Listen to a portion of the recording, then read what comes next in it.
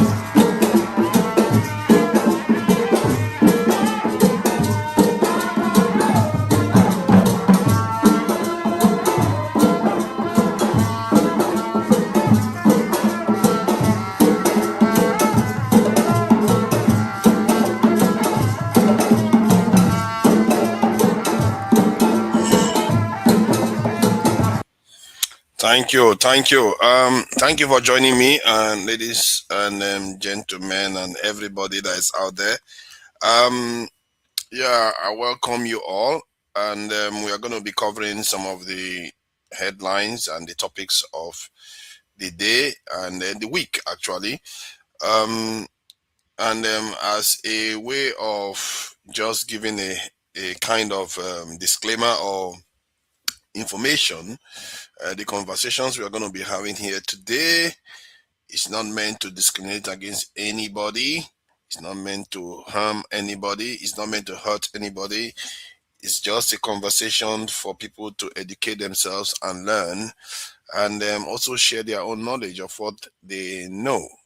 So I would like us to not take anything personal, no matter how harshly and how cutting the comments can become or get, because when searching for the truth, sometimes you have to ruffle some feathers and get to make some points that people are not always comfortable to hear, and but always remember the purpose for these conversations, and is for us to understand each other a bit more. Don't you think the world needs more of that? Given the situation we are facing right now, it's almost as if leaders don't understand that they have the power to doom us all, and common sense doesn't seem to be that common anymore. So if they are not doing it, we have to take the mantle to start using our own common sense. We can't use ideology, we can't use powers to discriminate against ourselves and doom our own selves. That is crazy. If the leaders are not doing their job, we should take up the mantle. If you have the vision, you should. Don't let them mislead us into a path that leads us to our own doom. That said, we are going to carry on with the conversation, and because there are a few things that has occurred this week that are quite newsworthy. We know about the president of Nigeria traveling to England, and how he packed almost all his cabinet, all of them, to a foreign country that is more powerful than his own country, and some of our people are fawning over the entire thing. It's quite embarrassing, really, how we saw people behaving as if, oh my God, we are in Buckingham Palace, we're in the UK, look at us, we're shining. Come on, man. Are we not supposed to be beyond this by now? The important thing is what he's bringing back to you. That's what you should be worried about. What is he going there to bring to you? Is he going to represent Nigeria very well in such a way that they would think, okay, Nigeria is a great place to come to? No, none of that has happened. So I don't know why we are just always like this, ready to settle for nothing. But that said, now that's one, and there is also the issue of the Ozoro Festival, and then that festival that involves, I think it's some part of Delta State in Nigeria where they 7 days. It is said that women are not allowed outside, but it appears I'm not sure how it happened. Young men took it onto themselves that if they find a woman outside, they will have their way with that woman. And I've had some grisly tales about what happened recently. So, and this is something that we as a people have to keep an eye on, because some things we have to do away with. That's for sure. And if you look at all the nations that have gone on to do greater things than they had in the past, they changed a lot.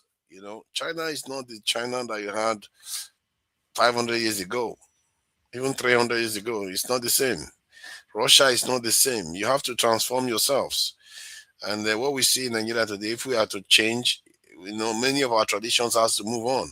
It just becomes a relic of remembrance, as a way of just remembering the past. The Japanese seems to know how to master the old and the new together. And maybe there's something we can learn from that and do away with some of the negative aspects that are not needed anymore. All right, so that is that. There is also, of course, the loss of life that we've experienced in Nigeria this week from Boko Haram attacks, kidnappings, and just, killing our own soldiers too. So, and this is something that really bothers me sometimes when you talk to fellow Nigerians and you tell them that there are people in that country trying to defend the country. They somehow assume that there's no security. It's really strange. What does that say to those people doing that job, wearing the uniform every day, going out to protect the shops, the hospitals, the petrol stations, everything? When you get there, even the airports, what does that say to those people when you dismiss the sacrifices they are making for your relatives? Actually, many of you overseas have relatives in Nigeria. So we don't have zero security. We have some, we just not have enough of them. That is the problem. If all of them were bad, like some people like to assume, we will have zero security. Not all of them are bad. As a matter of fact, I think about 70-80% of them are doing reasonably their job by Nigerian standard. So I have to put that in quote, Nigerian standard. Because Nigerian standard is, yeah, you take bribe, you're a little bit not very straightforward, but by and large, you do your job.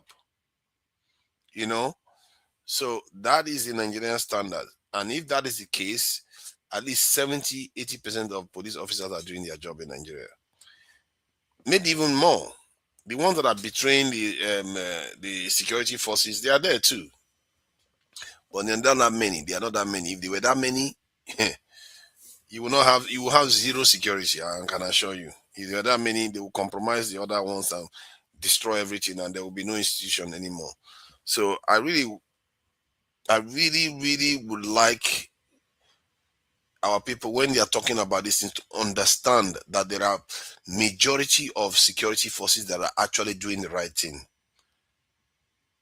Start from that point of view and say, okay, what do we need to do to make them do more?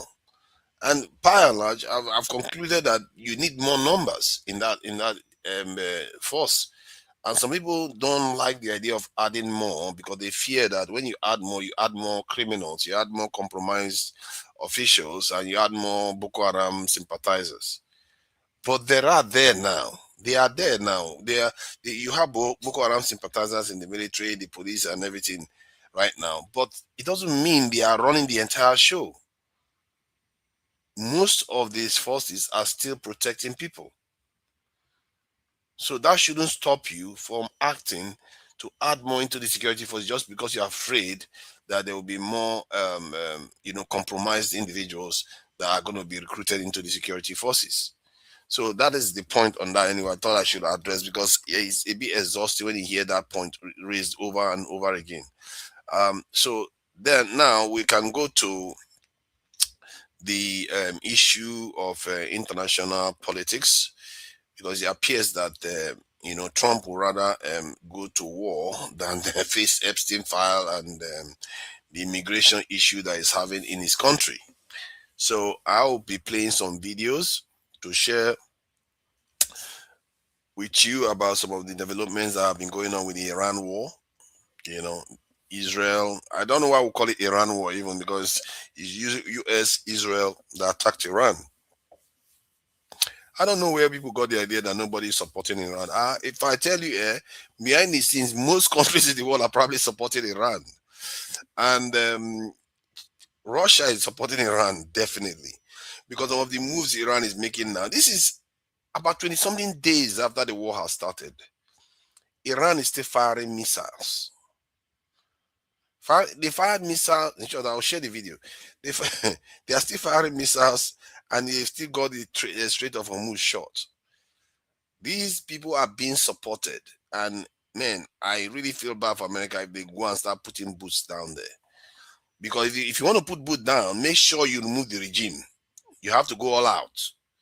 Remove everything, because if you do it halfway, and then even when you remove the regime, it won't end. They will still be attacking you anyway. Just like they did in Afghanistan, they will attack you until you run away, like in Afghanistan too. Iran is a very mountainous country. When I saw the relief, the contour images of Iran, and my goodness, the terrain, I was like, this is crazy, man. This is a fortress. Why would America go and attack this country? And the country was willing to talk to you and surrender its nuclear program to you. And you want to attack a country like this? This is such a bad idea. It's even worse than Afghanistan in terms of the terrain. How do you fight the people in such a landmass? And when people say, oh, Iran is seeking nuclear weapon, if they wanted nuclear weapon, they would have had it. I can assure you, if you have that kind of land, you will bury it deep inside the mountain. Nobody will know. Nobody will know. They have so many mountains, so many hills, rocks everywhere. They could have hidden it and they would have built it. Look at North Korea with barely nothing, still it was able to build it, not to mention Iran. But people people don't think too far about these things, and they just assume that, they want the nuclear weapon, they want to kill everybody. That's the reason why. Jesus, I don't believe that. I do not believe that. Even if I don't generally subscribe to the same faith, the same way that they run their country, but in so many ways they are doing the right thing. And can you imagine how they would have been without all the sanctions, without all the aggressive behavior towards them? And maybe if Israel just managed to enable the Palestinians to become their own independent state, or just sort that problem out. That is at the core of the issue in that region. But that issue has not been resolved yet, so we are still dealing with a war situation now. And this war, it frightens me, because it should frighten anybody. Because a powerful country like America going to a war to lose it, nah, that's not gonna happen. That's not gonna happen. And Iran is forcing America to make a decision. America goes all out. If America doesn't want to put boots on the ground, which they know that's going to be a catastrophe, then it could force America. People like Trump, somebody like Trump is dangerous. He could go nuclear because he's going to think, why would I want to put my boots on the ground in that country? Let me go nuclear first before I even bother going putting boots on the ground, because because Trump wants to finish it quickly. He wants to finish it quickly, and I worry that he might think like that. Because if he thinks that if he puts boots on the ground, it's going to drag him in, it's going to lead to a quagmire. He's going to be thinking, okay, just like he thought when he got rid of the Ayatollah that they were going to collapse and surrender. He might think nuking them would do that. Because any other solution is going to be really, really bad. Think about it. If you let Iran go now, America pulls back, and Iran starts making demand, doesn't want to end the fight. What are you going to do? Hey God, what are you going to do? And then Iran goes all ballistic and say, you know what, because of all this you've done to us, we are now going to actually seek nuclear weapons, which they are likely to do now. Because when you kill their leader, guess what happens? The dynamics that takes over is that the next person that wants to take over will have to be more radical before they will select him to be a leader. Because that's the dynamics. Everybody wants to show, look at me, I'm the strongest leader. I can do better than, I can do well. I can do better than this guy. I can do better than that guy. So that's the dynamics that happens when you kill a leader. Because if you take out a leader, they will want to replace that leader. And to replace that leader, you have to prove that you be a strong leader. And because of that, by Iran, by US and Israel doing what they are doing, wiping out the top leaders, they are creating the dynamics to create leadership that is going to be far more aggressive towards the US and Israel. And if that is the case, you see now why I am worried, the dynamics that is happening right now. And this is perfect for Israel. This is exactly what Israel wants. Israel is carefully cooking up a dangerous situation that could blow this whole region and maybe even the whole world up with these dynamics that is going on right now. Because Trump is a very, very dangerous president. He doesn't like to waste time on things. I don't see him having the patience to send troops there for 5 months, 10 months. No. I don't see Trump doing that. He's not going to like to do that. And I fear he could go nuclear. That's my fear. And he has to be quite, if he goes nuclear, what is he going to do? Blow Tehran? Blow the coast so that he could blow up the coastal region so that the water that region is not occupied by Iranian soldiers anymore, so that freight, because that's the only thing that is killing him now. Because those ships, if they don't flow through the Strait of Hormuz, America is in big trouble. If that strait is not open, America is in big trouble.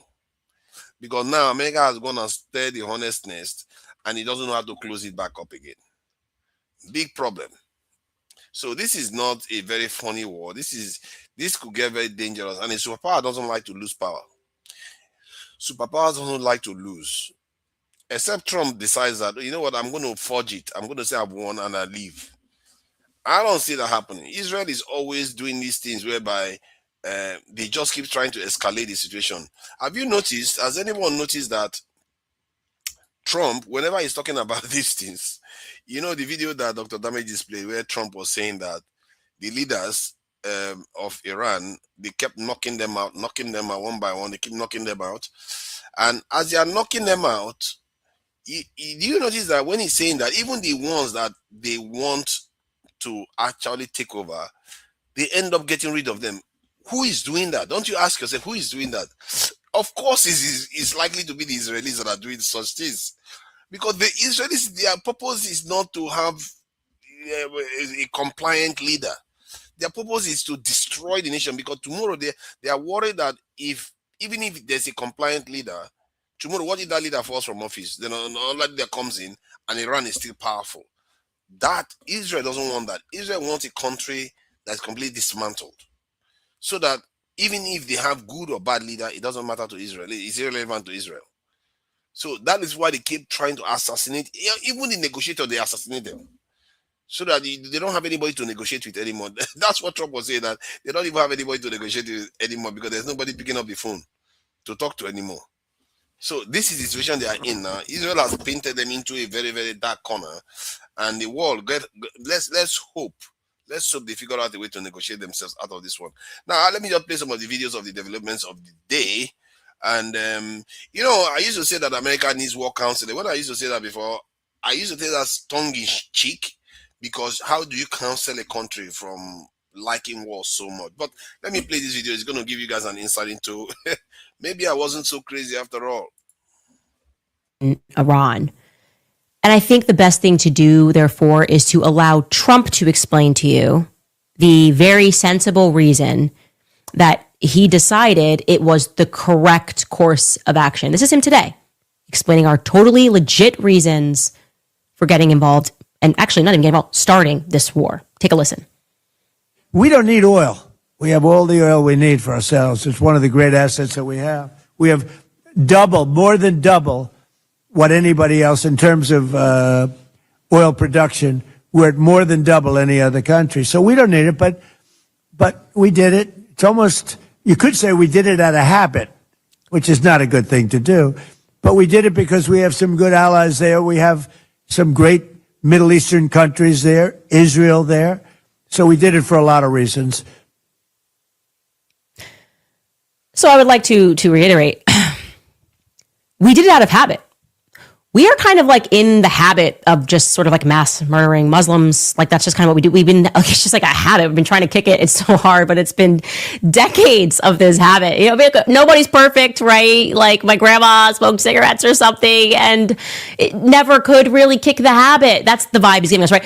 It's just a habit. Like, oh my gosh, you ever like chew gum or say, It's a habit that we're trying to kick. We're trying to not murder Muslim kids for no reason. But then we just like saw the school with the girls. We were like, oh my God, okay, we can't get to rehab. Yeah, this is America's habit. And then he tells us he's like, oh, well, that's not good. Kind of stops himself there. So that's the real reason, but it's not a good reason. Okay, what's our second one? Well, we have a lot of allies in the region. Really? Because all your allies are saying don't do this. They've all said don't do this, except for Israel. And you're a slave to Israel, Trump. Because you just want them to put your name on a building in Gaza and then put the building on top of all the dead kids, right? It's going to be a lot of dead Muslims and Christians, and you can put your building on top and it'll say Trump in that gaudy gold, which would be fantastic, right? That's what he's saying. So that's why we got involved. I just wanted you guys to hear from his own mouth because I couldn't explain because it was so stupid. And then when he said it, it suddenly was even more stupid. Red heifers, Zio vibes, hard to kick cigarettes. Cool. And we haven't even mentioned the fact that we're also losing Iraq. Yeah, no. So check out this headline. This is real. U.S. urges citizens to leave Iraq after attack on the embassy in Baghdad, because security officials say the embassy complex was struck by a drone after strikes killed 3 members of the Iran-backed Kataib Hezbollah and reportedly wounded its leader. So just so you understand, that's the biggest embassy in the world. I don't want you to think that that's like you walk down D.C. and it's like, oh, there's the embassy to Qatar. There's the embassy. No. It's bigger than Vatican City. It's basically an American city that's sitting in the middle of Baghdad, okay? And it's just getting hit, and Trump is saying, evacuate. Hey, guys, we're going to lose. We're already losing, and it's because we just can't kick this habit of murdering Muslims for no reason because Israel says so, because they want to steal their resources. We're just in the habit. And in preparation for that inevitable loss, which is coming, what is happening right now is actually getting quite dangerous because neocons are lashing out and they're doing what they always do, blaming everybody but themselves. All of this could have been avoided if they stopped deluding themselves. Okay, they can just buy reality. And I thought about this for at least the last 3 weekends. I talked through this with my husband because it was a tweet from Michael Knowles that Michael Knowles was responding to, and I couldn't believe has been a new development in the US and Israel's war with Iran. Iran has launched 2 missiles at Diego Garcia in the Indian Ocean, where there is a joint UK and US military base. Neither of the missiles struck the base, which is used by American heavy bombers. But it's around 2,370 miles from Iran's coast, and the attack demonstrates that the range of Iran's missiles is much greater than previously thought. Well, in a statement on social media, the US President Donald Trump has written, "We are getting very close to meeting our objectives as we consider winding down our great military efforts in the Middle East with respect to the terrorist regime of Iran. The Hormuz Strait will have to be guarded and policed as necessary by other nations who..." Oh my God! Did he just say that? Oh my God, man! This is getting really comical now. That's your whole goal is being met on a day when Iran just fired 2 missiles to Diego Garcia. Like, we are talking about almost 4,000 miles away or kilometers away that they fired the missiles. So how is your mission being met? As a matter of fact, if anything, you should be alarmed. Should be alarming you. But Trump is like, you know what? We might just leave this place and leave the other nations to worry about it and leave the problem for them to deal with. You see what I mean? This problem is getting really interesting because America doesn't get oil, most of its oil from that region. So America could withstand it. So maybe that's the game he's trying to play now. And I think that's the safest one, if you ask me. If Trump can do that and leave, because that's better than him lashing out at Iran, maybe with nuclear weapons or putting thousands of soldiers on the ground. That for me, that's better. Even if it sounds crazy, but that's better to me. Let me play. Who use it. The United States does not. If asked, we will help these countries in their Hormuz efforts, but it shouldn't be necessary once Iran's threat is eradicated. Well, I'm joined here in the studio now by our military analyst, Sean Bell. Good morning to you, Sean. Talk us through, to your mind, the significance of these attempted strikes on Diego Garcia and indeed what that tells us about the range of Iran's missiles. Yeah, Sam. I mean, part of this, we're still getting information at the moment. There's been published in the Wall Street Journal that 2 missiles had been fired at the base at Diego Garcia. We don't understand. We understand they didn't hit the base. We understand one actually failed in flight. We understand the other one was targeted by an Aegis missile. It's a very state-of-the-art, very expensive American missile. Unclear exactly what happened there, but we're hearing no reports back from Diego Garcia of any casualties or any injuries. I think what's most significant is it wasn't more than a week ago, and I think we're going to see the ranges of the missiles here, that again, if you see what's published, it talks about 2,000 miles being the maximum range of the Iranian ballistic missile program. When I was in the military, it was pretty clear that Iran wanted a missile capable of reaching continental United States. And it isn't about just having a bigger missile, because obviously a lot of its flight track is through space, so it doesn't have any drag. But there's lots of complications once you start going long distances. But this distance here, about 4,000 kilometres, as you say, it's over 2,000 miles. And therefore, they were very successfully able to strike that far, which raised the question, how much further could those missiles actually strike? How many miles from Iran to the United States? Well, I think you're about 12,000 kilometres, so you're talking about significantly more.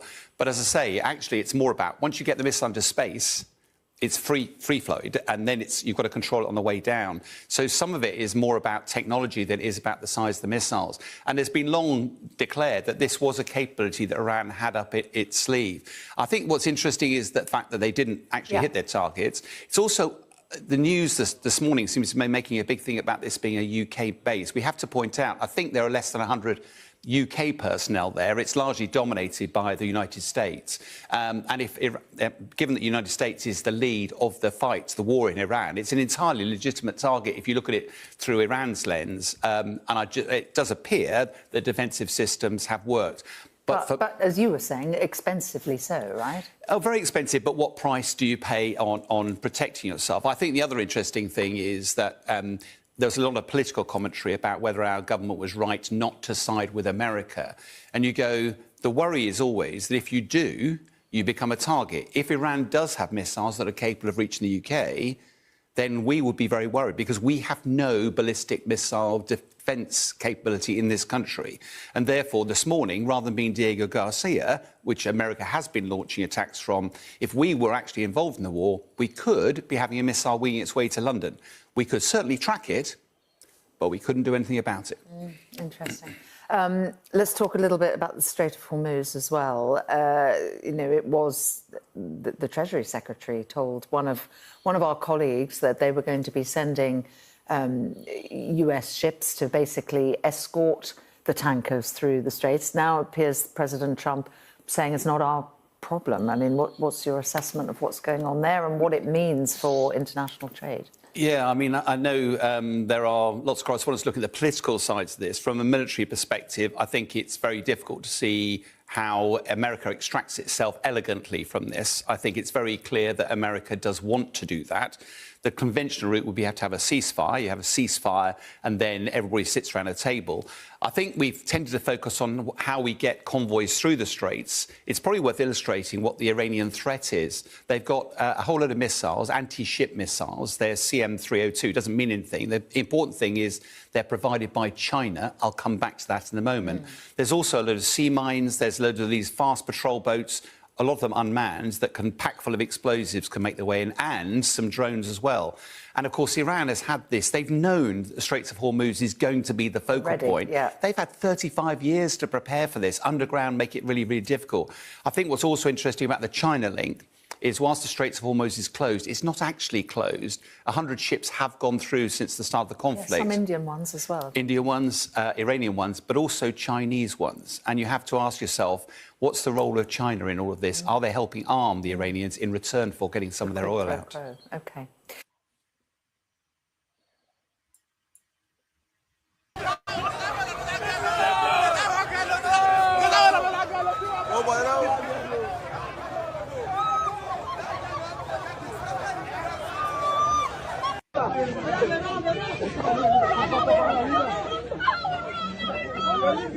Today is Azora Raping Feast. All females are to stay indoors.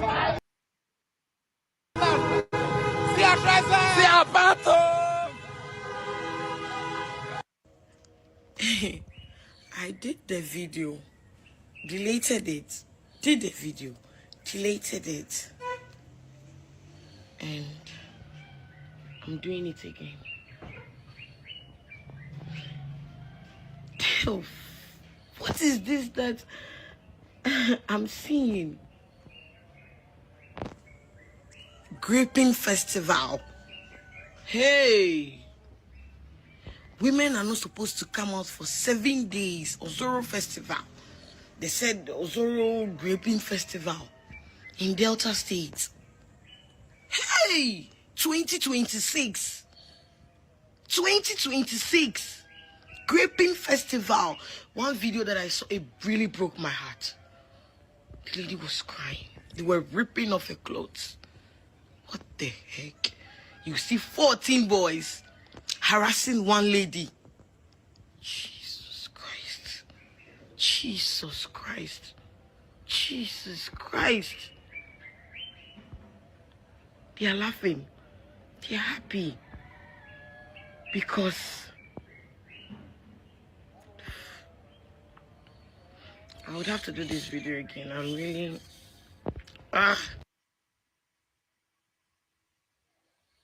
All right, let me play one last one. Let's play one last one. Where's that one about the Dimona? This thing strikes Israel strike. Okay, let's see. Several cities across southern and northern Israel. The Israeli military says an Iranian missile has hit Dimona in southern Israel. The city is home to Israel's central nuclear facility. At least 47 people have been injured in the attack. Hezbollah also claimed responsibility for an attack on a residential building in the city of Ma'alot Tashina in the north. Now, those attacks come after Iran reported its Natanz nuclear facility was attacked on Saturday. The United Nations nuclear watchdog has called for military restraint to avoid the risk of a radiation leak in Iran. Israel claims it wasn't involved in the attack. Natanz is Iran's largest nuclear plant and central to its uranium enrichment program. It's also one of the sites that the United States targeted in June last year.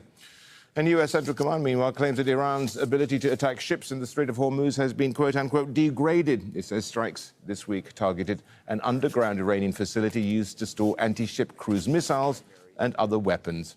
Iran's effective closure of the strait has paralyzed part of the global energy trade, forcing a surge in oil and gas prices.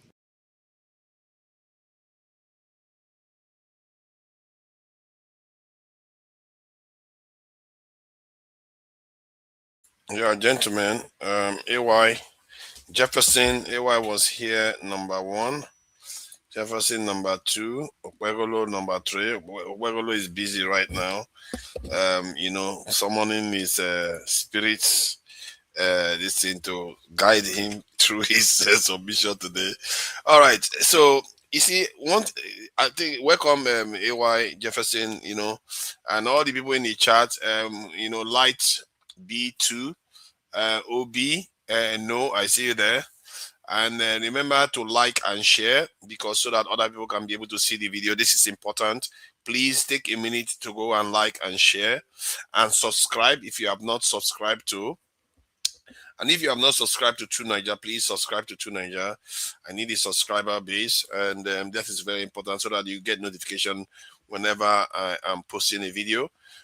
Because sometimes when there is breaking news, I may have to break it on True Niger so that you can be able to get the notification that I tend to monitor the news these days. There's going to be a lot of breaking news coming up in the coming months, if not only in the Nigerian political arena. You're going to get them in the global arena too. So this is a very good thing for you to do. Subscribe, like, share, and subscribe. I would like to see the likes go up. So thank you all for joining me. AY, when I watch Candace Owen speak, it reminds me of something our people struggle with. And I really think that is a gift that a lot of people don't have, where you can believe, have your own faith, but also understand what justice truly means. Because you see how she was talking about killing Muslims and all those things. You forget that she's a Christian herself. She's a true believing Christian, but she doesn't want to see Muslims lose their lives like that unjustly. But this is something our people struggle with in our country. It's like, just because you're a Christian, you have to take the Christian side. Just because you're a Muslim, you have to take the Muslim side. It's like that thing. I find it very, very problematic within our own population. And you can see that just because somebody, like, or some people that support Tinubu now, nothing will shift them, no matter what you say. And I think that gift that someone like Candace Owen is displaying, Tucker Carlson is displaying, and to an extent, you do display that gift. You don't take your Muslim side because you are Muslim. You also try to be objective, but a lot of people lack it. Is that not a problem? What do you make of it? And you can also comment on the Iran situation and this Ozoro festival, whichever one you feel like commenting on. Yeah, good afternoon, everyone.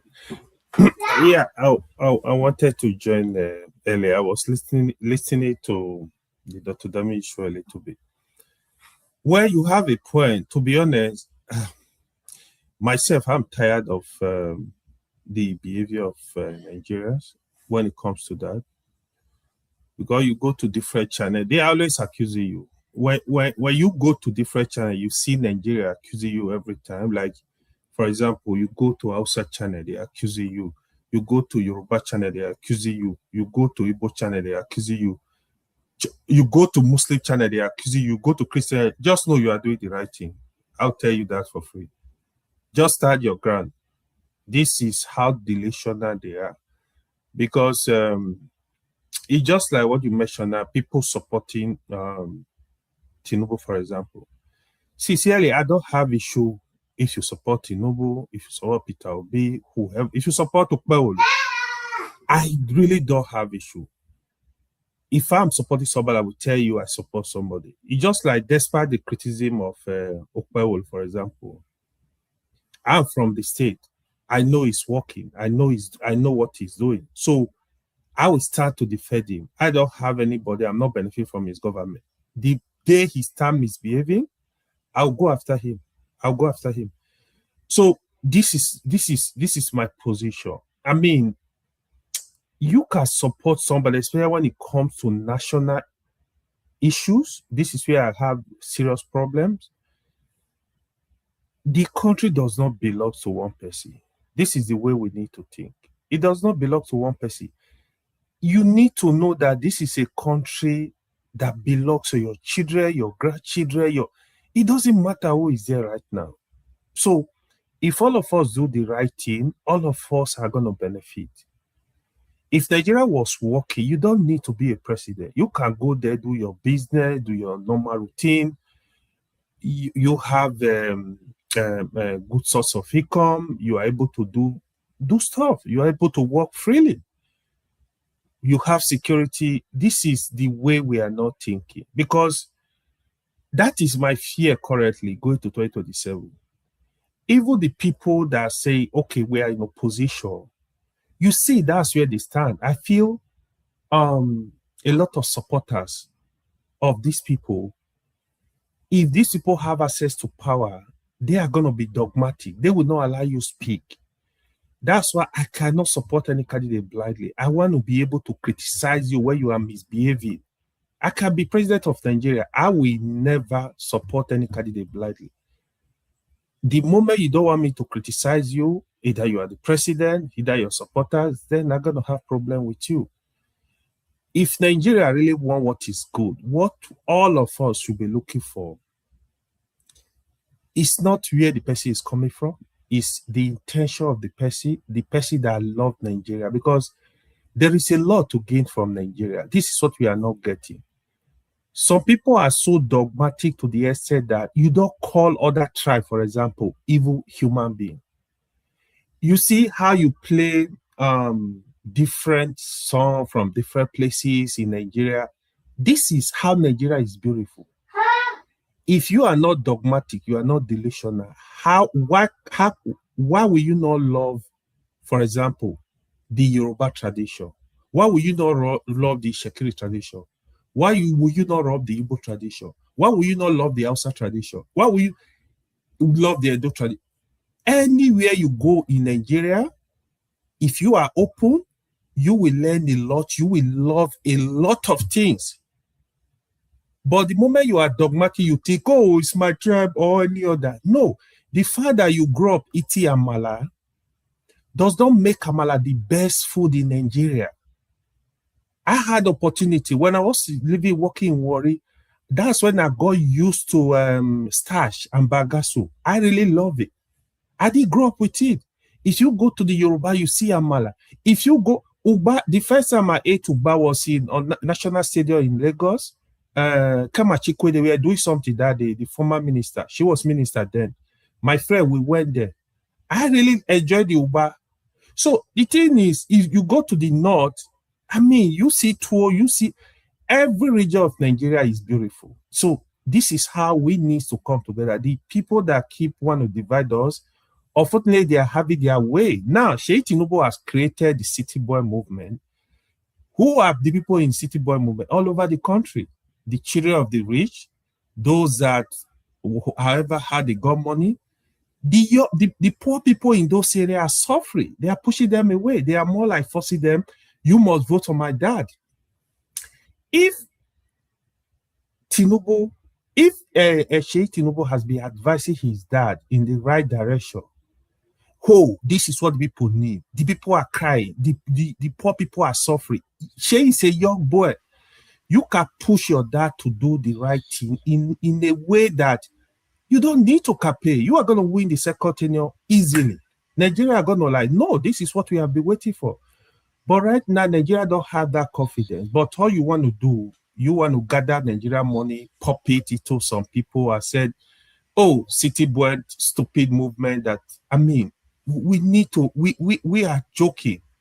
You know, you see, a lot of things Tinubu promised is almost 4 years now. These are things we should be questioning right now. Oga, you promised us electricity. We are not having electricity. We are struggling. You promised us this. We are not having it. We are struggling. These are the genuine questions Nigeria should be asking. The insecurity going on in Nigeria, you will say there is no improvement. Last week here, they bomb shitload of people. They bomb mosques. They kill a lot of our soldiers. A lot is going on. So I don't have issue. You go to wherever you want to go to, but at least when these issues happen, why don't you have a break and try to address the issue? Not only you, even the security chiefs, they follow you to UK. The governors, everybody left everything, they moved to UK. Like, are you guys behaving like some toddler? Like, listen, why don't you tell these people, listen, my country is on fire, please, let's postpone this thing? No, in your own sense. That part again is another part that really, really puzzles me, because when you speak to many Nigerians on the road, yes, you do get a little bit of colonial mentality in them, but to the extreme, like the way they do it, like at the top, it's like scary. Like they can't even buy their own national made cars. It's like they seem so removed from the people. It's like, why are they like that? It's so strange. Yeah, so those are part of the issue. Sincerely, when you go to a lot of countries that are developing, even last time I was in Egypt, you go to Egypt, you don't see Lamborghinis, you don't see all these big, you don't see Toyota, even as small. You see their cars, national made cars. That's why a lot of them drive. Even when you go to places like Saudi, yeah, you see big cars with the big guys, but the small, they are made in those countries. There is a very serious topic you and Chim hosted, we are discussing last week. How our thinking is faulty, how people to say they are educated. We are not looking at our problem and provide solutions. It's a big issue. So Nigeria, so they were discussing democracy, for example, that day. I have been canvassing. See, there is nothing wrong in emulating a system. You look at, okay, this country is a successful country. China is successful in this area. What did they do to get to this point? What can we do? What can you amend? If you want to accept democracy, I don't have problem. You accept the democracy, but you can't just take the democracy. You can touch it. Okay, how can we make this system work for us? We are not doing that. I have been canvassing many times because we don't have the resources, for example, to run 2 parliaments. You don't need 2 parliaments in Nigeria. Let me chime in a little bit, man. Okay, you just came last, so I hope you're just coming in to just add 30 seconds of comment. Otherwise, I'll go to deficit. 30 seconds of comment. Yeah. So there's kind of like a similarity between Nigeria and United States of America, right? But the problem is America has like uniting ideologies, right? That unites the people. But Nigeria has no ideology that unites everyone. So, you know, there's some kind of what would you call that? Contradiction, right? Someone mentioned contradiction in Nigeria. I mean, it's true, right? So your affiliation with your tribe, sometimes we place that in a hierarchy, right? Some people, their affiliation with their tribe or with their hamlets or local community actually trumps their affiliation with the country. And the thing is, Nigeria doesn't do anything. The government doesn't think of like something that could unite the people in a uniting ideology, right? Like, I mean, for instance, something like our music. When you listen to Nigerian music, people want to identify that this is something from my country, right? You know, it gives you some kind of sense of pride, right? We don't have anything that's like united, anything that you can look at and say, hey, that's what makes me Nigerian, right? And most of the things that most of you know, the image of Nigeria outside is always negative, right? And we haven't, I mean, the ordinary people, like I said, the musicians on their own are doing something to actually better the image of Nigeria. But outside of that, we don't push, you know, the positive things about our country to the outside world, right? And that has effect on the psyche of the people, you know, on our side, on our that's more than 30 minutes now. 1 minute. Thank you. Go ahead. Sincerely, you have a point. You have a point. That's a good point. Then let me on the issue of the rape. What do they call it? rape festival in Ozoro? Ozoro Festival is not You see, exactly a festival. They you just see call it that is another madness going on. Like in 2026, you have a rape festival, you catch little girls on the street. Oh, I wish I was from that place and you touched my sister. You see, this is madness. This kind of thing should not happen. You see, we are hypocrite. Somebody from Ozoro can come here now, pretend all is all well, discriminating in any form. I don't think Nigeria should condone that. Anybody that is involved with that, he should face the law. Period. He should face the law. There is no two ways. That's a very stupid tradition. But you see, there's a problem there because that tradition has been around and they didn't stop it when they were supposed to stop it. See, this is the thing. Some of our people they don't do the right things because they must have had a meeting somewhere and said, okay, should we get out with this tradition? Somebody said, flag it through. Let's just carry on doing it. Like you forget because now those people that are involved in this thing, some of them would think they were legitimately allowed to do that. Because like I remember myself when I was in Lagos and your festival was going on, I was hit with a stick until I had to run into somebody's house. So is that not assault? It's a form of assault. But it is assault. You see, this is what I mean. Even Germany, they had a similar problem recently where if they catch, there's a festival that they do in Germany, some part of Germany. If they catch a woman outside, they will use cow horn to beat her backside, like to the point where some of them they became ill. So and they had to suspend that part of the festival. So and in a way, that's what they're going to do this one too. They're going to suspend the abusive part of it and carry on with the actual merit of the festival itself. I think these things are vestiges of the past, things that we've not shared. But they need to be stopped. Sincerely, there are a lot of things all over the country. These kind of activities needs to be stopped. You see, as the country is growing, like we need to grow. We need to outgrow some stupid tradition. It doesn't matter.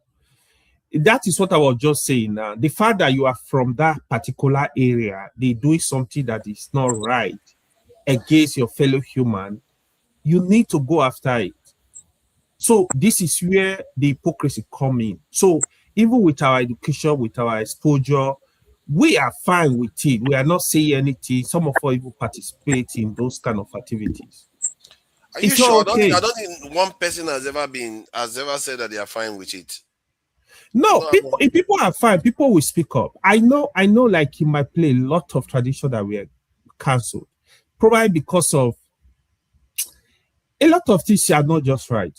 Even like that is so when we discussing like the traditional religion, for example, in our brain, we tend to push them to those areas because you feel like, okay, some of this stuff here not right. So why are you still doing it?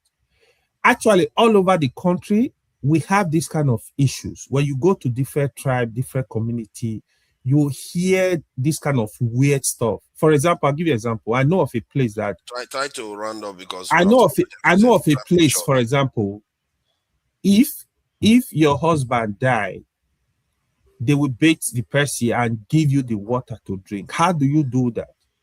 And people feel it's okay. How do you do that? Just for you? Oh, they want to confirm if you are not the one that killed the person. That's foolishness. We have this kind of foolish things going on all over. If you are from those community, you are from those tribes, you need to criticize it. You need to tell them to stop. Especially the one that discriminate against your fellow human being. You feel like look at the issue of racism. If somebody do racism against us now, if somebody do racism against us now, we are gonna complain. And if somebody do like tribalism against us, we are gonna complain. How are you so comfortable you doing it against somebody else? So these are the issues we need to actually checkmate ourselves. Thank you. Thank you. Well done. Jefferson, thank you for joining us. Thank you for your patience too. So what do you make of the headlines, from Candice Owen comment that America basically needs counseling? If the Trump says that there are two main reasons, out of habit, and Israel is the reason why they invaded Iran. Can you imagine the pathetic reason you start a war that could lead to a world war? Is because it's out of habit and because of Israel. Now, Yeah. handing So to that question about counseling, war counseling. Do you think they need war counseling? Not that we know who is going to offer America war counseling. Go um, ahead. can you hear me? Yeah, First yeah, of all, we you can just hear you. need to understand that this is an American issue. It's not a Trump issue because you look at all the administrations that have been involved in one war or the other. So Trump doing it now is not doesn't make him less or worse than the Yeah, but other that's people what that he have said. actually been That's what he part of said the that is that cycle, is a you habit. understand? So I mean, that is just one side of it. The metrics of the war, how it went, and everything is a very complicated situation.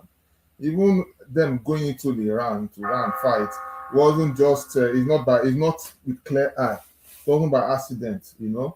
A lot of things went down. A lot, if you look, the last administration they were pro LGBTQ, but this administration is not pro LGBTQ. So there are things they stand for, and there's things that the other administration stands for. So ideology and everything is different.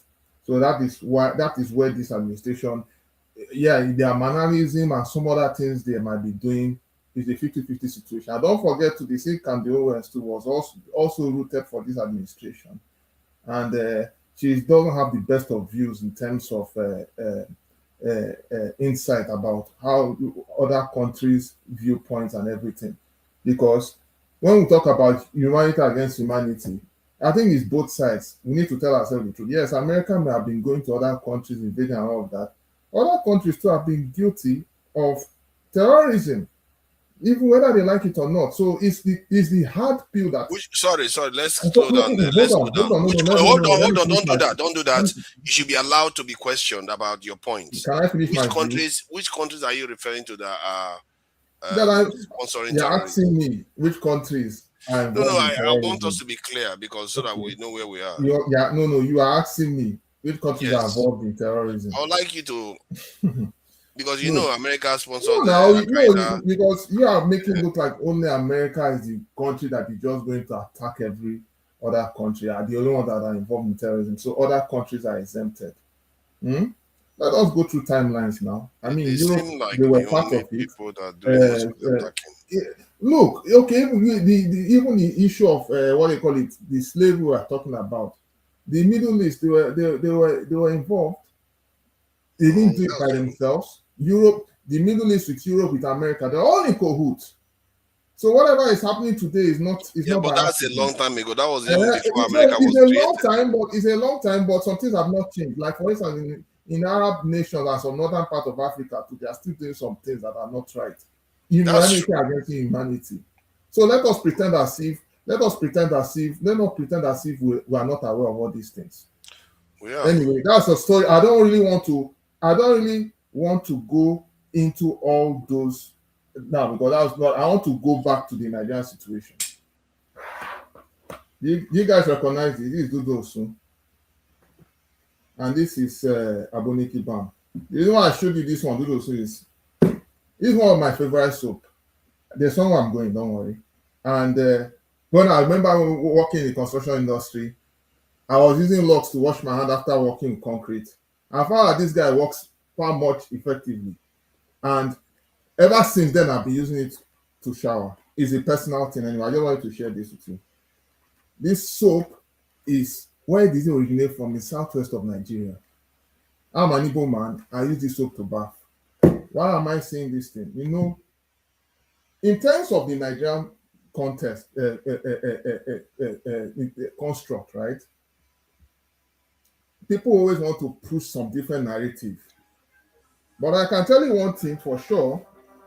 I can tell you one thing for sure that I don't know about anybody else, but at least some of us Nigerians have different nationalistic views about collaboration, appreciating people's culture, talent, and so many other things. Even down to there's also drink I take Oluji.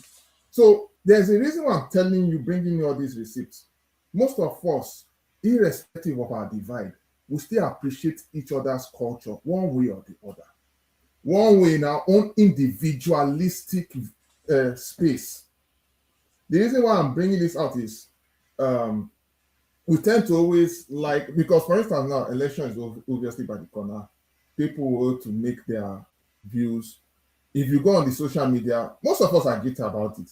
People who are supporting Obi, they are being called obidiots or Obi fools or whatever name. And then people who are supporting what they call it, Tinubu, they are being called Abadurians, call them corn eaters. You know, this is a consistent thing. But at the end of the day, you just realize that it's a never-ending circle, and we don't seem to have any form of direction. There's no direction in where we are, what we want to do, how we want to achieve what we want to achieve as a nation. You understand? You know, and we are speaking of how to be objective in this country.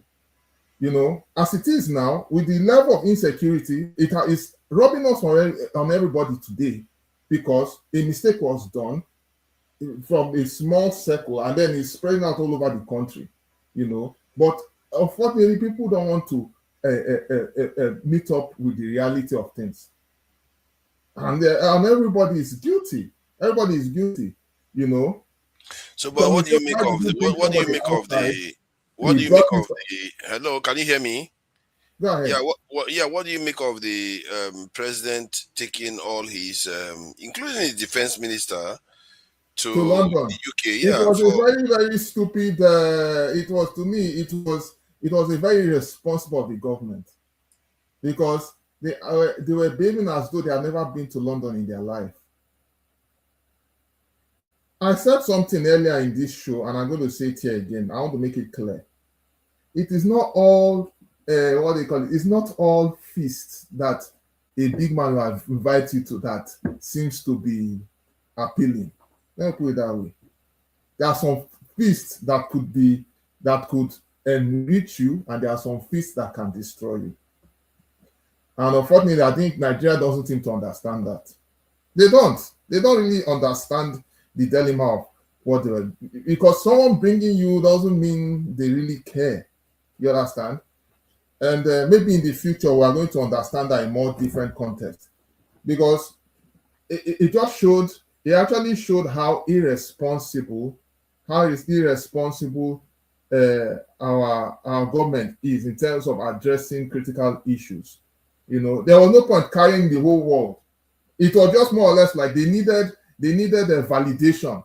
You see what you are seeing here on the screen is more or less like validation that, oh, the UK government is in agreement. It loves our administration, and we are going to foster more.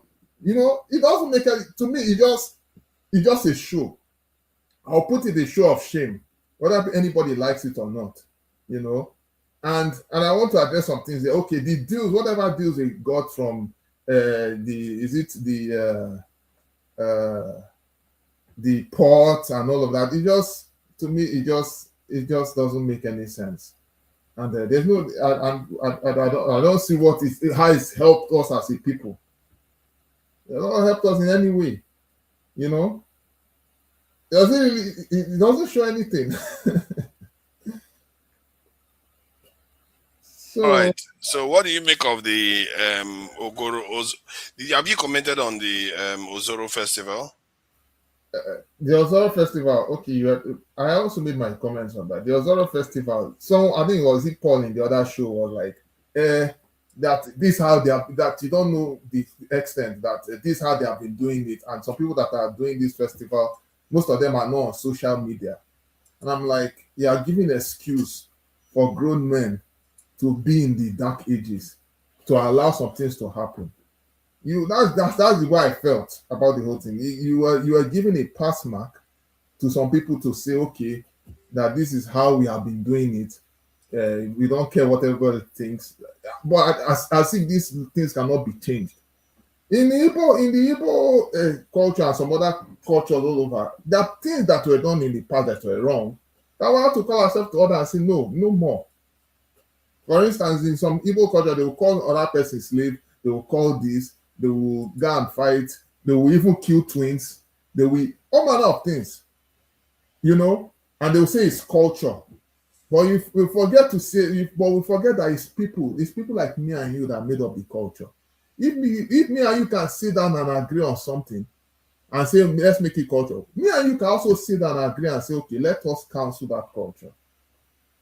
Do you understand? So it's not set in stone. And don't also forget to even in the UK that our people went to go and visit.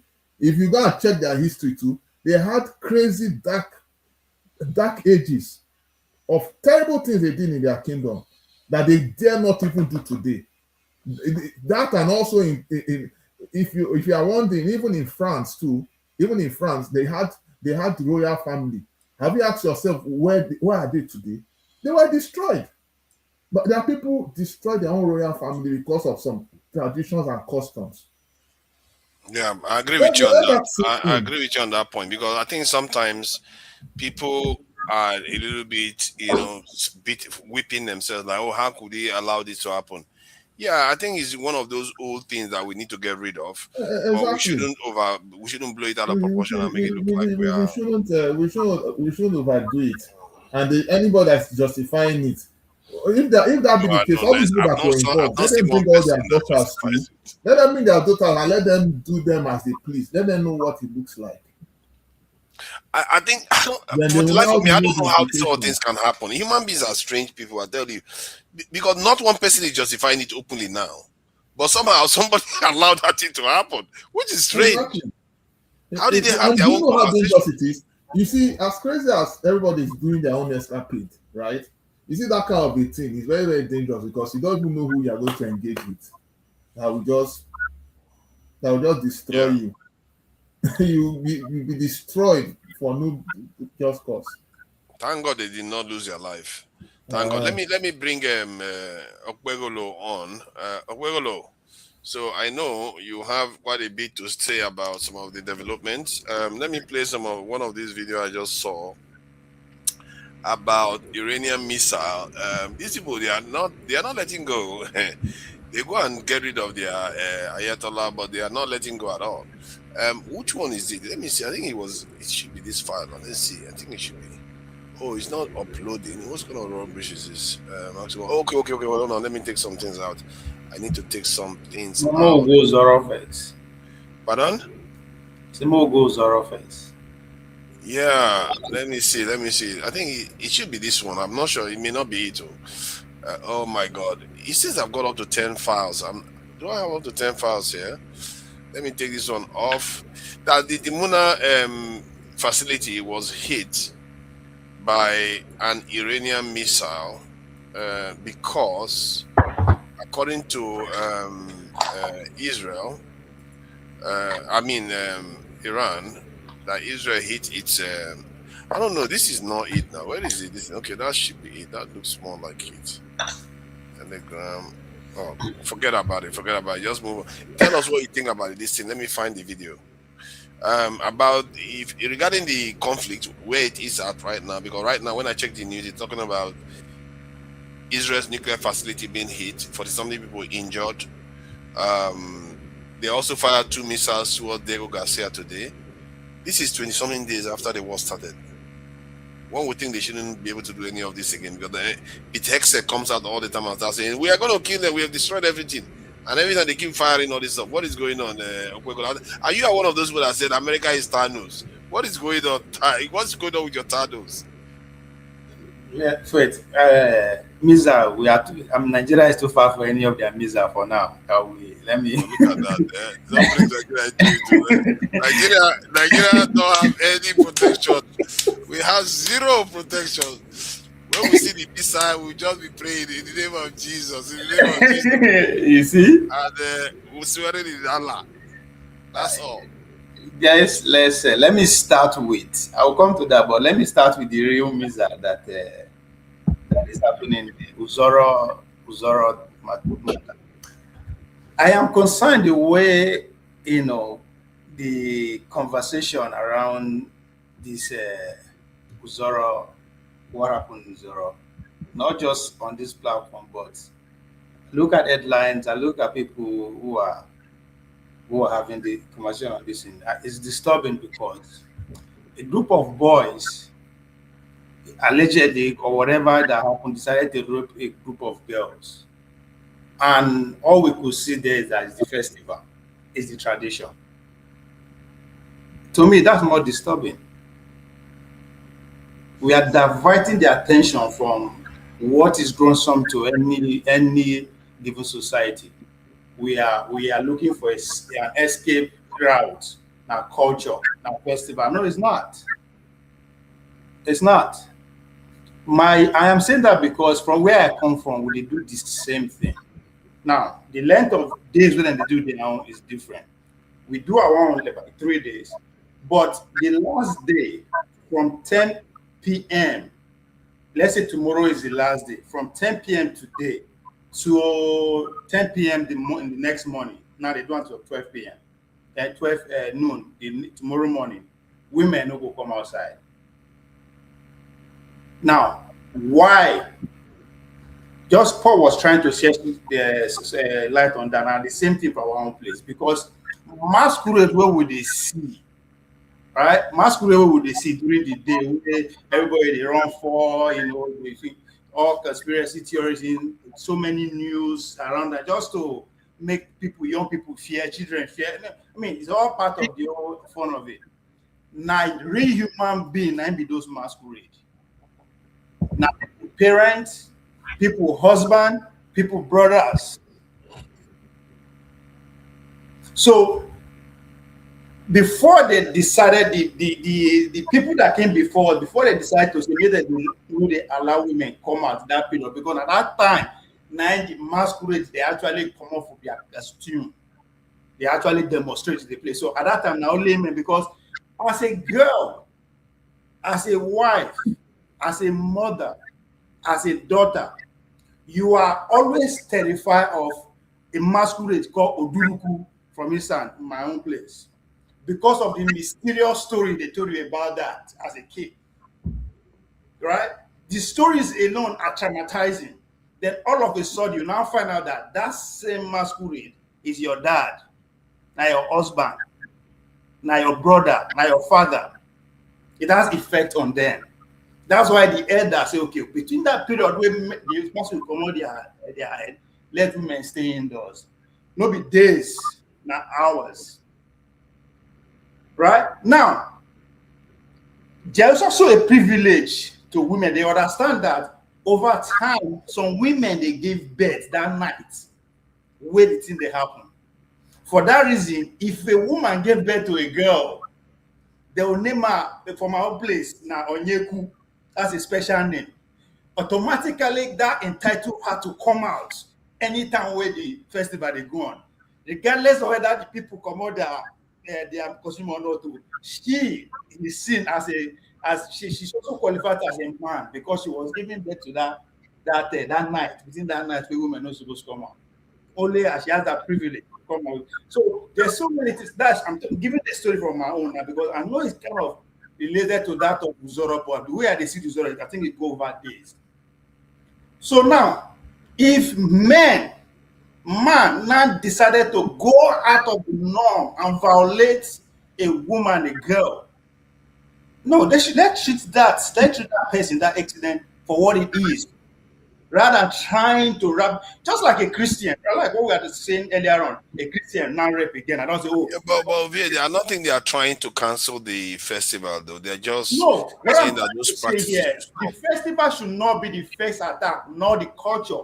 The victim, those people who carry out the attack, should be the first people to be at the point of attack, before we now say, okay, oh, because after we now don't go through them one by now, say, okay, why did they actually, what did actually prompt them, right?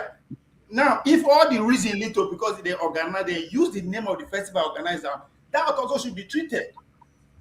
You don't throw a bat how do they call a bat water with your child away. Just because a Christian person commit a crime or a Muslim person they destroy, condemn the whole religion. No, that's not the So that's my own problem here, because over time they actually get this debate from my own place too. Not because of say they rape. No, they say these days now violation of human rights, right?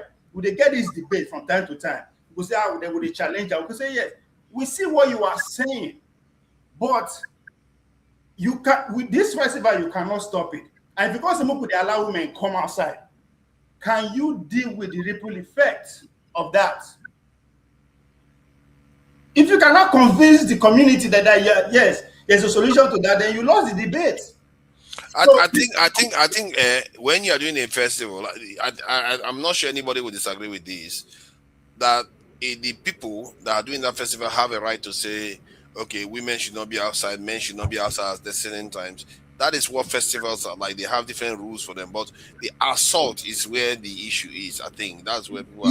The assault is as the result of the individual or group of people that carry out that, not necessarily because of the whole organization. It's like, okay, why it not happened last year? Why it not happened 10 years ago? Why it not happened 50 years ago? Well, it looks like it's been happening, that's why now. But that's a different case now. If it's been happening, then something has to be done. Because they said that it's a practice. That's why the boys, there are many men, because they think that's the thing to do. It became something like that. So that maybe somewhere along like somebody has to be held accountable too, because somebody allowed that idea to carry on. You see what I mean? That's I think that's a peculiar problem to them. For me, it's because something I can relate to. So as I said, debates they only come every now and then. Okay, let's move on from that, because you have time to comment on other things, and because we have to move it along. Yeah. So with the president visiting Buckingham Palace, and they've gone to meet their gods, their gods on earth. So what do you make of it? Or you want to comment on the Iranian business? Yeah, I think the Iranian, the war that is going on is, for me, I take all the news from a piece of salt, because now war they go on, right? Just like bullets and bomb they drop, so as information warfare, disinformation and misinformation from every camp, right? From the American side, from everybody, to gain sympathy, to gain trust, to buy allegiance. So, and someone should prove me wrong. I think now only CNN so far, they don't allow to actually cover the event closely. They don't allow journalists come that close. So you know that most of the information we hear, so they're all distorted now, and it's very so. Hold on for a second. Actually believe all these things. Even live videos that are coming from the Iran are also being controlled. They are being censored to the height of. I think Iran won. The journalists are on the ground in Iran. They don't care. If you are not worried for your own safety, you can go Which journalists? Which media house? They have mobile phones in Iran. They share it all the time. Like when they are doing funerals, I've seen cases where they are doing funerals and they bomb the funeral. They didn't bomb the funeral directly. They bombed the building next to the funeral, and people were chanting. Like there was a bombing. Forefather, hold on. I am not saying things are not happening. You understand? I'm just saying, especially in today's war, it is very, very. For me, I actually don't take all this news that is coming. I wait for days. Days ahead to see. Let me just play the video, because I didn't see it the first time, and I don't think other people saw it. This is the power of this. This is something that I said. It's like, why is it that we don't make technology? What? almost 250 million people. We don't make any serious technology. Today we barely have one rocket in Nigeria.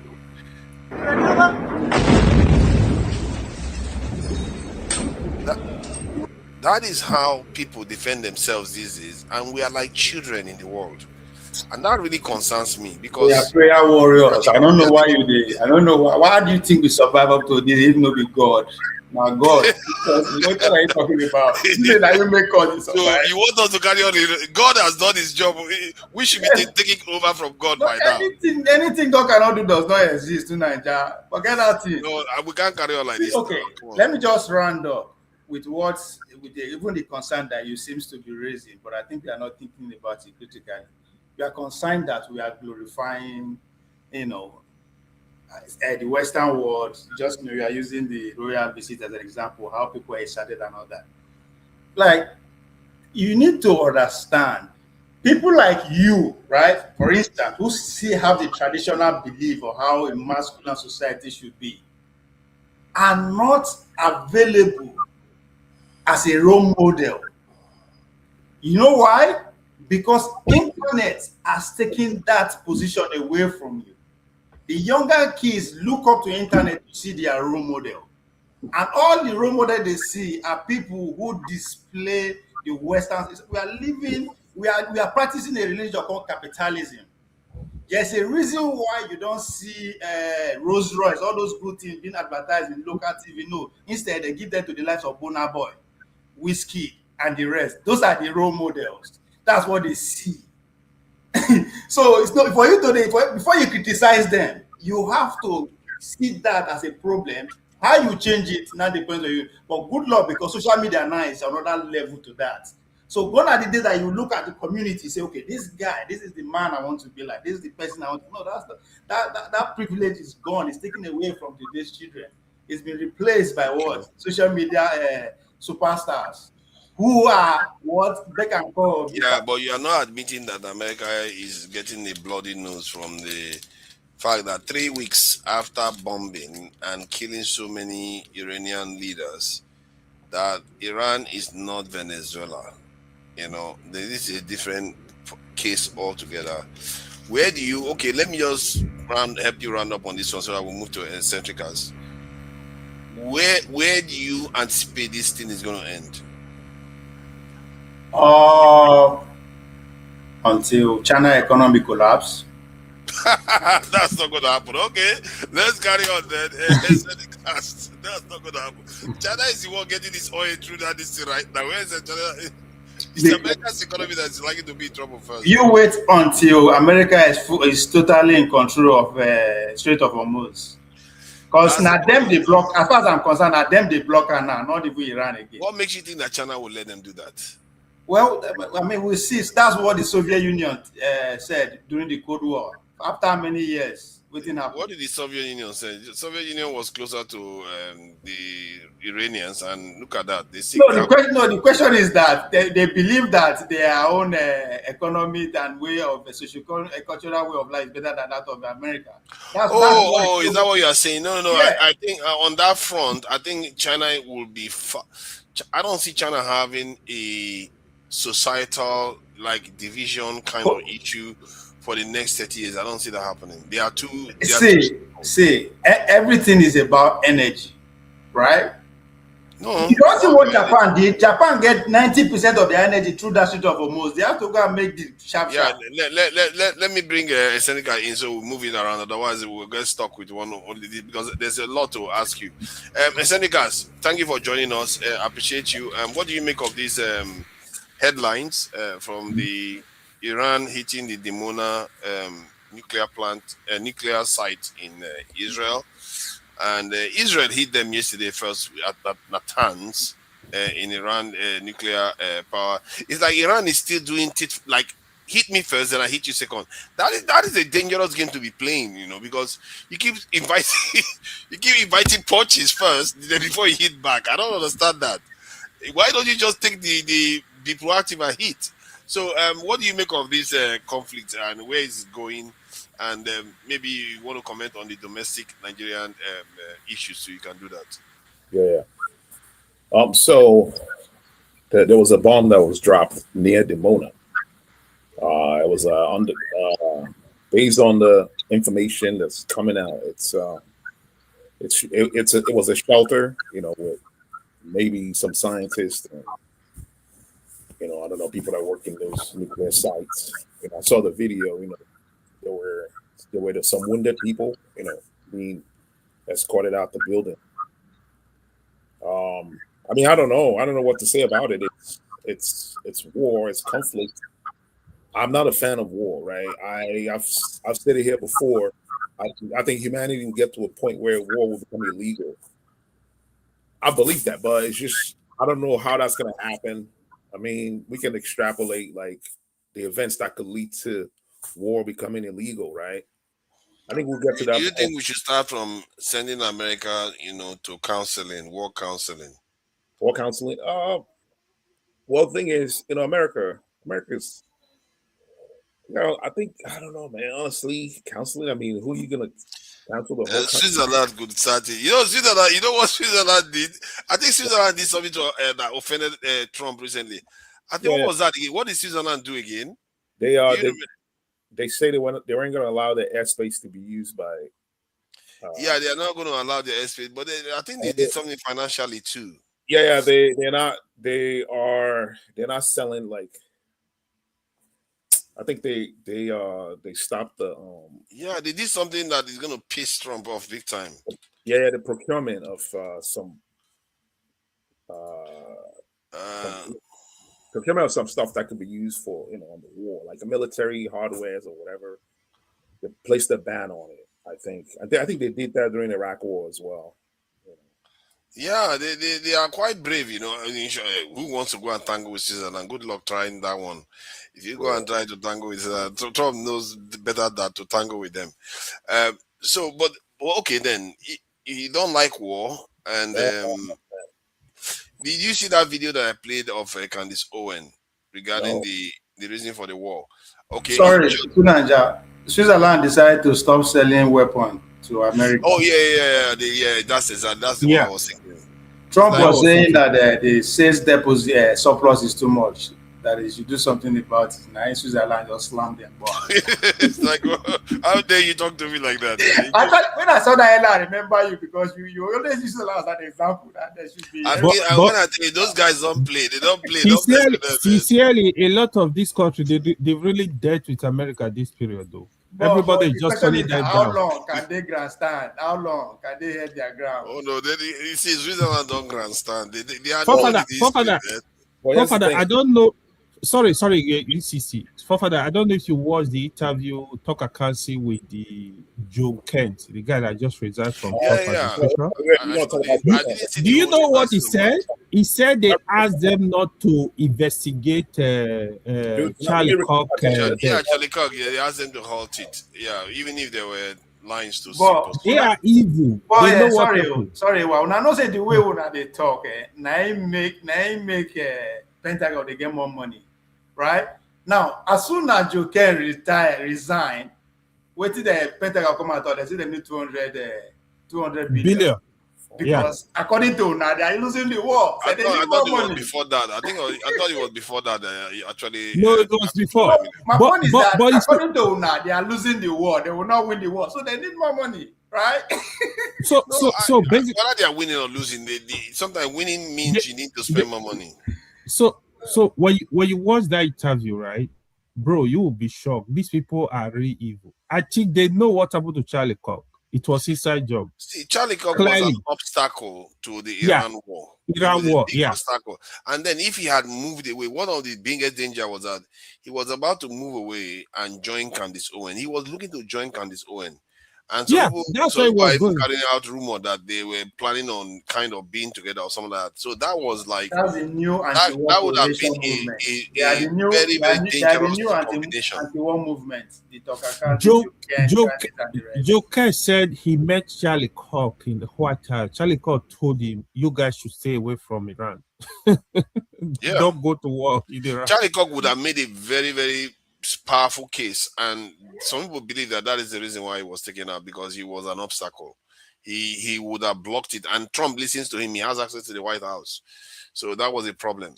That some people say that outside Trump, Charlie Kirk is the next best person that has the ability to organize grassroots movements, like organically. Yeah. You see what hold on. Let's get back to the Senecas. Let's get back to the Seneca before we forget that it's done. Seneca interjected me. Seneca is a math teacher. They say you're a math teacher. How dare you? When I interjected when he was talking, I spoke on the topics that he was talking about. But when he interjected, he brought in cocaine. You said like changing the whole. Because you are not explaining your legacy. There are rules for interjecting. Let's focus. So let me play the video that I was talking about, I mean, so that he understands. That's how you do when you have a conversation, right? You know, if someone interjects, they Essentially, no verse. Sorry, no verse. Okay, no verse. Yeah. All right. Let me play the no verse. I beg. What I mean. Stupid Trump is for getting us involved in Iran.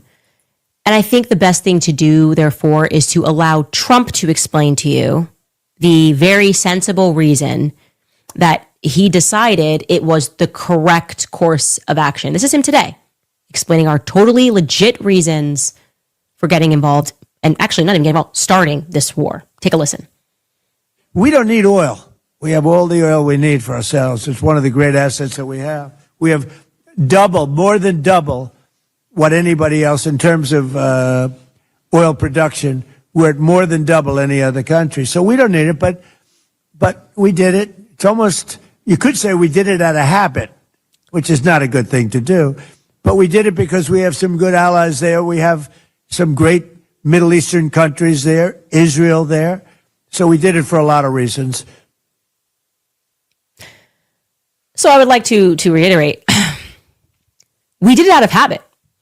We are kind of like in the habit of just sort of like mass murdering Muslims. Like that's just kind of what we do. We've been, it's just like a habit. We've been trying to kick it. It's so hard, but it's been decades of this habit. You know, nobody's perfect, right? Like my grandma smoked cigarettes or something and it never could really kick the habit. That's the vibe he's giving us, right?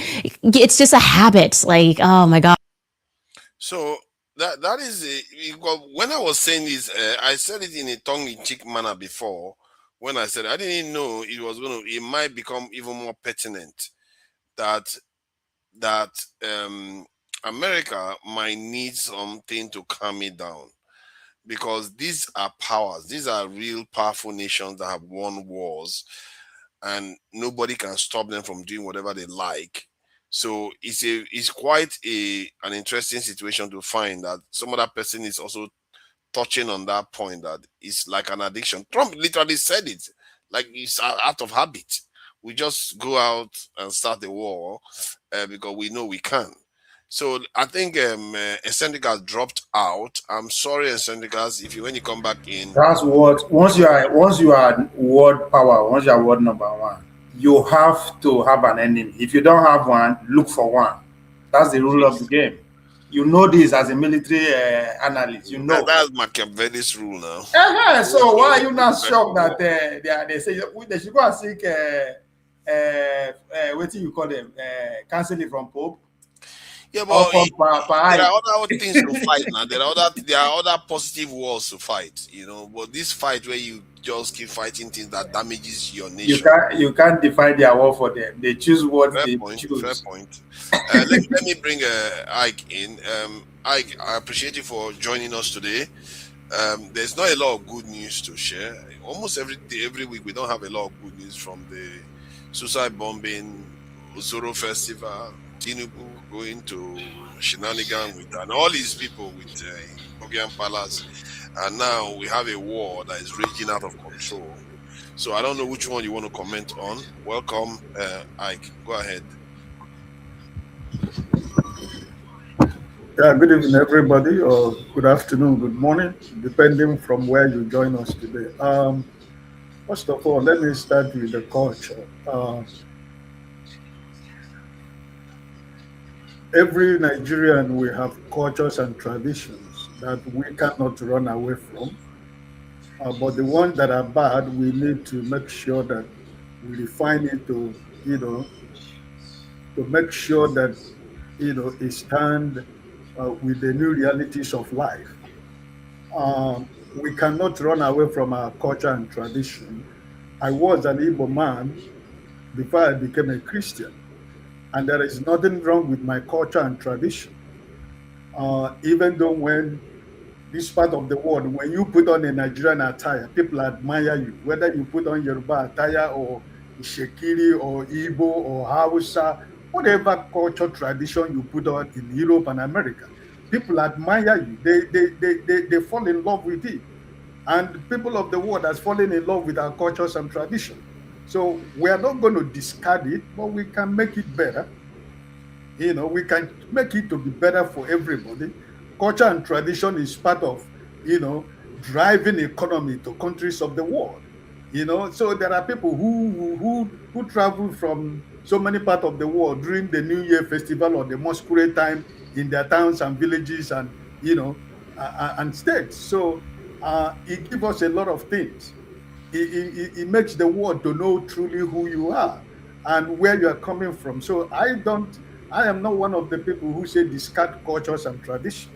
They are good, but the ones that are really against, humanity should be do away with it. They should get away with it, from the culture. We wouldn't want advice when we were very small. The more we do in our Luzon, they will tell us in spirit. In those days when we were very small, if the masquerade is like about 10 kilometers away, we will be at like 50 kilometers away, listening to the masquerade. If a car passes or motorcycle passes, everybody will begin to run, and we have not seen the masquerade. At the time came, we begin to understand that it is our brothers, like my brother Ovie says, it's our brothers and fathers and uncles, and they are the people that are inside the masquerade. But at the end of the day, what is good is good. Because anytime I put on my Nigerian attire over here, people want to go crazy. They're asking you, how can they get it? So why will I not say it is better for me to continue to put on ties and suit and long sleeve shirt, when I know that I am selling my culture, I am selling my tradition, I am selling who I am, and people are admiring it, and people want to, be part of it. So any culture that is tradition that is really against, anybody, whether woman or man, or anything that has to do with diabolical things, killing people, or taking people's life, we should try to reform it and do away with it. That is what I think on the issue of that. Nobody support violence, nobody support maltreating women. All of us, we came from our mothers, we have sisters. Nobody would like to see your sister or your mother to be treated the way whatever happened. So I totally am against any culture that try to hurt people's life. We should enjoy our culture and tradition. That's my own understanding of the issue of the culture. And when we talk about the man in Asoro who visited London, our forefathers, I was thinking that you and the local P and my uncle Jago, you people should have been the people who should lead the demonstration in London. Because every day we come here, local people will say, people in the diaspora, we are not doing anything, even if it is to march to the embassy, even if it's to march to the street, even if it's to do this. I was expecting that the man has come to your doorstep. I didn't see you. I didn't see Jagu. I didn't see local P. People who think that the people in diaspora are not doing enough, right? They were enjoying it on TV, just like every one of us. You understand what I mean? And I think that this hypocrisy should stop. Because we know that indirectly you people support this government that is in Nigeria. Tunaja didn't even go to work that day. Took off work. On the surface of it, for us, on the surface of it, you people pretend to, don't like what this government is doing or what this administration is doing, but, some of us, we know the truth, right? Because the Bible says when you know the truth will set you free. That is what it is. But also, I want you forefathers, if you are over can help me. Has there been any president in a country in Africa where he or she planned to go to a foreign trip and something happened in his country and he decided to continue with that trip? Unless they know who did it and why they did it. Okay. Will you tell me if the man in Asoro is the president of Ghana, or the president of Rwanda, or the president of South Africa, or the president of Egypt, or the president of Morocco or Algeria, and something of that magnitude happened in his own country, he decided to overlook everybody and enter flight to go and have a handshake in London. The same day that the same thing happened. And this is to tell you that these people don't care about you. But you don't keep the king waiting though. What stops him from even flying to Maiduguri and going to Maiduguri, and after sympathizing with the people, continue with his journey to where he went? But no, he took the whole entire government, the security, national security advisor, the minister of defense, who is a retired general, who just retired, who understands what is at stake. He put on his agbada to go to shake hands in London, right? With all the whole people that are responsible for security, he took everybody away. They went to London for photo shot or photo shoot. I don't know what you people call it. And your vice president from the state where he come from, he went to Anambra State to dance on Wambe, to inaugurate Soludo in Anambra State. The state where he come from. Is it not your generation and the ones that came before, like their colo mentality is so strong that if they want, everybody wants to go and stand next to the king. Like they see, because I remember when I was young, we used to look at Princess Diana, Prince Charles, all those things. We are so into their way of life. Is it not your generation? Are you like that? I don't know whether you are like that, because now you are criticizing them. Let me answer. If I'm like that, I will not be part of this. I will not be part of this program. I wouldn't be saying what I'm saying. You understand what I'm saying? So what am I trying to say? Don't try to make me the vice president of Nigeria, the man from Borno State, the state where the whole thing is happening. Up to now, has any of them gone to Borno State? He went to Anambra State to shake hands. Why the state where he come from, people are dying. So for anybody to Mr. Ike, if your this is making noise, your this is making noise. I can't believe how clear it is when your sound go. There's a buzzing sound coming from your this thing. It's messing the audio up. Sorry, Ike, go ahead. No, not you. It was Begolo. Okay. So what am I trying to say? That the governors, he divided the APC governors. Some people went to Abuja to bid him farewell. Why the governors, half of the governors went to London to welcome your president. I mean, can you see how Nigeria has descended to the point that we do not recognize what it means by leadership and administration? Can you tell me the governor of California will be struggling to go and shake the hand of a president, or any governor in US will abandon his people, will abandon his responsibility only to go and shake hands in a foreign country where he doesn't have any business of whatsoever? They abandon their responsibilities under the money of which people, me and you, taxpayers' money. Your governor left your state. The first handshake, he even jumped the governor of Enugu State. He shakes somebody, leave governor of Enugu State. Can you tell me what it's so pathetic. There are so many. A lot of them just pack themselves. The whole thing is so. What is wrong with us? It's wow. We are a total disgrace, total disgrace to humanity itself. Like the way we behave is so depressed. Like no wonder when they look at us, they think we are we have low IQ. Something is wrong with us. Like you governors, all of them pack like sardine, go there like they've never seen royalty before. It's like why do we do these things? It's like when I look at them, I'm so embarrassed. Even in Indian president that came here, prime minister that came to the UK, the deal that he left with is more than 50 times what Tinubu left with. And he didn't even come for state visit. He just came and just left. But the economy is bigger than Tunaja, so they have a better collateral. The economy is bigger, but 50 times no. Not 50 times.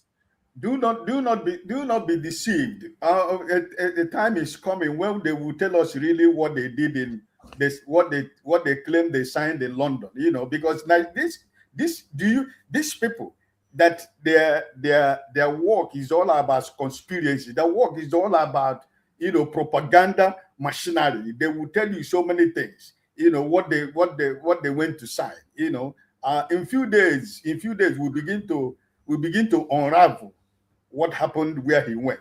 You know, so I'm just believing that any Nigerian who think that this government, these people presently, from the people in the local government to the federal seat, that any of these people deserve to come back as anything in Nigeria, I am thinking that you are not being honest to yourself.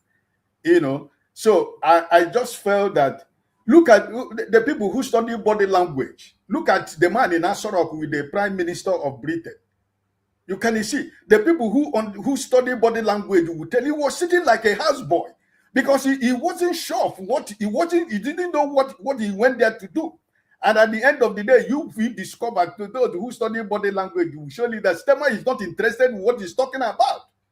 He's not interested, he wasn't ready to listen to what the man is talking about because they know. But he went to London, he went to fulfill what he said, Emiloko. That is what he's fulfilling.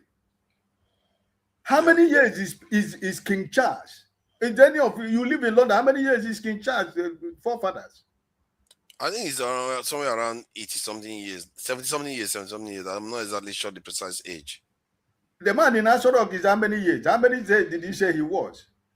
I think it's 73 years. Who is helping who? Who is helping who to walk? Oh God! Who was helping who to walk? You know, I thought Nigerians, when they talked about Prince Charles holding this in King Charles holding Tinubu's hands, I thought you guys meant that they were friends.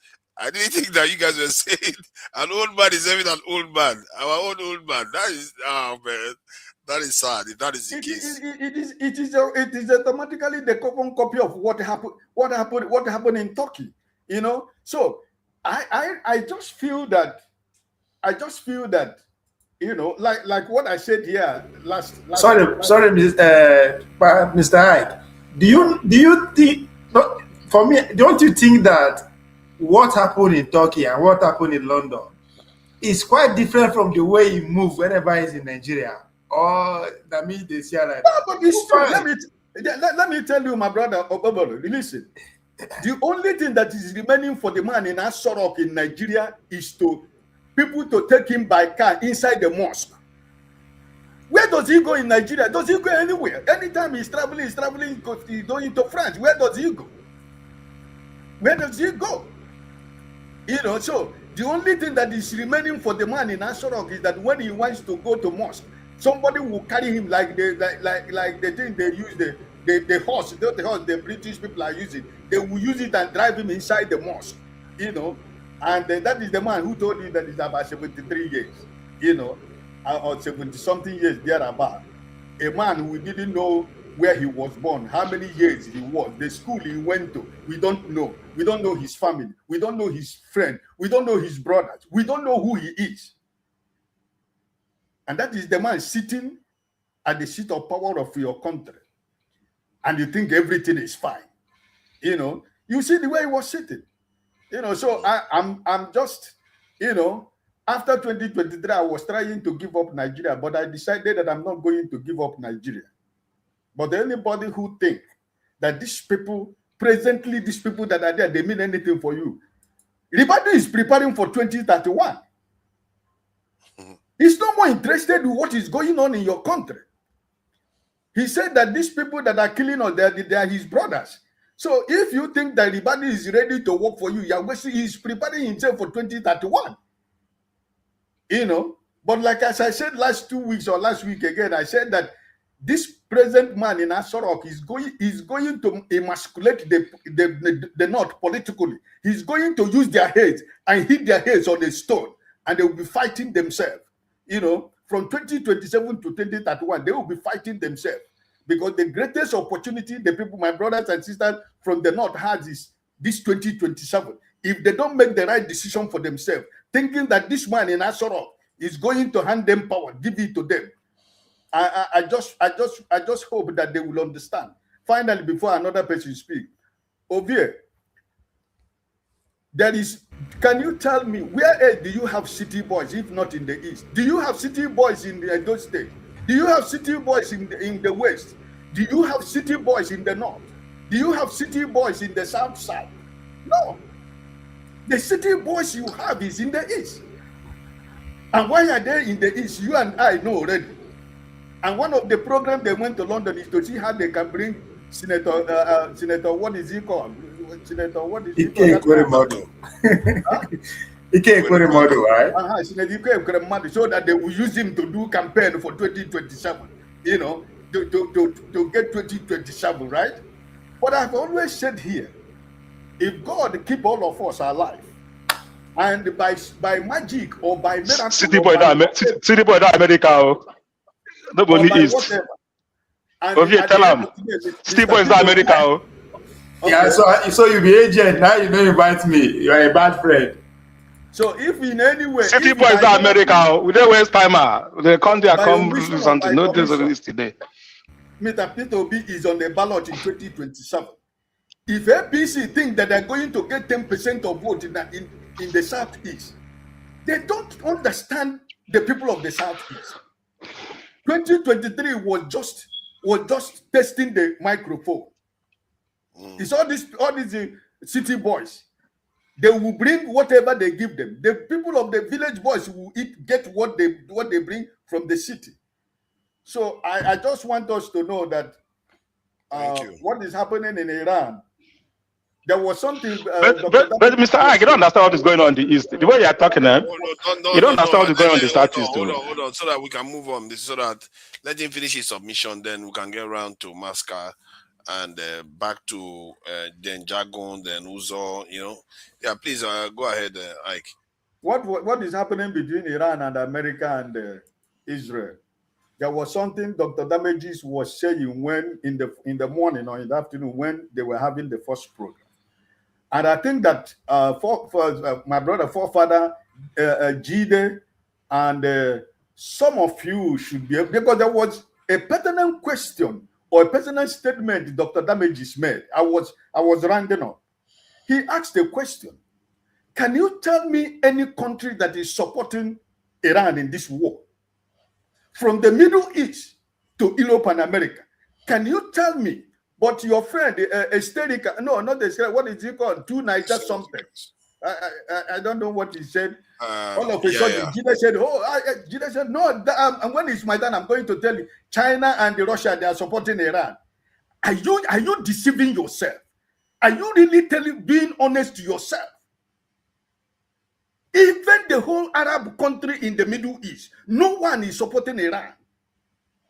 And you are claiming that they are strong, they're going to win this war. Stop deceiving yourself. All this international politics, you know, anything that has to do with war, people will die, and they will destroy something. Doesn't necessarily mean that Iran is going to listen. It is true that have been decimated. If you don't know it by truth. Because I heard what you said that Russia was giving them military information, security information, or whatever. There was something he said. I can't remember vividly what he said. Russia was supplying them. What has that supply? What has he given? What has he given to Iran? You have to be fighting for 3 weeks. They've been fighting for 3 weeks. I do not support what is going on, but you should ask yourself where you are fighting a cause. The whole people around you, nobody's with you on that cause. You should be able to ask yourself a question. Yeah, but it's not fair though for you to say that, because there are a lot of people supporting Iran. As a matter of fact, most of the world actually supports Iran. It's just that they cannot come out and see it. No, because Trump is going to come for them. So that's how they support that tonight. What kind of support is that? Yeah, like I said, I don't like what is going on. You are supporting Iran. Everybody is supporting Iran. I'm not technically. I'm not taking sides. what can your support do? You now, what can your support do to Iran right now? As a matter of fact, I think they should not have attacked Iran. So I just want the war to end. I'm not taking sides on who to support. Who is enjoying war? Who said that the war should continue? People that enjoy it and people that keep attacking. No. We all agree. We are in the same page. But what the reality I want you and Jide to face and understand that this fight, nobody in the Middle East is supporting Iran, and no country in Yemen, America and Europe, and they will tell you, like Britain said before, they are not going to do anything. When Trump just called Stemmer, tell him, listen, you know what I can do to you?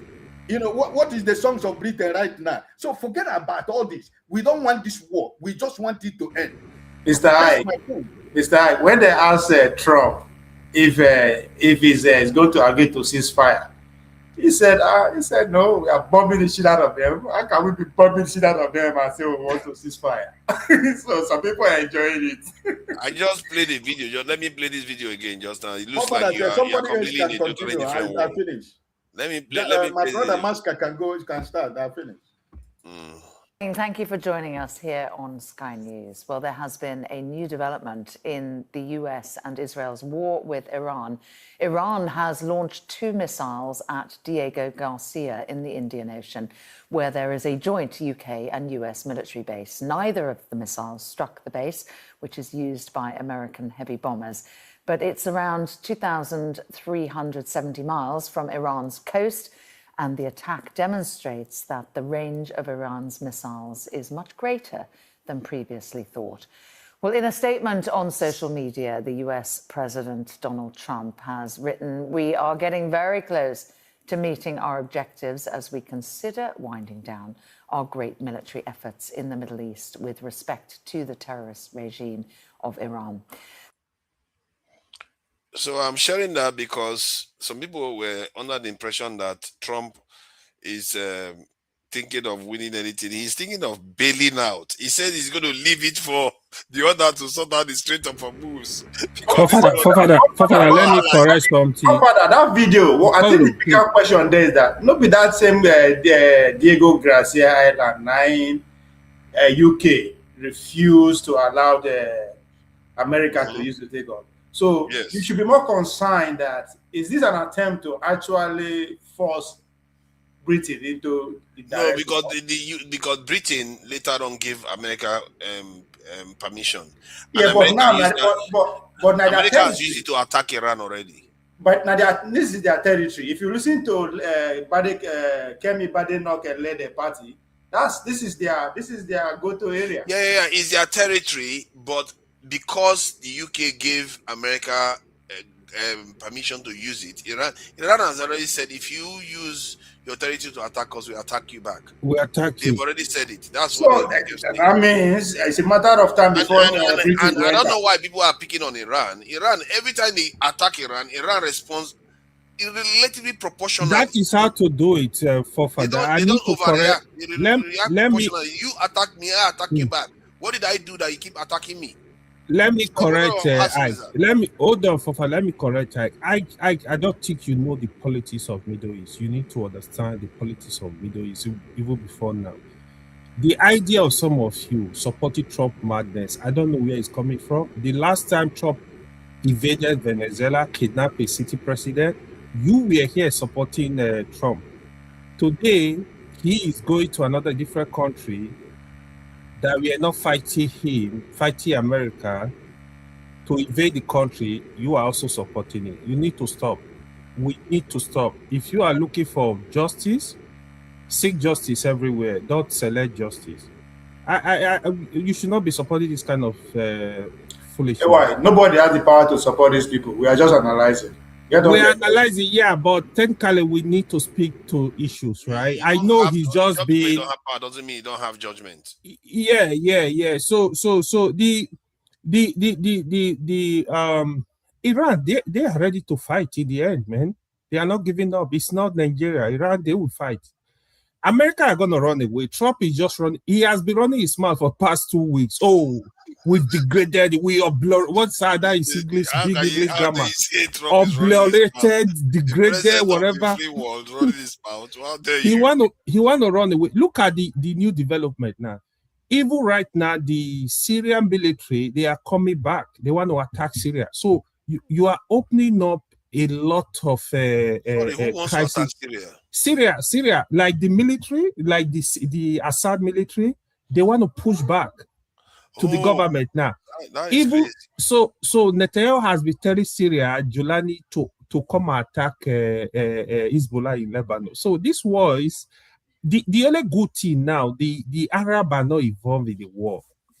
That's the good thing. Now they are having Saudi Arabia and GCC. Now they know they are if they get involved, they are going to be wiped. They will wipe them out. They will wipe out Iran are not joking. Plants. They are not. They are going to fight. Many of you know Saudi Arabia relies on desalination plant for its water. 70% of it. Yes, now they're going to bomb that. 90%. Let me, if it's okay, let me bring. I think Oga Ike has spoken. Let me bring Masca in. Masca has been very. Well, based on your Diego, just give me a minute. He's in Nigeria. I don't know. He's in Nigeria. Sorry. No, Masca is in Nigeria. Please, allow Masca. I'm gonna. You know what? I haven't spoken since I've come on, but I'm gonna have to speak. It's after 2 hours that people remember I'm calling from Nigeria. Yeah, man. We have to know what we're doing. We can't just come on and push everyone aside. Jago is with Tinubu in London. Forget about it. It's with Tinubu in London. You see all them kind of tips. I don't really appreciate. I'm coming for you. I'm coming. So, Masca, I'm sorry about it. Sometimes I don't even know why. Masca, because your internet seems to be very good. We forget that you're in Nigeria. I'm sorry about that. So, I really should have brought you. Christians for Zoro speak. It's only after 2 hours that you people remember I'm calling from Nigeria. Let the man speak. Oh my nice God. One, Masca. Nice thanks, one. Masca. They know what they're doing. They know it's okay. Thank you, Masca. All I just wanted to say. All right, listen, forget it. Good. Yeah. So what do you make? Well, what do you make of the news now? You know what's going on in. I'm sure you are following the news. Iran and American war. I think somebody forced me to think about it. Actually, I'm not even sure I'm taking side in this war, but I don't like the idea of just attacking a nation that is actually trying to reach peace. You have to be fair.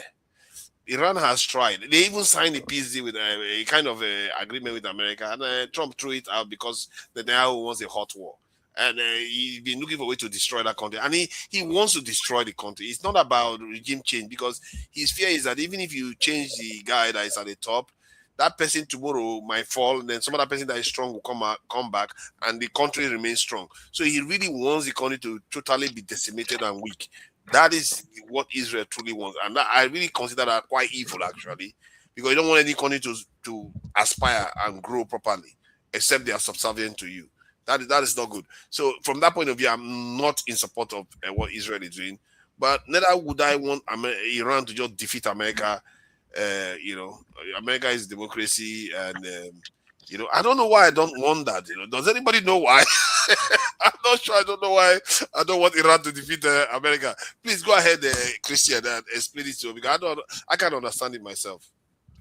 I just wanted to speak on the question you asked AY and Ovi, and nobody answered, about what happened in the missile while they tried to attack Diego Garcia. And I don't think it was to attack Diego Garcia per se, but more to show that the Khorram Shah and the Soleimani, those missiles could actually travel way further than American military experts ever envisioned.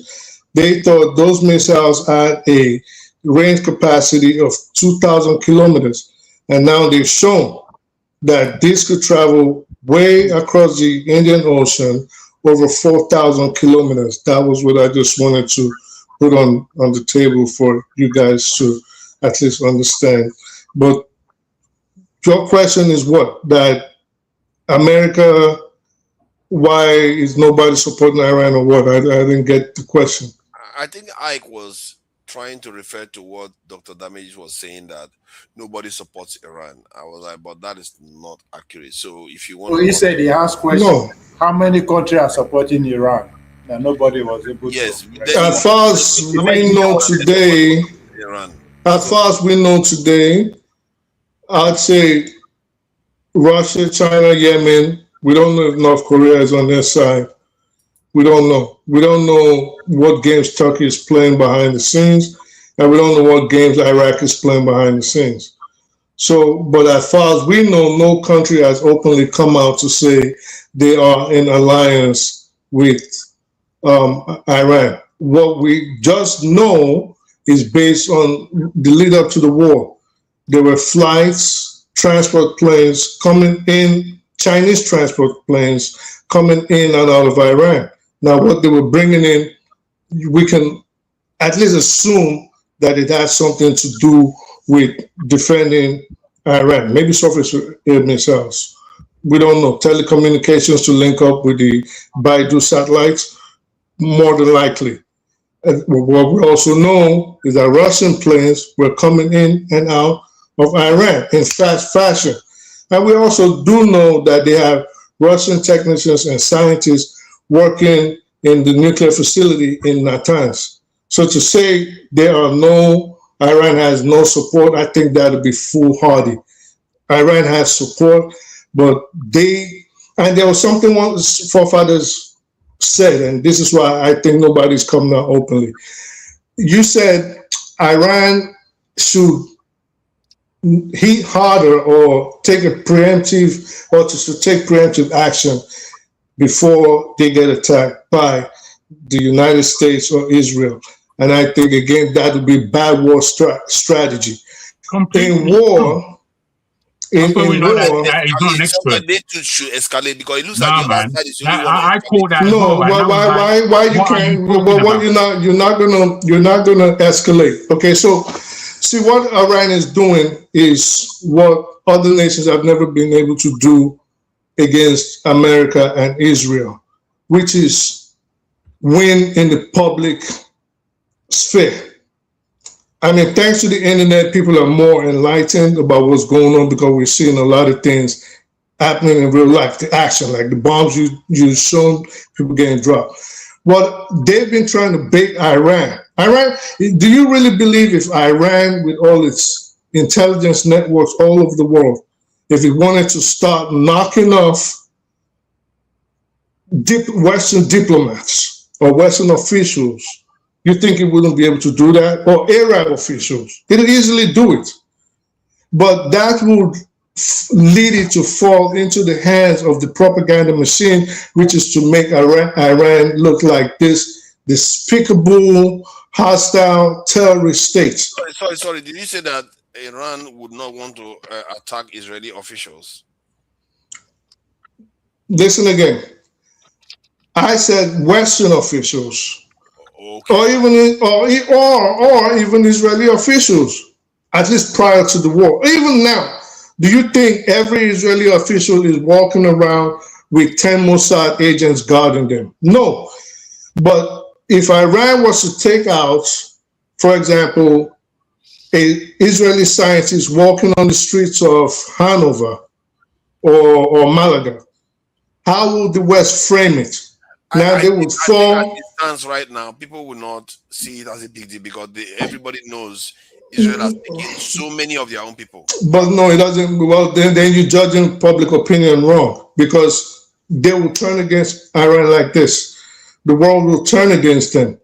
So right now, if you notice, all the big machines in the West and in the Arab countries are against Iran. Some of them cannot come out openly, because they also have these disagreements with Donald Trump based on his tariffs on them and all the kind of disparaging comments he would make on them, threatening to take over Greenland and threatening to take over Canada. So they have that grouse against them.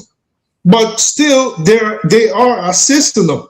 If not that Iran is making forceful deterrence and saying, if you move this inch, we will go this far.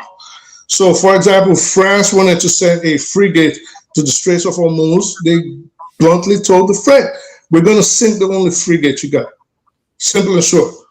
And then England said, well, listen, you cannot use Diego Garcia, but later on they relented and said, okay, you can use Diego Garcia for limited action. Same with Jordan. Jordan said, you're not going to be able to use our country to hit Iran, but not until Iran destroyed the satellites and the communications gadgets in Jordan did we know that they had actually been using them. Saudi Arabia said you cannot use the bases in Saudi Arabia, but not until that F-16 last week left its transponder on, which I actually think they did on purpose, flew from Riyadh on a Saudi mission to Tehran before we figured out that, wow, they're still using the Saudi bases. Right. So I think that was done on purpose. Iran is always responding after they attack it. Because they are trying to still have public opinion on their side. In fact, what Iran also does, when they attack you first and you are the one.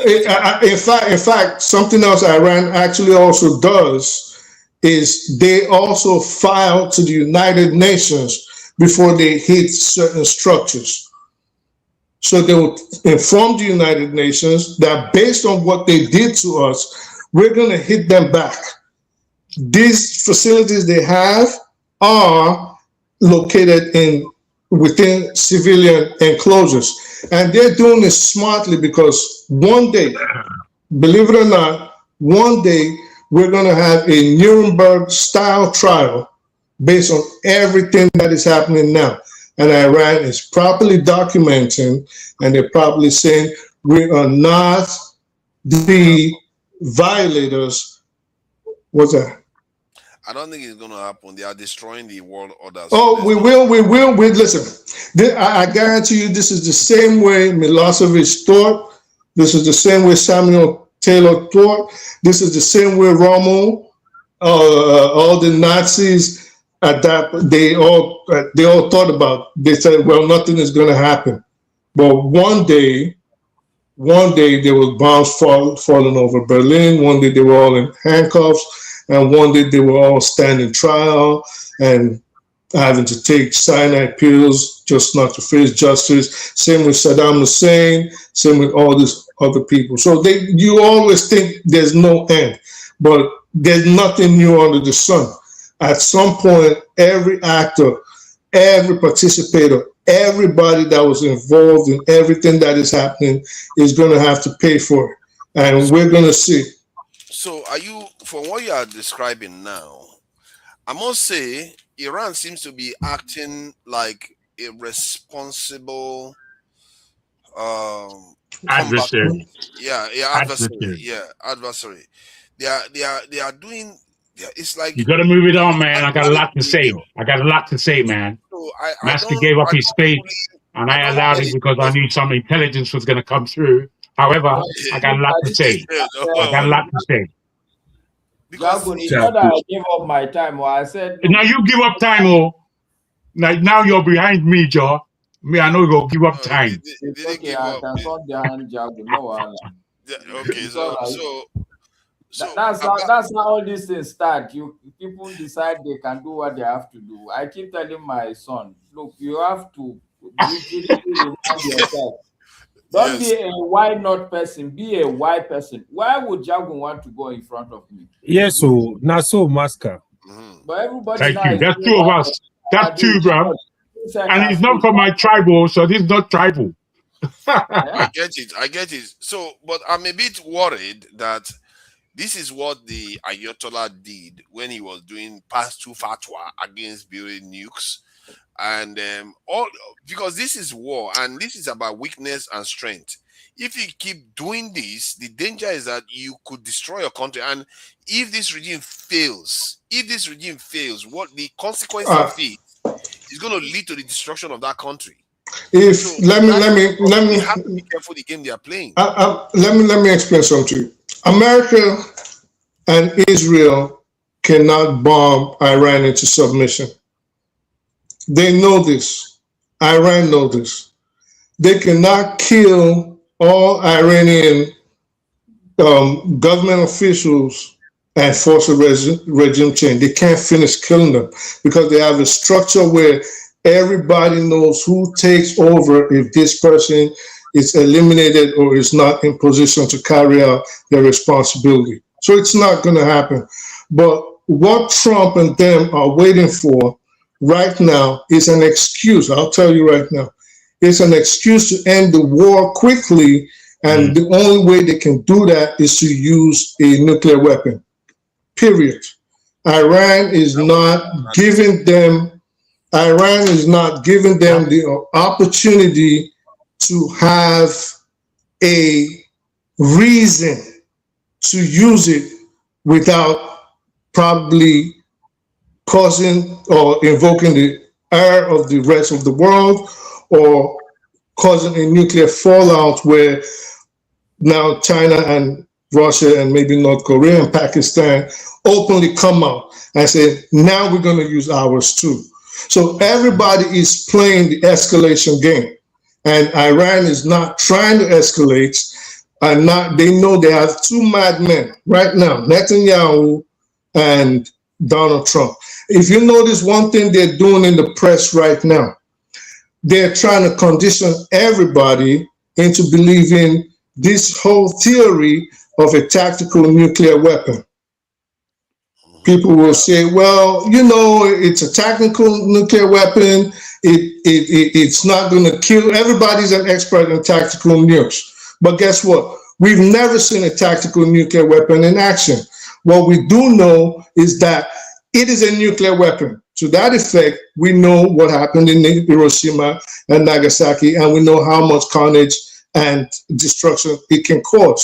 So, but what they're trying to tell everybody now, oh, tactical nukes and tactical nukes and tactical nukes, hoping somewhere Iran falters and they will be forced to just bring an end to the war. I mean, of course, we do know that there's a danger in that because nobody knows where the wind, which direction the wind of a nuclear weapon is going to blow.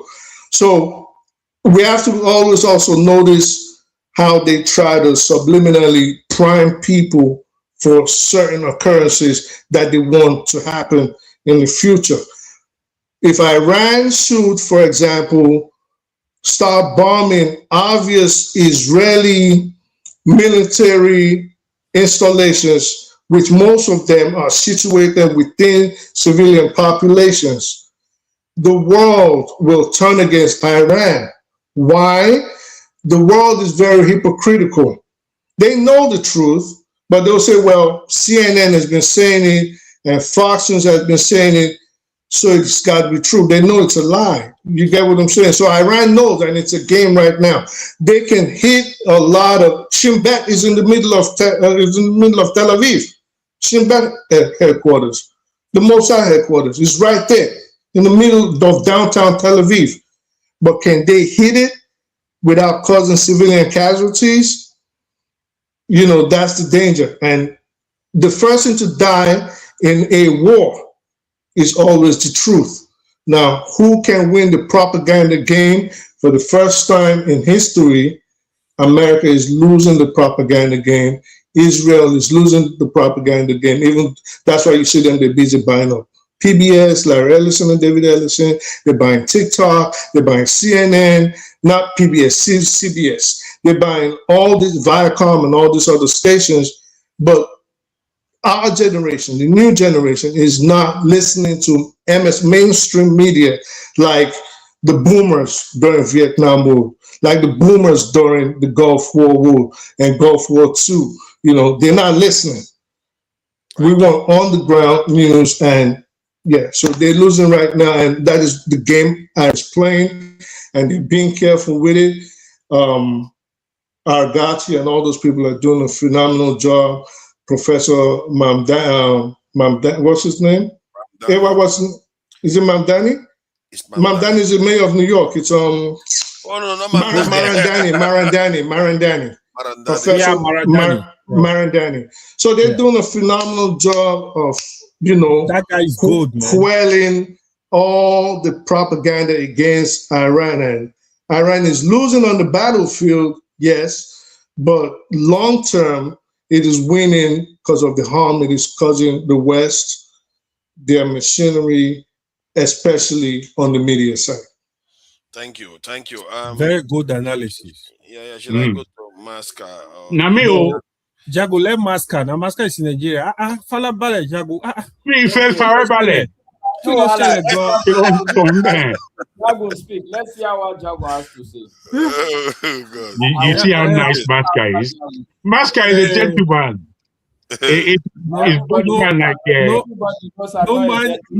Masca, no mind all these Kichas children. You idiot. Guys, Masca, I do thank you. I do thank you. And I greet everybody on the panel. I enjoyed the analysis from BBR. I think that saved me a lot of time in getting into minutiae, and the minutiae is important. Having said that, my first gripe is with Brother Ike. I don't know why you called my name. I don't know what it is that you want from me because I'm in London. I hope it was a joke, but it seemed like beef to me. And I'm not aware that me and you have any beef. What happened now? What happened? Well, let me finish now. I don't believe me and you have any beef at all. So for you to use my name because Tinubu is here, I don't know what you want from me, or if to take aim and fire. Me, I'm not going to do that one. You understand? Me, I'm not going into any crazy battle or protest that Nigerians don't know how to generate. I'm going to be protesting. Protesting to the protesters with me more than Tinubu himself. Anyway, having said that, please, that is by the side. I wouldn't have even said that if it was in a different class. However, I'm finished with that rant. Again, the analysis that was just given for me was very, very good. We are at that point. We are at that point of escalation, and Iran has played the game magnificently well. I don't know what anybody is watching if that's not clear to them. Iran, I was at school with many Iranians. I know their spirit, and they are not like Arabs. They're different from Arabs. For them, things are black and white, and they work things out from there. The middle ground is what certain people have brought to the table, as far as they're concerned. And they can tackle the middle ground because they're intelligent people. But above being intelligent, they are one of the most courageous individuals on this planet Earth. I can tell you that for free. Their spirit is not like most people. You see, I've heard this thing lately. Most people, when they watch films like The Matrix and films that really do dice the mind and ask you to choose a side and what you would be doing in such a scenario, which pill would you take, the red or the blue, as it were? Now, there are films like this that when we watch them, we are always on the side of the victim, let's say. We're always on the side of the good. We're always on the side of what is righteous. But in real life, when it comes to these decisions that we have to make, forget what they're doing above us. It's what we think about what they're doing above us. And where do we position ourselves? This is what's important. Are we going to position ourselves on the wrong side of history, like has been done by so many politicians? Is that what we're going to do? Because of nick and knack. You see, I've chosen my side a long time ago. That's why you said the word hypocrite when you were speaking about put my name inside the London affair, Ike. And that's a strong accusation. Man. That's when I thought you're not even joking. You're taking me as a hypocrite. And I'm thinking, if you've heard me, you know that I'm clear as day. It's only an imbecile that won't understand me.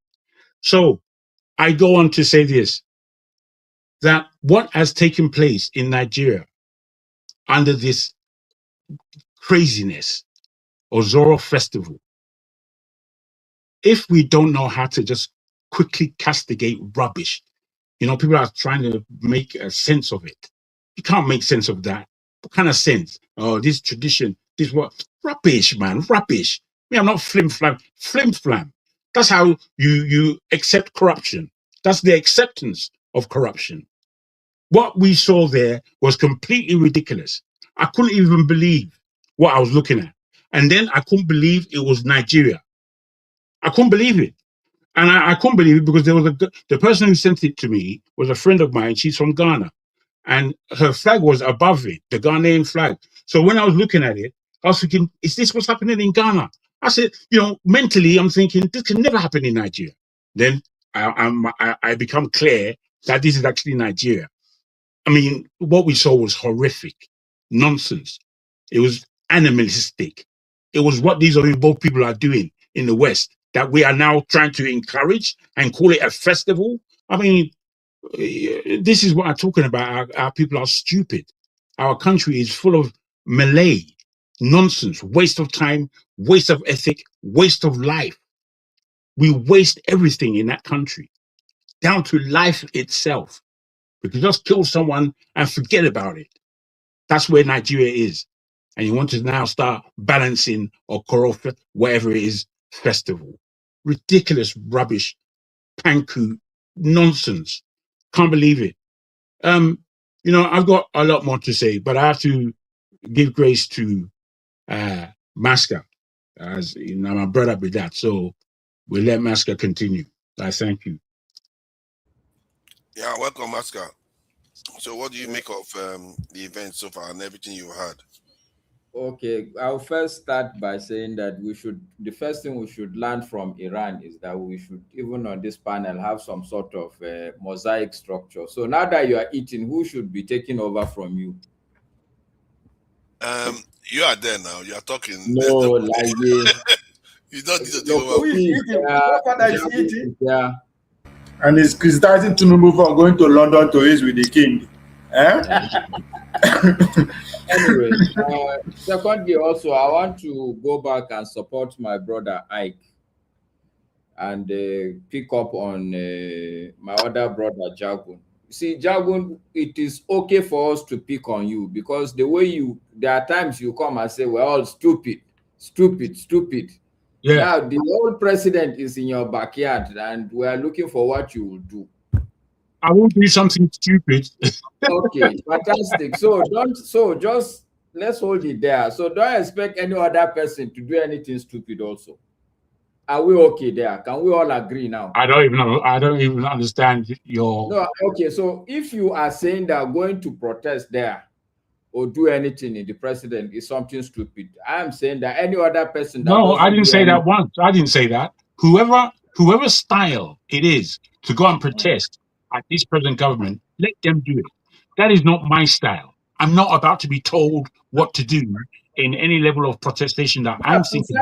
Okay, I agree with you, Jagu. That's the point. That if you have your own, wait, hold on. If you have your own style and nobody can tell you how to do what you have to do, I think it's out of place, therefore, to call other people stupid. Because because it's my conception of what is stupid and why I say that. If you're just taking it emotionally, I'm overemphasizing. If you are just taking it emotionally, that I am overemphasizing by using that term, that is up to you how you receive it. But for me, in my context, can we just have a discussion? All I'm saying is I don't know why you're picking me out for things that are just spurious. You don't. Okay, so for you to be understand me, you don't have to be me. You don't know. If you don't know, just listen now. Since the issue is you don't know, so listen. If you don't know, listen. And to start with, it's not. Don't attack me. It's not even me that picked the position. It's Brother Ike. But I'm saying that I'm going to line up the. And so you can't understand if you don't allow me, if you keep butting in. I'm just saying that I hear your current excuse that you have your own style. There's a way you will want to do your things. Okay? And therefore, nobody can tell you how you should do things. That's okay. I'm just supporting Mr. Ike that, look, if you are saying that going to meet the people there is stupid, okay, and you don't want to do it. That's fair enough. But we should also be able to say, oh, look, Jagun, either you're being stupid or you're being coward. Because you are the one that start judging other people's attitude. Bro. Let me say that is, if that's what is in your heart to say it. I would retort. Not my heart. I would retort, but it would be with the position would be with the both of us. It doesn't really bother me. But I have to speak out against any accusation that calls me a hypocrite. I would have to retaliate. If you don't want me to retaliate, close your ears because I'm going to do it. Thank you. Okay, I'm all ears. Go ahead. No, I've done mine. I'm not a person that has to repeat. Okay, I don't have to repeat myself. Might do it for me, but I just want to say that look, if people come ferociously, I personally don't think we should carry on. You can't be taking on somebody else's point of view. I'm done with that, Jagun. I've dropped it. To come to me, speak your piece. I've dropped it. No, I mean, Great. Okay. So, what's the question now, forefather? Since you have finished it. Yes, you see, look at this. Okay, my point is this thing that Iran is doing. Is it a good idea to always be allowing itself to be hit and hit, then they hit back? And there is the element that people are worried that the escalation trap, as they call it now, could lead to something very, very bad, like maybe exchange of nuclear weapons could occur. And what do you make? The dynamics is quite, it's like Israel has trapped America and the world into this. Because if you notice, Trump is making a statement. When he making it, he said the leaders that they took out, that some of them were part of the ones they wanted to take over the country. Then they took the next ones, they took the next set out. And the people that are doing this, if you look at the people that are actually doing it, because it wouldn't be the Americans, it would be the Israelis that are doing it. So Israelis are taking out all the options for peace. The possible negotiator like Laranjani, that they said that is likely to be would have been a good deal maker. They took him out. So they are taking out any chance of peace. So now we are left with the hardliners. It's almost like what they did with these Palestinians, where they elevated Hamas. You know, they are the ones that elevated Hamas by releasing about 700, how many prisoners for Gilad Shalit. So they gave Hamas that clout, like, oh yeah, we are very useful because of Hamas. We got so many hundreds of prisoners back for one person that Hamas kidnapped. So maybe that's what they are doing with Iran now. They're taking out all the moderates and left all the hardliners. And the hardliners are the type that Trump, like now, when Trump says he wants to stop the war, they will carry on fighting because they're hardliners. They don't want to back down. They want to pepper America. And so it could lead to something very, very nasty occurring. So I don't know what do you make. Just you can approach it from any angle, and you can also touch on the. It's fine. I get your drift, but here is my take. Okay, I'll come from three angles, but let me start from a position where all of us can relate because the other two are a bit abstract. So let me start with this analogy. Unfortunately, I don't know, unless if there are people who had played that game, but there's a game we used to play when we are very small. You do square, you split it into 4 quadrants, and then each person have 3 pieces. So you put one, then the other put one. The whole idea of the game is to avoid your opponent to put his pieces in a straight line. But there's a way you play the game where it becomes inevitable. No matter what option your opponent plays, you're talking about Connect 4. Okay, so I don't know the name in English. So once you place 2 of your pieces in a particular place and he places, he knows that, okay, this game, you can move pieces around, but you know that you've already boxed him in. In the end, you will win. Okay, you've boxed him in. Now, what am I talking about? How does this relate to this war? Okay, because war is exactly the opposite of this game. Once you start a war, there's no move you make and think that you may think that, oh, I've checkmate this, my friend. No, the problem with war, at least from my experience, I've seen enough And I think with human experience, as a human being, there's always that inflection point that you've never foreseen. And I'm sure this thing applies to all of us in our lives. Maybe you are in a deep shit, a big problem, you had a flat tire, it's late, that place, there's a lot of armed robbers. Suddenly, one of your friends is passing by. That's something you never bargained. It will help you out of that problem. Or something is happening, you're going for a jolly ride or something, and then suddenly you had a flat tire, you check, there's no jack, or the spare tire, you check it, you didn't realize it's flat. Things like that do happen in our lives. I think this is exactly what we're dealing with. America and Iran have started this war. They had their own clear plans, but somehow along the line, there are things that they did not bargain for. And I think we've reached a point where this is now truly what a war is, where something you've started, but it's certainly going to be out of your hand. The truth is that this war is not in Iran's hand. It's not like Iran is doing something that they want to do. Iran is praying that at the end of the day, this bombing stops. This is fact. Iran would want this war to stop. But stopping this war is not in Iran's hand. There's not one single thing that they will do. And no, then tomorrow, the thing is, they are wise enough. If I may just say this, they are wise enough to understand that because of the beginning of such said war, they would want to end it in a way where they can command reparations, immediate reparations for what's taken place. They're not being stupid about this. They understand exactly what they're doing. What you speak about is kind of serendipity, as they would say in flowery English language. But what is actually going on, you're correct in putting it in the spiritual realm. Because this Jago, please, Jago, now is I've said simply it on this platform before. Any sensible person, when you start reading a book, at least read to the middle of the book before you start jumping completely. that is not necessary Half for of me. my statement, you've No, already you made and an analogy of the game. Just let him finish. Can I just say this? You made an analogy of the game I gave you my own comparing it to what's going on, and that's the wrong. Okay. That's the wrong comparison, my friend. Chess is more the comparison. It's okay. I think I'm beginning to get a better picture of, based on what he just added. I'm getting a better picture of the direction that things are heading. Masga, please go ahead. Thank you, forefather. Thank you for protecting me from Jago. Okay, so I'm saying that this war is not in America's hand. It's not in Iran's hand.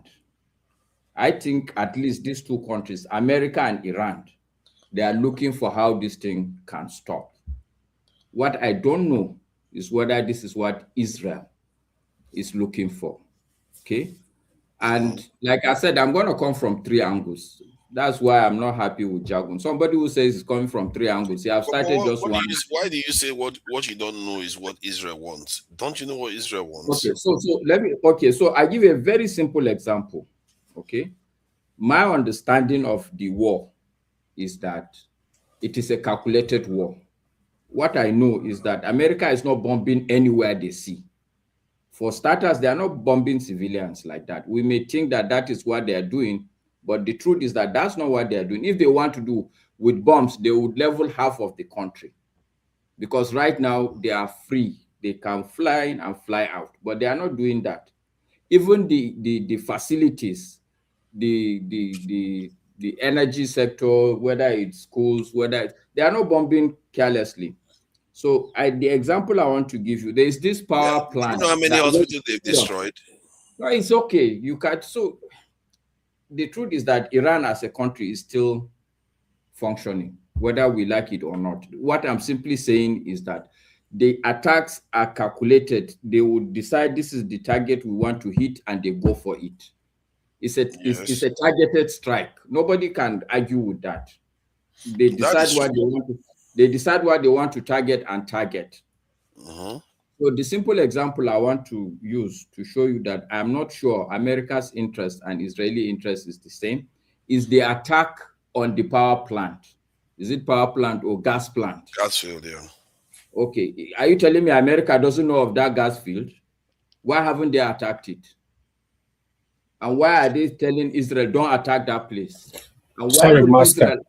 Master, let me interject a little bit. So, first of all, Trump just threatened that if Iran refused to open up the Strait of Hormuz, they are going to attack the power plant within 48 hours.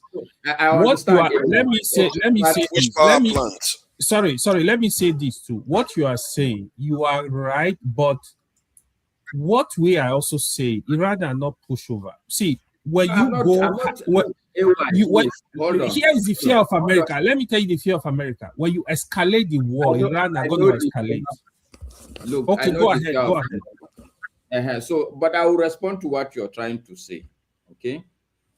And there are two responses to this thing you're saying, because if you study Trump a little bit, you will know that this is a guy who, even though he will not mean it to attack, but he will threaten. He has said it. If you read some of the books, he said it. You need leverage. You need to threaten somebody. This guy, with due respect, he's a typical Yoruba man. He would do alaye, he would do all sorts of things. But we know that half of the time is alaye. Okay? So I'm saying that the fact of the matter is that he is telling Israel, stop, don't do it. Okay? He has said it publicly. But yet, some people believe that he knew about it, even when he pretends as if he doesn't know. For him to come public, forget about speculation. Use what the man have said with his mouth. He said, don't do it. And I'm saying that if he is aware, are you telling me that America doesn't have enough weapons to attack the place? Why is it that they are waiting for Israel? Are they afraid? Why no, they are not afraid. This is what they call plausible deniability. They can confuse you, making it look like they are not. Listen, the angle now you're taking forefathers debunks. Then we don't need to have this discussion. If they are looking, why will you even go and attack the country if you are trying to do any plausible deniability? Why will you even wake up and go and attack a country? Because they actually want to attack. They want to disable their ballistics and nuclear program, but Israel wants to destroy the country. There's two different objectives. So you are coming back to my point that the two are different. That's the point I was trying to make. That Israel and America's goal, in my mind, I don't know what Israel goals is. And I think that they are... But this UK analyst on Sky says that there's no way America is not going to know. The reason why I'm saying we argue on very small issues. Okay? We argue a lot on very small. My fundamental argument is that I am not sure if Israel and America, their interest in this war is the same. And my sentiment is that at this point, America is no longer interested in this war. Israel may not exactly be on the same page. Iran equally at this point, if you ask me, they are looking for how, at best, for this thing to stop. Okay, you can't have all your levels of leaders being decimated because every hit, people are dying. They would want this thing to stop. Yeah, but would they stop? Would they, if America stop, would they stop? They have been.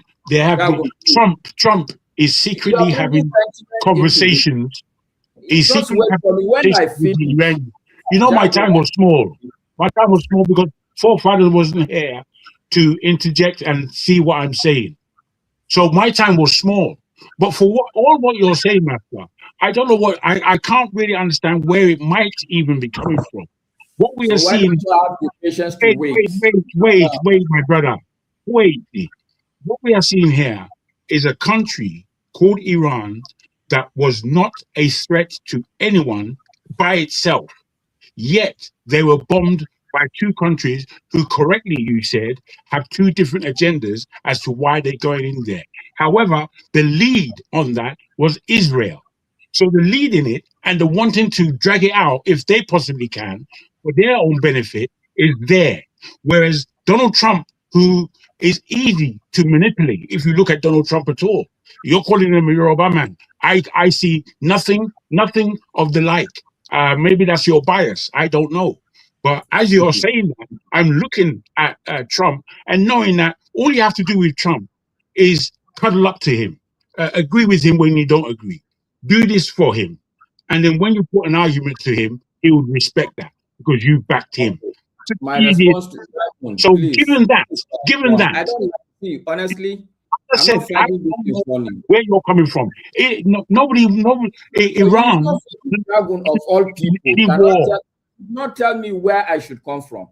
Well, I'm not telling you that. I'm saying to you that you haven't put in perspective that Iran was not creating any war. Full stop. And if you don't protect me, you need protection because you can't just come and say anything. Yes, please protect me. Okay, Jago, no, it's not. Jago, please go ahead. Go ahead, please. No, I will. Of course, I'm going to allow that. Let him speak. Why are you like this? Why are you like this? Why are you like this? You're treating. Let him finish. Please go ahead. This in Masca, so that we can move on. And there are other people waiting. And there is I allow everybody to speak. I listen to all people's position. Just my own small time. People don't want me because they are. It's not people. It's me. It's okay. It's okay. He doesn't want to mention names. AY has jumped in. You have jumped in. Even forefathers have jumped in. Yeah, I have. But it's whether or not you're taking anything we're saying seriously. I don't have to take it seriously. How does that even fair enough? Fair enough. Go ahead. Shall I say like a typical Hausa man? Let him carry on now. Let's try to move along because Popolo has waited a long time to be able to speak. No. So forefathers, I will not agree with this. You guys must allow me to raise my three perspectives today. We'll finish it. Go ahead and raise your perspectives. The first thing I'm saying is that when you start a war, you are at liberty to start it when you want to start it, how you want to start it. It is one of these human activities that when you start it, somehow, because of the human nature involved and the issues with life, it built its own momentum. I'm sure let's go back to World War I. I'm sure maybe when Hitler invaded some of these countries, he did not picture the war to go out the way it went. I'm sure if Hitler knew that the war would turn out the way it is, he would not have at least invaded some of these countries. I don't think anybody will argue with me on that. He started the war. At some point, things develop a life of their own. This war has developed a life of its own at this point. I'm simply saying that the key players, Iran and America at this point, the war has gone beyond the point they would want it to go to. And this is the reason why Iran is taking very careful steps. And I believe America also is taking very careful steps in this war. So that's one aspect that nobody can sit here. Even the leaders of these countries are not at liberty to tell me that they are doing this thing according to any plan or a script. I will tell them to their face, they are bloody liars. They are lying. This thing has gone out of their own script. It has taken a script of its own. So I'm just going to discount anybody from anywhere, not just on this panel, that will sit here and try to lecture me that, oh, this is the plan and this is how it will start. This is tomorrow. This is what we expect. And on so day, this is how it will finish.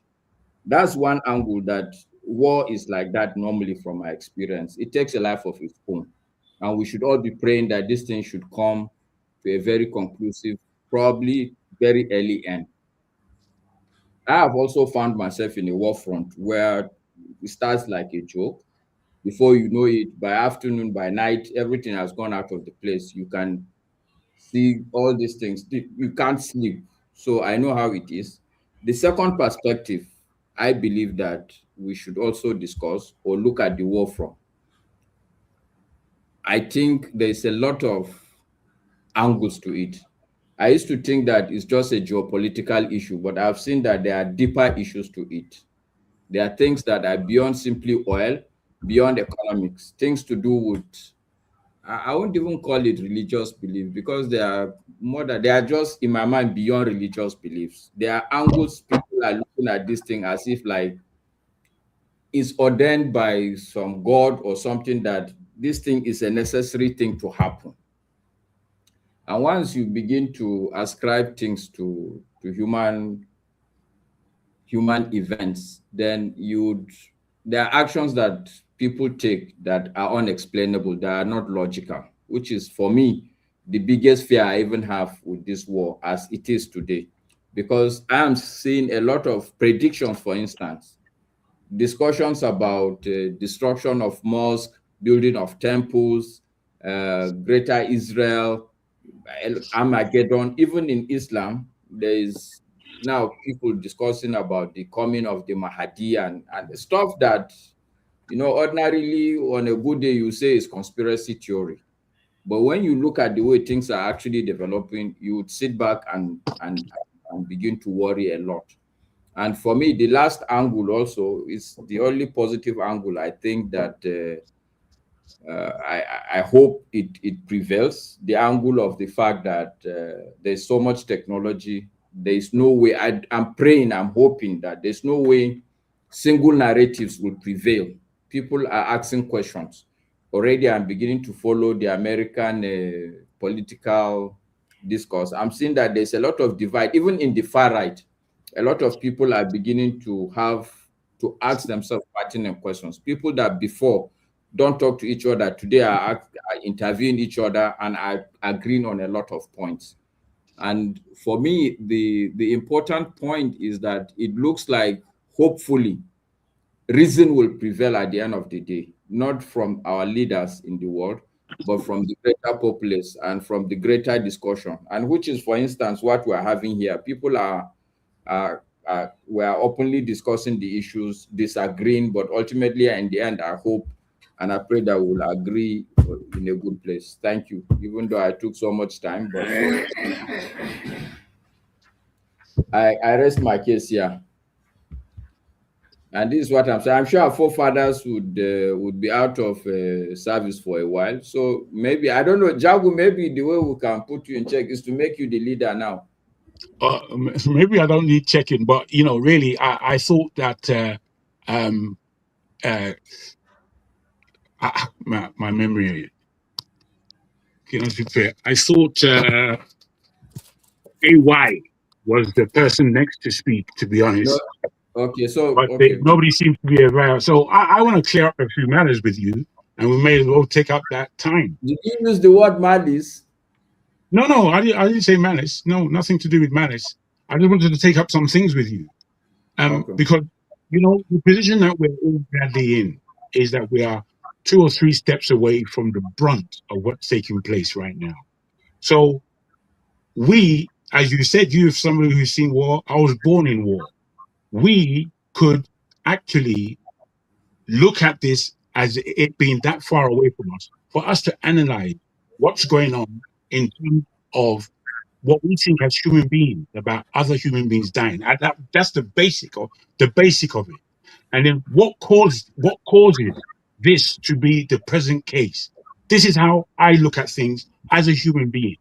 So from there now, I'm looking at a situation where I have seen what took place in Palestine with Israel, decimated Gaza, and how the escalation took place in places like Syria. It was touching as far away as Turkey in 1 or 2 ways, especially politically. It was looking at the Western world. So when we see the escalation that we've just seen, we don't have to even think about the escalation here. But the analysis, I think, was very well put, without too much bias at all, from BVR. He put it down, and I thought we didn't need. That's how we travel a conversation. So in traveling the conversation from what's been said, and then from what I was arguing with you about, it wasn't from a point of view I don't like Masca. You know that's not the case. I know. Having said that, don't raise it. No, absolutely. Having said that, where you were coming from was almost looking at it in a diluted way, in a way that suggests what's best in your term to make this whole thing go down. But there are more things at stake than I think you are acknowledging. And I think that these things are very, very important, because we have to get a real sense of what's going on. And so looking at the trajectory from what's taking place over the war over a 2-year period, where they have committed a genocide, in my mind, and in many people who are thinking correctly, as far as I'm concerned, That's what's taking place in our eyes.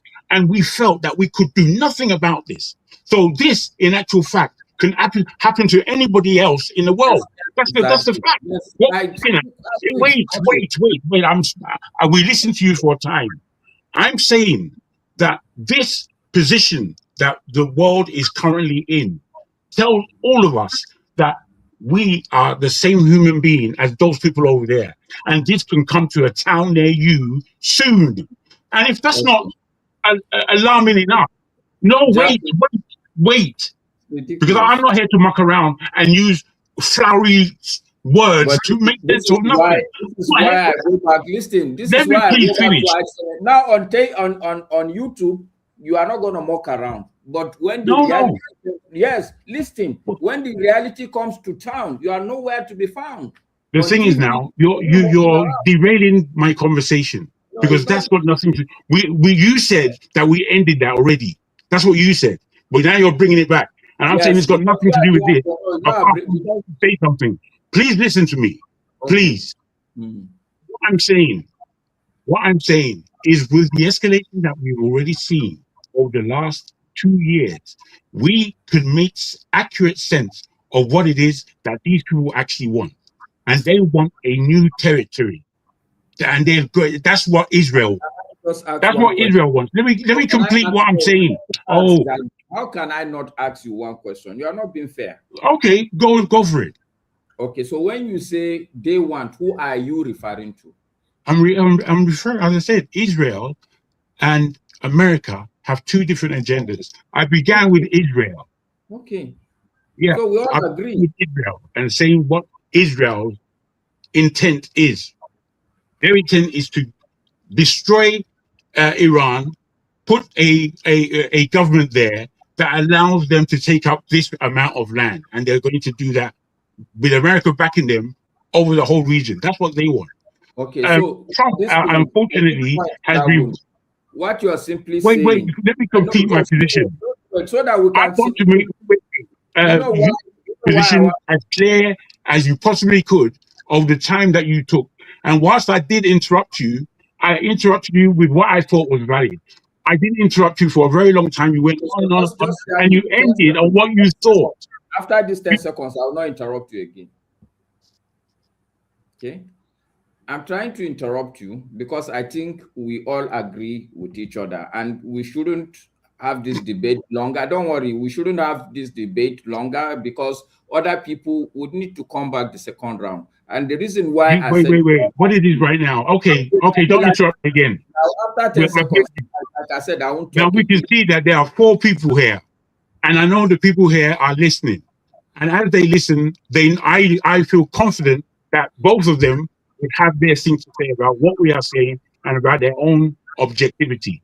Let's not do things for no reason.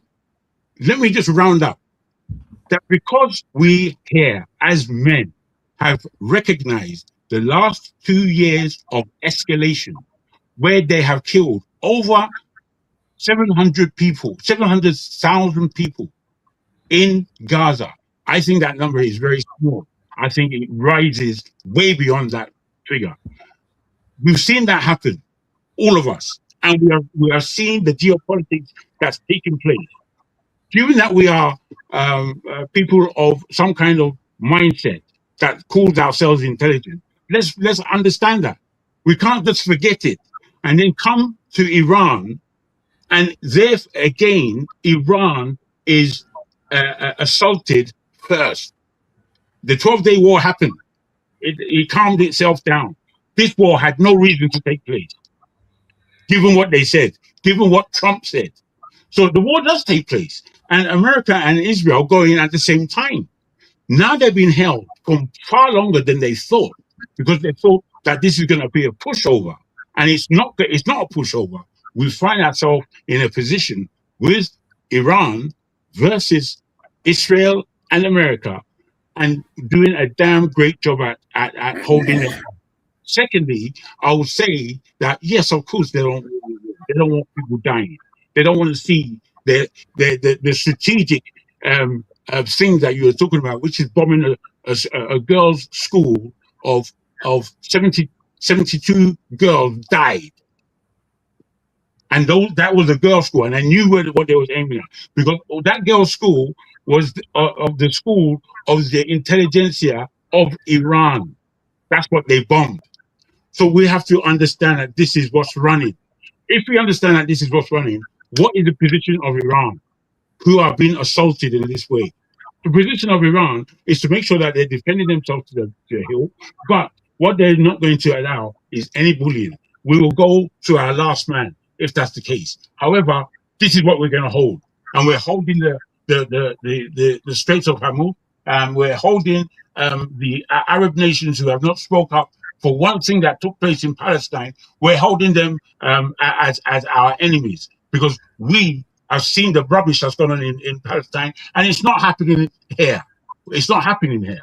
It prefer to happen in Dubai. I think they're using that place as a sex town for the whole world to come and do filth all over the place. Rubbish is taking. My brother Jagudo, please.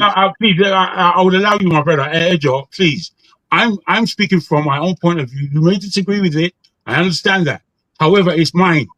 This is how I think. So I don't need the word hypocrite thrown at me willy-nilly. What I'm saying is that in watching this thing, I'm seeing correctly what's going on.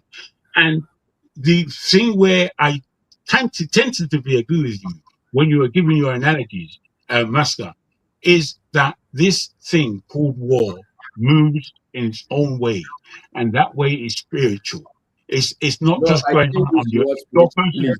Understand how spiritual things work, so above. I did not use the word. Let me just finish. You can't say I said. You can't say I said when I'm alive. You didn't say it like that. You didn't say it like that. You spoke about the thing moving in a way where something unexpected would happen, and that unexpected thing was not because of you or the next person. I will tell you the word. I said no. It's not necessary. No, it's not. That's not necessary. You're being pernickety. If I use a small word, I got it slightly wrong. That doesn't stop you. That's not what I'm saying. It will not bother me. It will not stop from me insisting on repeating what I said. It's not necessary. It's very necessary. It's not necessary. Jagun, the thing I said is that war has a way of developing of its own momentum. I did not use the word spiritual. Please. Thank you. I term that in a way that things happen beyond our circumstance, beyond our doing, beyond our not. If things happen like that, and I term that. Maybe if you don't understand what I'm saying, forget that, because I don't want to argue about this. I don't believe that it's necessary to argue about it. You're arguing about it. But I don't want to. So then you should stop. Yes, let's stop and let me move on. No, you move on where you want me to just stop talking? Listen, I asked for 10 seconds. You refuse. Do you want me to stop talking? Is it okay if I jump in? No, I wanted him to finish so that I can clarify things. But it's okay. I think there's no point. When somebody wants to make a point, the most logical thing is for us to allow him make that point. So I'm waiting for Jagun to make his point. Good. Now, in this constants that we've had, it breaks up the flow of what I was saying, because I would come to an end. I'm not someone who just wants to talk. I'm going against what you put to us. And in going against what you put to us, I think there's a lot of things to listen to. We can't just take it the way you put it down, because these are real lives and real things. And in that they're real lives, going, dying, leaving the planet. In that there are these things, we have to put ourselves in the light of anybody who dies. Because anybody who dies is simply us. It's simply us. We. Me. And so if we can faint that we don't care, for me, it's very wrong. Or that Jagun. What it is that we see two sides. There's an adversary and there's a victim. Wait, let me finish. I cannot wait. There are certain things I won't wait upon. When you say I don't care, don't use that word. I didn't say that you don't care.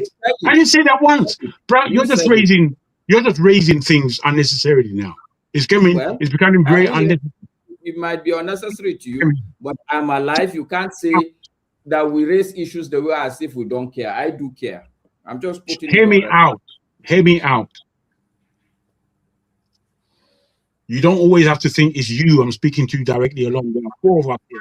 My And position, the your panel, country. the For panel God's sake, and the my audience. position, your Okay, country. let people decide on the panel or on the what do you call it, the comment section. But how is it fair? How is it fair, Jagun, that you raise this position? Let me just land. Let me just land. Wait, now, Jagun, I am alive, and it's other people that should decide on my position. Guys, we're talking about Iran. Let's just stick to the topic and let's forget about the personal issues.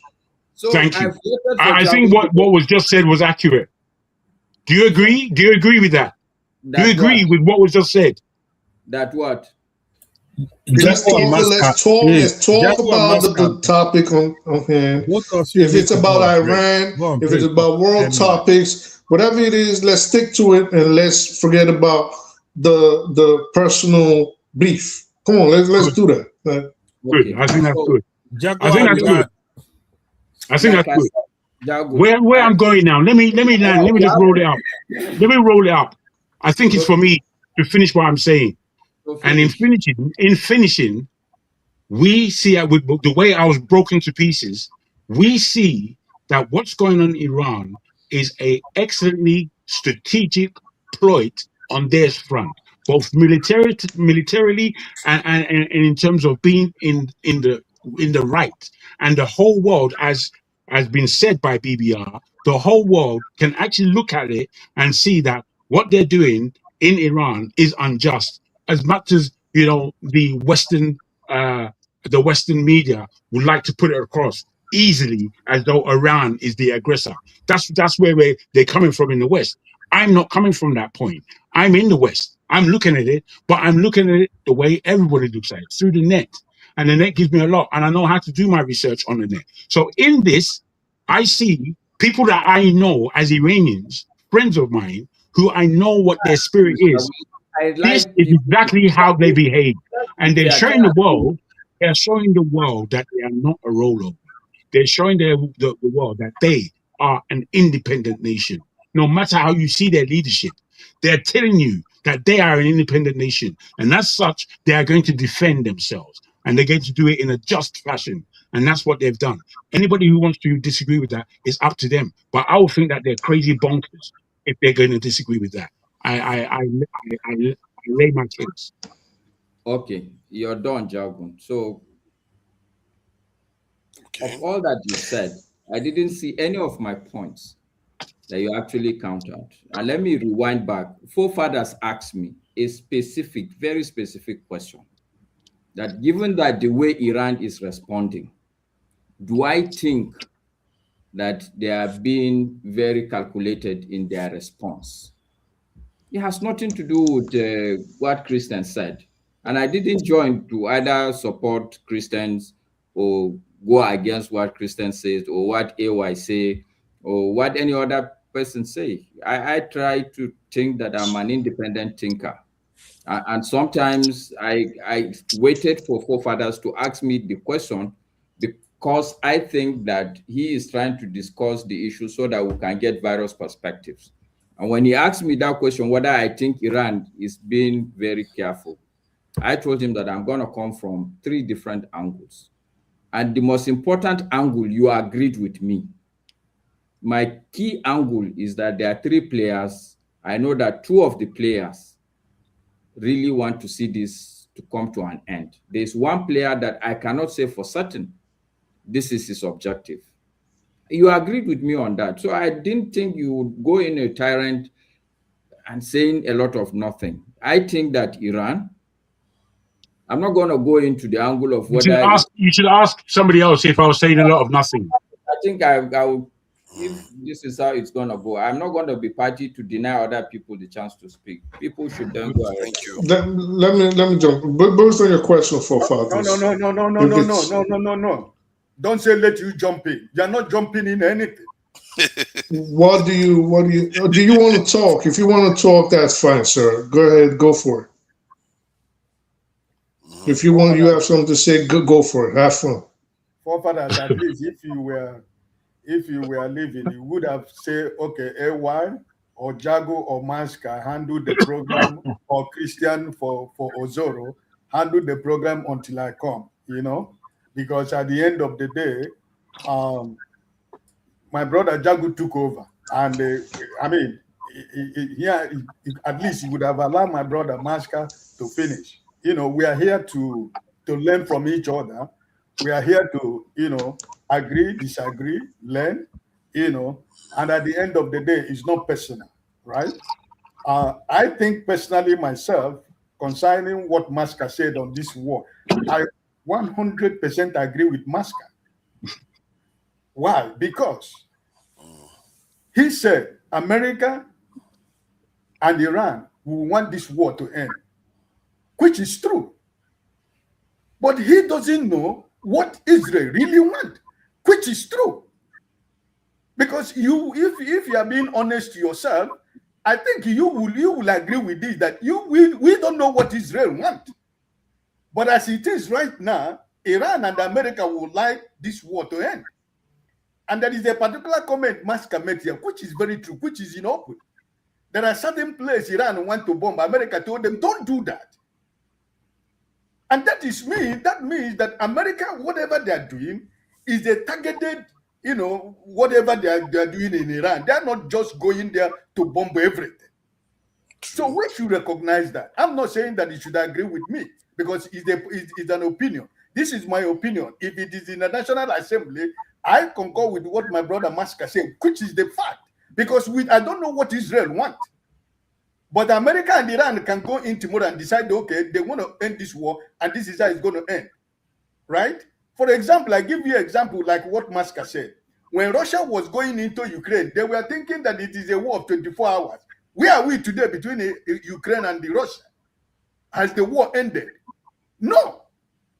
So anybody who is telling you that America and Israel was thinking that the war is going to end very soon, you are not being honest to yourself. No country goes into a war with another country and is telling you that war is going to end in 24 hours. It doesn't work, because Ukraine war is a practical example. Russia, with all their might, with everything they have, is the war not still going on?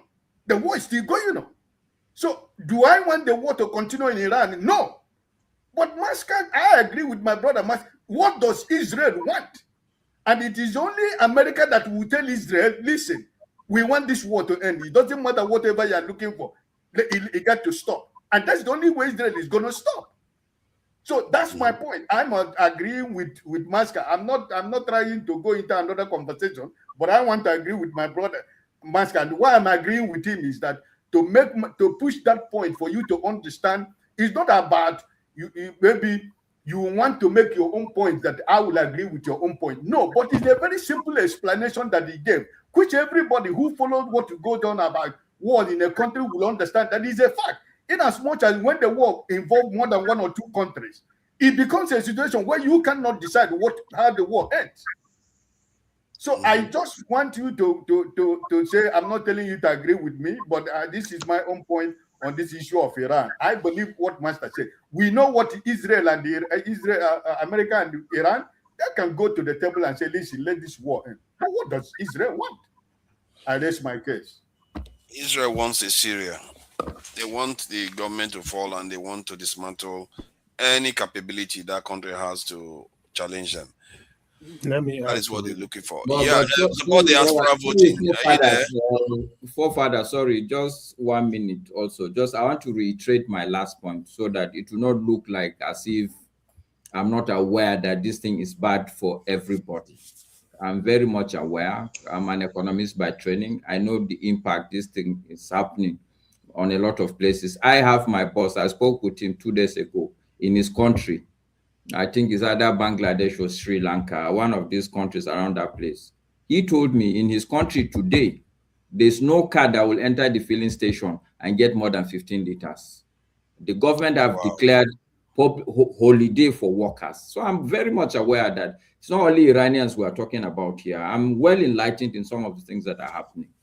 But the point I'm making also, my last point, is that I hope, I pray that this war is going to open a lot of our eyes, a lot of people, to understand that there's a lot of things that we as human beings do that is not correct.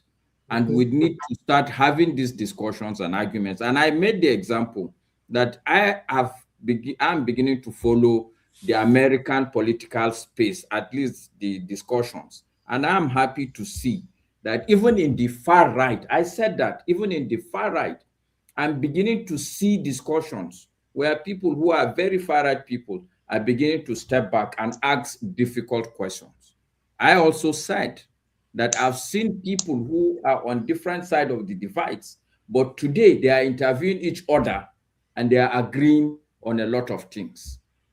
So these are some of the points I make. Whether people agree with me, they don't agree with me, it's fine with me. I'm just repeating so that at least that clarity will be there if in case people didn't hear me. Thank you.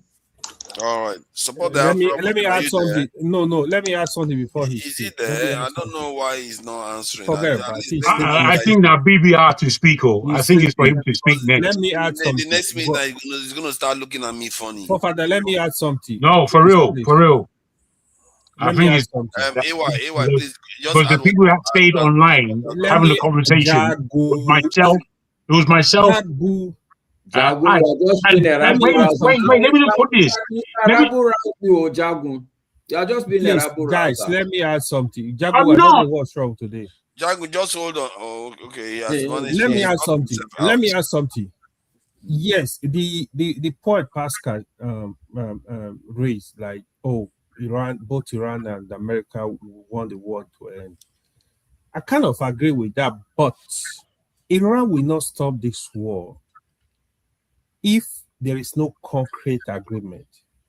Iran will not stop this war. This is one thing we need to know. So if I'm in full support I of totally Iran, agree with that, AY. what I'm going to demand, first of all, a lot of things are going to change. Iran want to have full control of the Strait of Hormuz right now. Right now, what is going on, they are collecting $2 million for any ship to pass through Strait of Hormuz. If I were in Iran, I will impose that fee going forward. Either I reduce it, I stabilize it, I'm going to make people pay. The other thing, somebody make measure of reparation. You have to pay for what you damage. You cannot, people that say, oh, we don't know what Iran are doing, you cannot go into a house, you kill somebody's father, you kill the mother, you kill the siblings, you are telling the person, no, don't worry, go and sit down. No, you can't do that. Next time they are going to repeat it. Iran should use now the Europe, I saw Trump tweet telling the Europe, he said, oh, this is what I was saying, that Iran can throw missile into any country because of the targeted Diego Garcia. Let them have 10,000 kilometers, a missile that can run through 10,000 kilometers. I will love it. They need to defend themselves. You cannot bully people to some. This thing has been going on. Those that said that you are okay, for example, America have attacked Iraq, blow it up. When they are fighting back, they call them terrorists. You attack Syria, destroy the country. When you fight back, they call you terrorists. They attack Afghanistan. When you fight back, they call you attack Libya. Come on, even part of the problem we are facing in Nigeria today, we are not telling ourselves, it was because of the destruction of Libya. This is a fact. So Iran should fight with whatever they have, so that next time, before you go into any country, you will think twice. You just went to Venezuela to pick up a president. That was Trump thought. Trump was thinking that he's going to go to Iran, bob there for 24 hours and said, oh, the war is over. Yeah, I achieved my objective. It's not going to go easy like that. Let them stand their ground. Let them fight. Who is there telling any country, if they throw missile from your station, you are a genuine target. We target you, man. That is the way to go. You gotta give support to Iran. They are the men, man. Thank you. They stood their ground, man. They didn't even go and take money to sell their people out. Although the rate at which they are taking out their top brasses begs the question that they have a lot of spies among them that are betraying their people. That said, support the Afro voting. Are you there? Support the Afro voting. Well, obviously he's not there. I don't think it's about just the spies. Forefathers, think- can I correct one impression just for 1 second, 2 seconds, please? All right, go ahead. If possible. Okay. I just read on the comment section when I used Russia as an example, when I said Russia was thinking the war is going to end in 24 hours. And I didn't, using 24 hours is just as an example. Russia never said they're going to end the war by 24 hours. So I just want to correct that. It's not okay. That's a figure of speech. Yeah. I also saw comment section. Look, I need you to align the comment of Oti. Oti is saying that he said which agreement basically, like with partners that do not keep to their words. You in 6 months ago, over 6 months ago, Iran were in negotiation with America. You went to the country, above the country. Recently, that was how this war started. They were having discussion with you. Why can't you just honor agreement? Now, which country will respect you when you say, hey, come to the table, let's have a negotiation? Nobody will respect you. Everybody will be suspecting you. You can't behave like that. The way this guy, Netanyahu, is a threat. He's the biggest threat to the world currently. You are having negotiation with people. You go there, bomb their leader, killing people indiscriminately, kills young students for no reason. People, I don't. Thank God, like this war is so unpopular in America. Even the MAGA group, they are not supporting this war. A lot of people are against this war. So that's why you see Trump is looking for a shortcut. Okay, before then, you destabilize the NATO. Now you are telling the NATO member, oh, come to our aid, bring your warship, come and help me open Strait of Hormuz. Delusional. Why you be boasting? Go there and open it up. Threatening everybody. Like, I really love what they are getting. They're getting the message very clear. Iran, yeah, they are showing their strength. You mess around, you find out. Okay, that is the way to go. Nice one. Support the diaspora voting. So, are you going to be telling Trump, I told you not to go in there?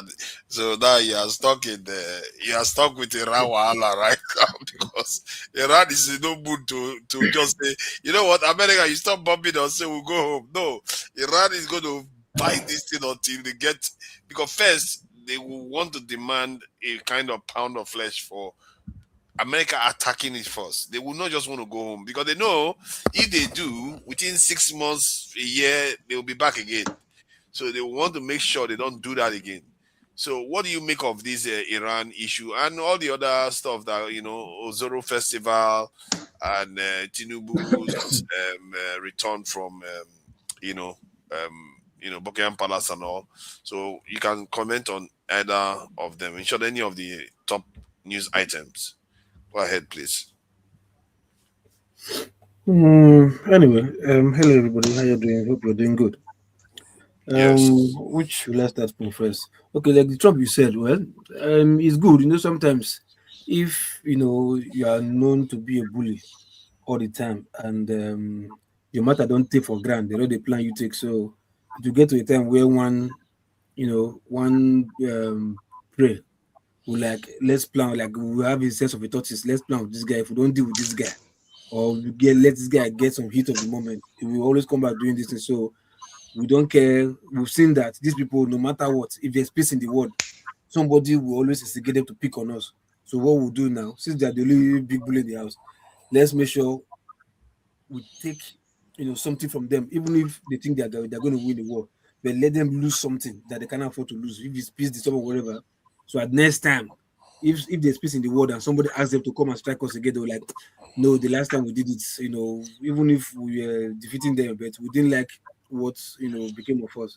So for me, I think it's a good one because on a very good day, looking at the matter, I know what it concerns America and Iran.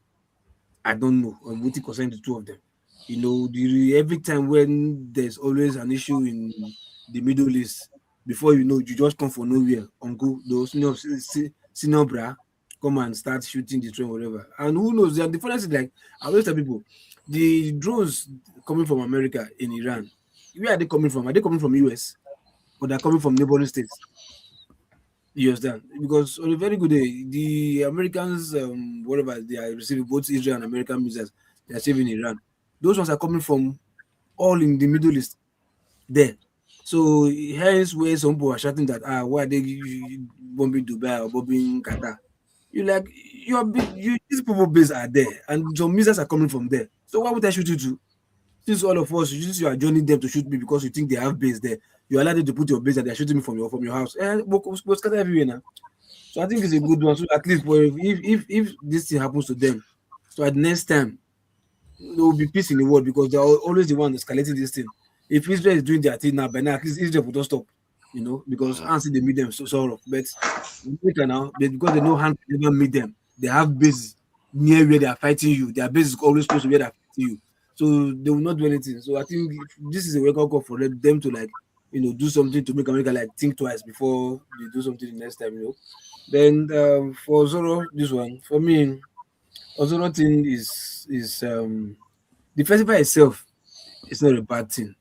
Yeah, is so one or two unscrupulous elements in the past, not now, in the past that decide to since they're not the year old now, what we'll do, we'll use this advantage. Those will never fit go have the liver, take those woman. Hello, baby, how you doing? They will not use opportunity, to be pressing, caressing this and that, So the activities of those boys is not in line with the festival. And has never been in line with the festival. You understand? These boys just did what they want to do, and I don't think the boys came with this idea. It was maybe one or two senior brown, or two older person in their midst that all since they don't want to stop, okay, go and strip them naked, go and this and that, go and whatever, and trust young boys now joblessness in the country. Social media brain in their head. They can't think for themselves. So opportunity, let's go and press. So hence they did what they did. But I'm glad they are all being investigated right now, and I hope all of them are being called being held responsible. The organizers of the festival have been arrested. So at least those ones will definitely fish out the people that they think committed the crime. Then what is again? Tinubu. Which one is it? Coming back to Nigeria or going to America? Which one? Oh no, what he did when he went there and returning back to America. How what did he do? What did he do? Say $730 million dollar deal have been prisoner to deport prisoners. Well, the prisoners that they are deporting anyway, it's a normal thing. There's always bilateral agreement with countries. You understand? If you have stronger ties with a country, you can have some strong bilateral agreements to have exchange of prisoners, or better still, our prisons are full. Please come and take your people. Pay us more money that we've used to feed your people in our country. Pay us more thing, come and take your people, and this and that. So that can also be done. But the people that are deported, if they are criminals and they have residency, I don't think they can be deported. The only ones that can be deported are the ones that committed crime and don't have rights to stay, live, or even be in the country. You understand? If they are visitors, you can have them arrested. After they are doing their time, you can have them deported. You understand? So, but if you think the prisons are full and there's no, because I know budget is low. Budget is low when it comes to UK prisons. Budget is very low when it comes to UK prisons. So that might still be an excuse to okay, well, we can't have them to do their time here. You just take your people and go and this and that.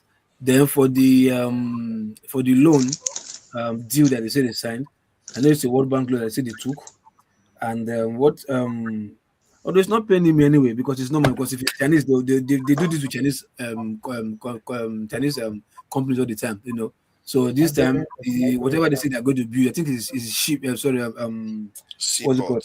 Seaport, yeah. Is it build or develop or maintain or rehabilitate? It's to modernize, yeah, kind of modernize, and I know not from scratch. But that money, I don't know. These days, the money that they cost, nobody in Nigeria is even bold enough or have the common sense to say no. This budget, this money is too much. The budget is too much. You can see somebody is using. They even use $10 billion or whatever to do solar power. A country that is not a budget that is not Aso Rock, that is not a manufacturing company that does not produce anything, is using such amount to do solar panel and solar system, and you're telling me that every year you're also projecting $5 million for servicing, for maintaining and servicing every year. And this is an amount that can even establish a company and take millions of youth out of the street, fully paid or whatever, if you utilize the money well. Yet you sink the money in the solar system. You're not telling me again that after failing to give us 247 electricity, you are using $5 million to do maintenance every year. Thank you. So in this case of the seaports, if you also use that amount,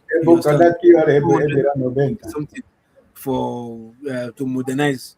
Well, I don't know what to make of that, but it's so pathetic that the structure is already there. You understand? You can always build maybe one small facility. The ones that is there is just strictly maintenance. And I think Nigerians, have been like myself, having the experience of building plants, in refinery in Nigeria. I guess there are also some more experts in Nigeria when it comes to building of seaports. There are people who have been there for years. You understand? They can still also have the technical know-how to do that instead of allowing UK to go and do that for you. You understand? And the remaining part of the money, only God knows where that money is going to. Elections coming next year. If part of that money is also going for election, and who knows, these criminals that you are saying that you are releasing from UK to Nigeria, I know you're still going to recruit them. You understand? As people that you are going to use for your election.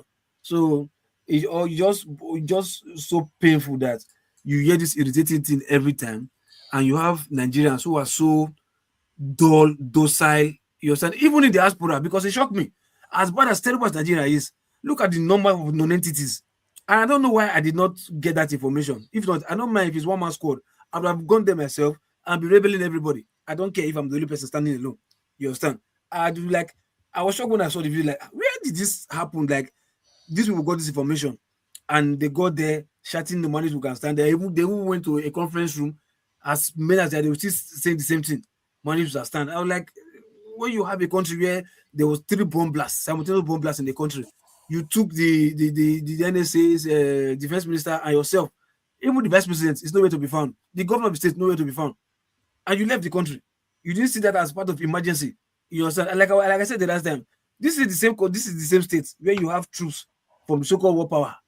You understand? They came, I think, once or twice or even 3 times, landed in that state.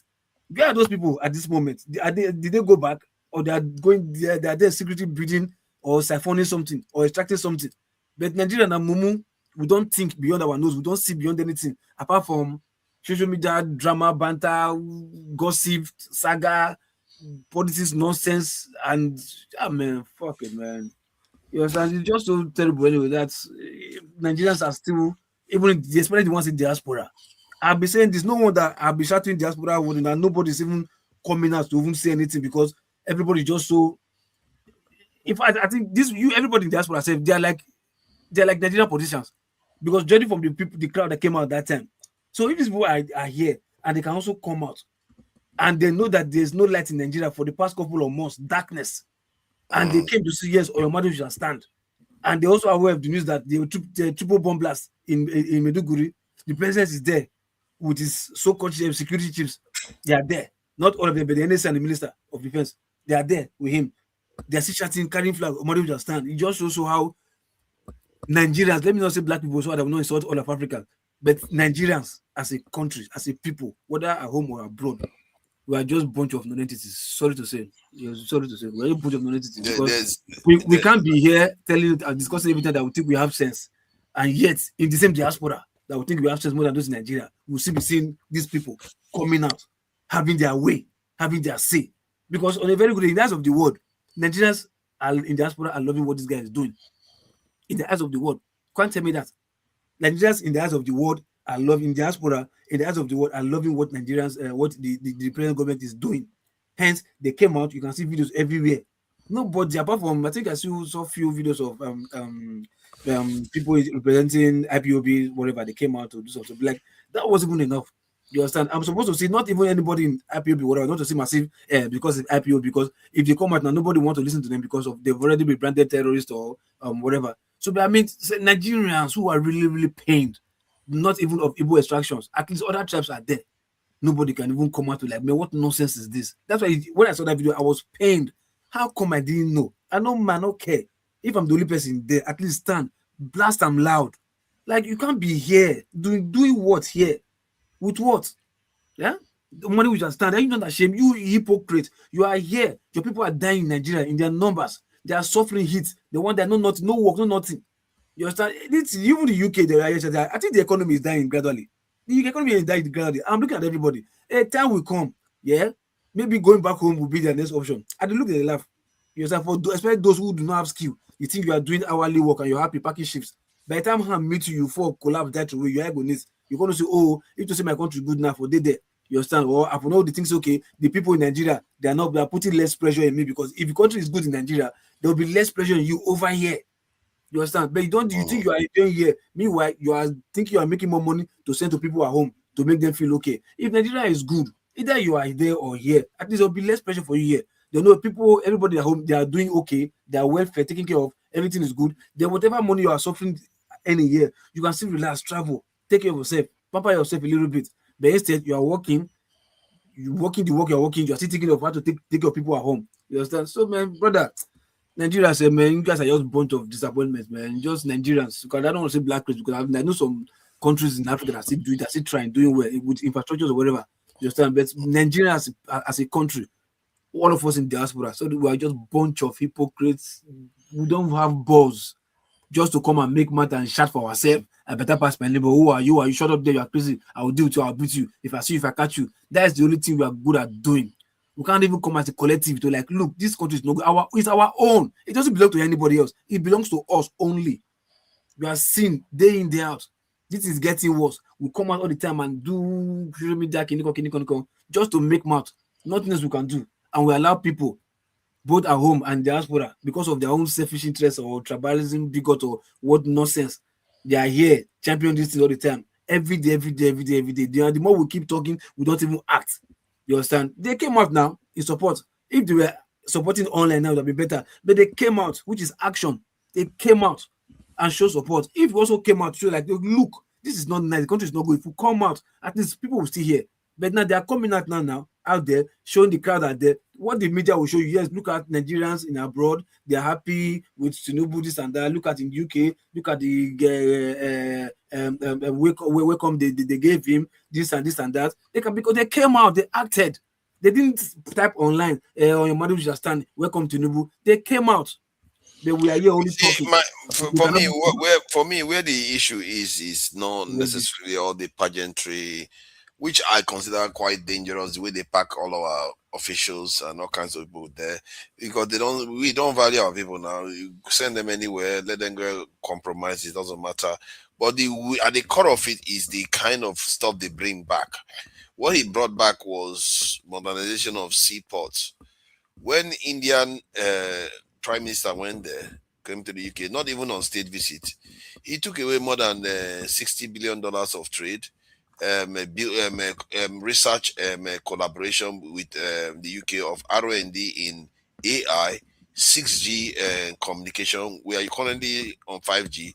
They are going to be working on 6G with the UK, semiconductor and quantum technology. It's because of they have idea of where they are going to. Your people have the idea where they are going to. Yeah, but that's my point. Now they are also going to build UK fighter jets in India. These are the kind of things I'm talking about. Like, our people, we lack ambition. If our people go there now, they will say, we want training. We want training. But my question, see, hold on. Listen, it's easy, yeah? If you come here and do nonsense, and the people here, you understand, draw your brocos, as in tell them to your face, next time when you come, you go ask for something better. You go think well before you come, say, no, if I come, I get to talk something will make sense. So that my people for here, they go talk to them, accept me well. But by the time you come here and do nonsense, and the people there here applaud the nonsense. Hey. Yeah, because the people too don't know. That's the thing. They don't even know what these are supposed to be for. Locopi, just also so that we can understand this source of funding, this financing that they are talking about is an UK export financing deal, which means, technically speaking, we shouldn't count it as a deal on our side. UK is the one to count it as a deal because they are technically yeah, going see, look, they are the £734 billion worth of trade. They stood at Shorty, yeah, because they know I think nobody is willing to borrow Nigerian money again. I don't think so. They can. So they can only come and say, okay, you can go airport stand at Shorty now. Do what I'm saying is they are not borrowing. What I'm saying, Lokopi, listen very well. It's not that they are giving us money. It's an export financing. Like UK is going to export things to Nigeria. No, hold on. Not physical, not cash. If it was me, I'm not going to leave UK without $50 billion this in pounds worth of this. The reason why I'm going to do like that. So what I'm saying, hold on. Let me just add this one, because why would you keep going there? You are part of Commonwealth. You've been trading with, you've been working with these people, being allies with them forever. You are not getting anything out of it. If I was there, if I was Tinubu, I would go there. Like, if you are not going to give me any good deal of $50 billion, I'm going to leave Commonwealth, and don't bother calling me, because you are not doing anything with me. What you think you're really think you're just gonna go? You think you're gonna go there, and then you're just gonna you cannot just go there. Well, you don't have leverage. That's for one. So let's say, for example, you have to create leverage. That's create leverage until you create leverage. Until you create leverage. Then you can sit on the table and ask for a fair deal. But until then, you can't. Let's say, for example, the kind of planes that, can I just finish? Let's say, for example, the kind of planes that you're saying, the fighter jets, and this is not what I wanted to talk about. I've been waiting for like 45 minutes now. But let's say, like, for example, the fighter jets you're saying that they are building in India. You do not have the requisites things in place to ask the British to give you their military secrets. Okay, you don't have the requisite. They know, for example, Nigeria is an extremely corrupt society. So this is what I always try to explain to you. Nobody's going to transfer technology, state secrets, to you for your purview. Just what? So you could go sell it to the Russians or sell it to the North Koreans. You don't even have the industries. So until Nigeria, and let's even say you have the industries, the society is not ripe enough to have a deterrence factor, meaning, say you catch someone transferring state secrets and you say they have to be punished. It's Nigeria. At that point, they're going to say, what tribe is he? What religion is he? The judge is taking bribes with his cousin. Then the next thing they'll say, oh, he ran away from prison. He escaped. Meanwhile, he just traveled outside the country. So Nigeria is a long way from getting this kind of deals and this kind of security entrusted in it by the Europeans. The Europeans, it's a clique. What don't people always understand? That's why they transfer trade secrets, they transfer military secrets, they transfer intelligence and work with each other. Now, if Nigeria had put itself in that position, like South Korea, Japan, to a lesser extent now coming up, India, maybe that would help. I tell the truth. What you are saying here is like you are going for what I'm just asking is just simple basics. You understand? Nobody's asking you for high-tech mechanical gun power, whatever that. Nobody, because on a very good day, with the little money you have, if you can even give these guys the ammunition they are asking for, all those type of fighter jet, bomber jet, this and that, Nigeria can't even function. They can't even function in that kind of Nigerian terrain. No. You understand? So if you give them the proper ammunition they are even asking of, because the soldiers I see on field all the time, what they ask of is just proper ammunition, proper ground vehicle. You understand? With gun truck vehicle ammunition. That's what they ask for. They're not even asking for any support or that. The boys soldier on ground, they are saying they are willing to. They can defeat these guys. They are not even saying no. The airstrike, this and that. They're not calling for that. Nigerians think we are still thinking too low level, and you think anybody gonna ever respect you. And when you ask for stuff, you're asking for all those things too. Like if a leader No, is but you can see for that. demand Hold these on things, now. See, my problem is like here, the immediate first. See, it's like you have a bad tire, a puncture tire. You are saying, okay, no, I'm looking for a tire that will. Fofa, let me ask you a question because we always go through this.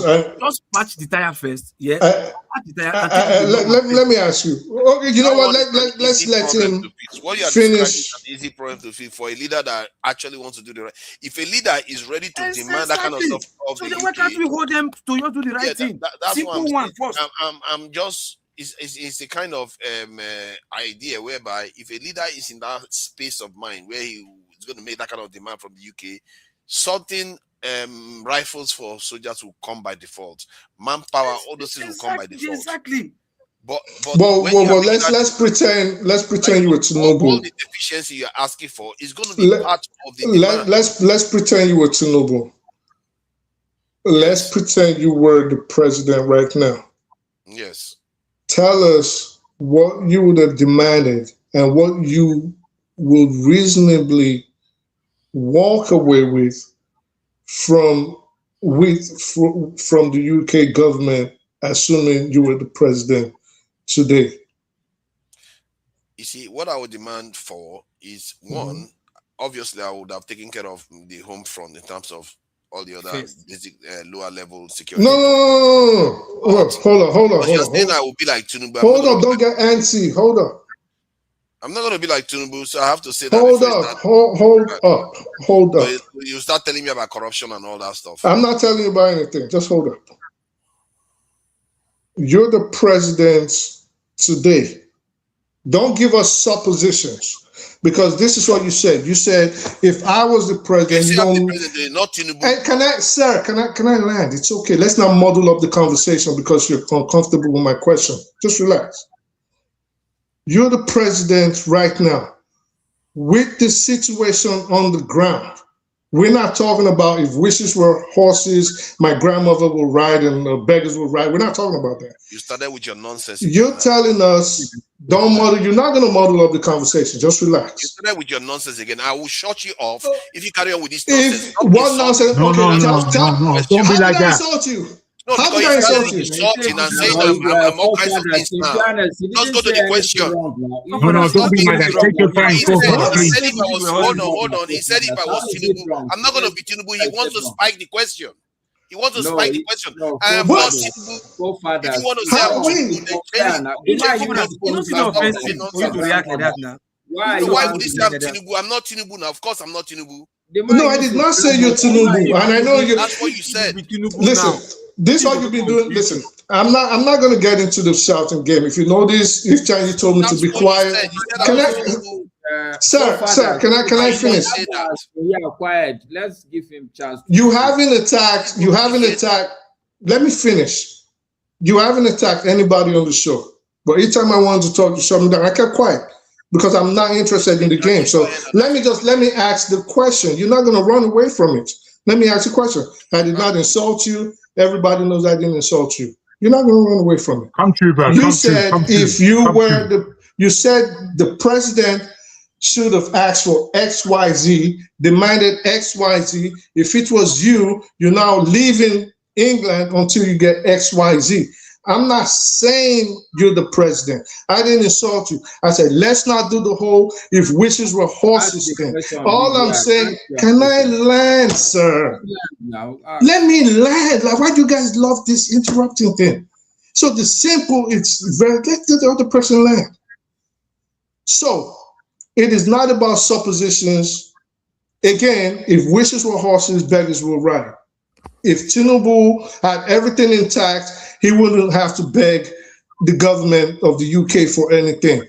Now, based on your own statements, that with the conditions at hand, if you were president, forefathers of the Federal Republic of Nigeria, with the situation and the conditions at hand, tell us, since you painted it like it was simplistic, tell us what you would have demanded from the UK government and tell us how you would have walked away with your demands.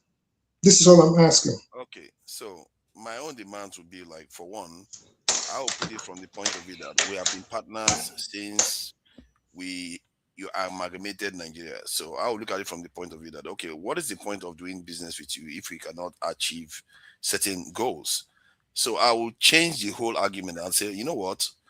Since we've been trading, we've established that we trust each other to an extent. And now I want you to support our need to build a nuclear power plant within the country. I want you to support our ability to procure advanced technology to defend ourselves in terms of vehicles, in terms of communication tools. And at the same time, I also want us to exchange technology in terms of within the academia and within intellectual circles. When I would demand those things, I would say, because I know the example, the criticism will be, or the excuses will be, oh, you don't have the necessary things and environment to do that. Or the negotiation skills, maybe. Yeah. Or you can say that too. But what I will look at, the way I will look at it is that, okay, if you don't want to do this, I will look at it from the point of view that then you are just looking at it like we are going to remain like this forever. Because the idea is that you and I will partner to get this thing done within the country, so that, and I will offer them something back. I will offer them, like what? What would you offer? I will offer them trade in terms of some of this access that they will get. I'll say, like what? Hold on. Yeah, now. they already have access. What are you talking about? Can you give me talking? So they have access right now, but they have access to less. You have to offer them something more. Like that what? They're not getting now. Can you let me talk? So what you are going to look at is that you say, okay, while we are doing this, our relationship is going to be more tightly this in one. Forefathers, don't jump. Like what? Can you let me answer? But access like what? You can't answer. Forefathers, what he's asking you is very cogent. What is the leverage? What exact time? Like what? You keep getting mad and running away. Like what? What trade don't they have now that you forefathers as president will offer them? I am talking about it now. Okay. I said, right now, let's say they are doing $30 billion worth of trade with Nigeria. I'll say, UK, you know what? You are going down in the world. You left European Union with Brexit, and America is kicking you left and right, and Russia is rising. That you don't like to rise. That the deal you are doing with us right now, you're not making a lot of money out of it. $30 billion is chicken change. That we can scale that up, but for us to scale that up to $50-100 billion, these are the things we need to get done to change the dynamics between both of us. You just talk. Calm down. No, I just want to ask, shall we all agree that you are not to be the person who's speaking? You have no idea what you're talking about. With all due respect. Bruh, the way they would have kicked you out of that place, they would have kicked. Just for the record, that is just childish. What you just did now, it just shows you how childlike people are. You play silly games when we are talking about something very, very serious. My point is that you give them a question was asked, a cogent question was asked plainly, I answered the question, and you had absolutely nothing to say. Commodity. No, in fairness, would we position ourselves to negotiate what you are? I'm just losing respect for people. Like, what kind of childish behavior is that? I literally answered the question directly. You are saying I didn't answer. What kind of malicious statement is that? It just shows you how childlike people are. It's not malicious, man. That's why I just witnessed. I just witnessed that. You didn't witness anything. Okay, hold on, Master. Hold on. Let's put him on the hot seat. Hold on, let me put him on the hot seat. John Abba joined this show. Hold on for a second. Why are you not listening? Let me moderate, for crying out loud. Jesus Christ. Can you allow me to moderate? Okay, Jagun. I'm just saying, as a moderator, somebody joined. He sat for 30 minutes. You didn't give him the chance to speak. He had to go as a moderator. That's all I'm saying. John Abba has gone. No, he drops off sometimes and he returns. Stop fighting, carrying the headache of some other person. All right. Jagun, You were saying you are the expert, and now I'm going to give you 2 minutes to tell us what you are going to do if you're going to do something like that. You know, it's fair for you to ask that, but I wasn't asked the question. But if I would, you are the expert. Wait. Let me speak to you. You know how to dismiss some other person's answer, but you don't have any answer. Bro, that's not how to do this thing, man. Let me speak. Be free. Don't smudge me out. Don't do that, man. Come on. I've got things to say. Then okay, very good, very good. Let me be round with my 2 minutes is what you gave me. So just allow me those 2 minutes. I firstly was not asked the question, and I didn't put myself in the position to be asked that question. Firstly, because I wouldn't go anywhere near what you are saying. The request for nuclear technology would not be anywhere near the top of my list in putting what I'm trading with. But that was given you. You will never get anything. No, allow that you is kind of people. That's kind of what you people are. Because you people, I regret ever being born amongst you people. You people have no ambition. It's okay. You it's have all no right. ambition at all. No. Wait, it's okay. You can think that you're allowed. We recognize. We listen to me. Listen to me, please. We recognize your position. We recognize it. And sorry. It was by accident. Do that, bro. Yeah, no, it's by accident. Attacking you. I'm not angry. No, just allow me to speak, please. Right. Look, the position that you came from and where you put yourself is where we know you to be putting yourself. We know that. So you did it again.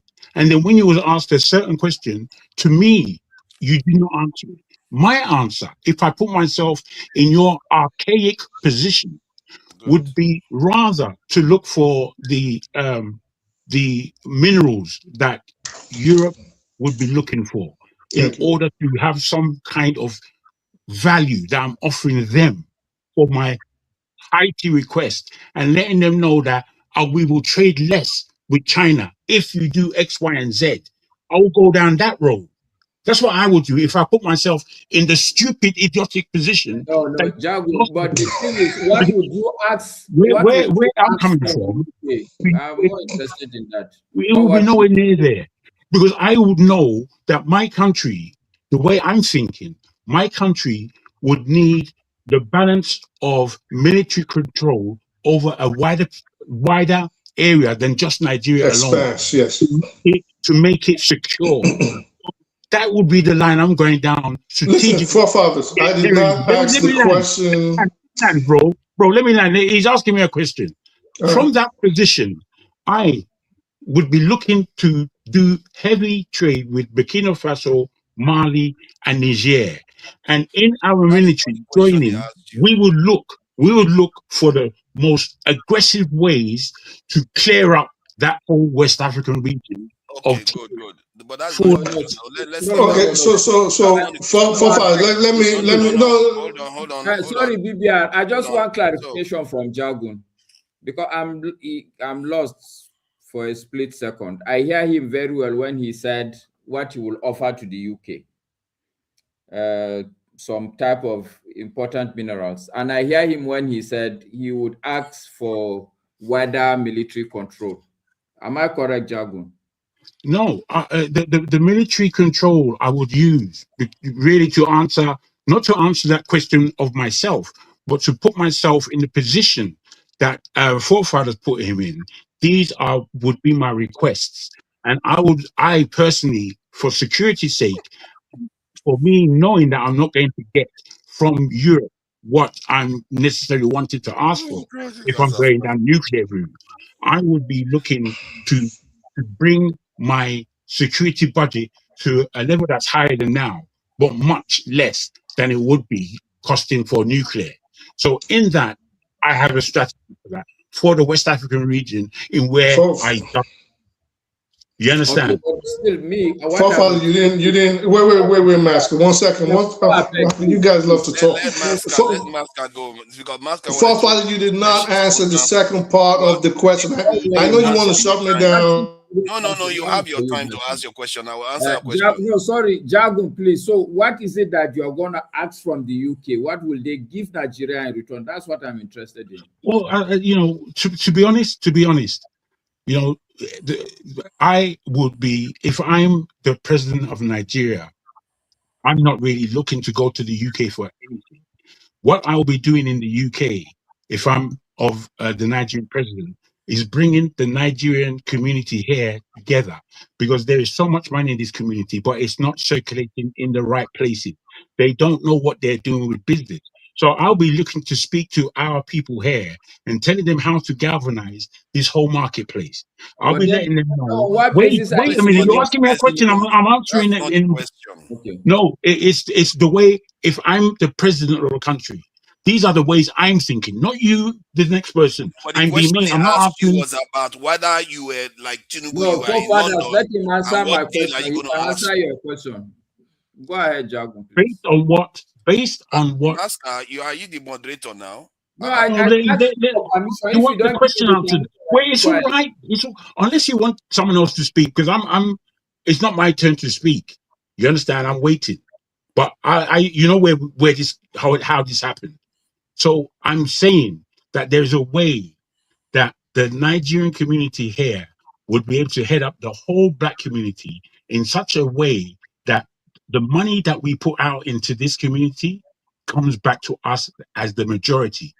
Let me give you this understanding that a report came out 2 days ago saying that the entire music industry in the UK is 80% of black origin right now. That wasn't the case when I was growing up. The majority of the artists were white. You understand? So that just gives you an understanding of an area that there is big growth. But if I tell you the amount of properties that are owned in this country by Nigerians, and I'm not just talking residential properties, I'm talking commercial as well. We can take over the whole high street. The Okay, whole high street will be thank you. ours. And you were insulting me. I'm sorry. And you were insulting me. It's okay. I didn't. Who did I insult? I didn't insult you. Do you know what you did? Do you know what Me? you just Are you talking about me? Let me tell you what you just said. You just said you're going to sell them more of our natural resources, and hopefully they will give you some ambiguous stuff No, like actually, nuance. you are right. Jagun, you didn't say what the UK will. Jesus You Christ! see, what did Okay, it? Wait, let me tell you. Let me just tell you this. Oh dear. Anybody that has any idea, Why are you getting so angry? There's no point. There's no point that we wasted. I gave you 2 minutes. You've taken more than 5 to 10 minutes already. Why are you blaming me for that? I was asked the question. I stopped talking a long time ago. You didn't answer the question. You see, I wouldn't be pissed about this if you were not insulting me. For even When answering did I the question insult you? You barely even gave anything coherent at all. As far as you're concerned, maybe. I'm just letting you know. What I'm just letting you know is that England would not necessarily be. Christian for You're just being idiotic. All you're trying to say is stamp your right. You are the one that insulted me first. So no, it's not about insults right now. It's about what was actually said and why. England is not my first choice at all in this world. In going to. Christian for Ozoro Festival. Why are you doing that? Well, would you? Because I want to go back to the person that brought the question. Because he's saying that there was a part I didn't answer. You don't have to switch me off like that.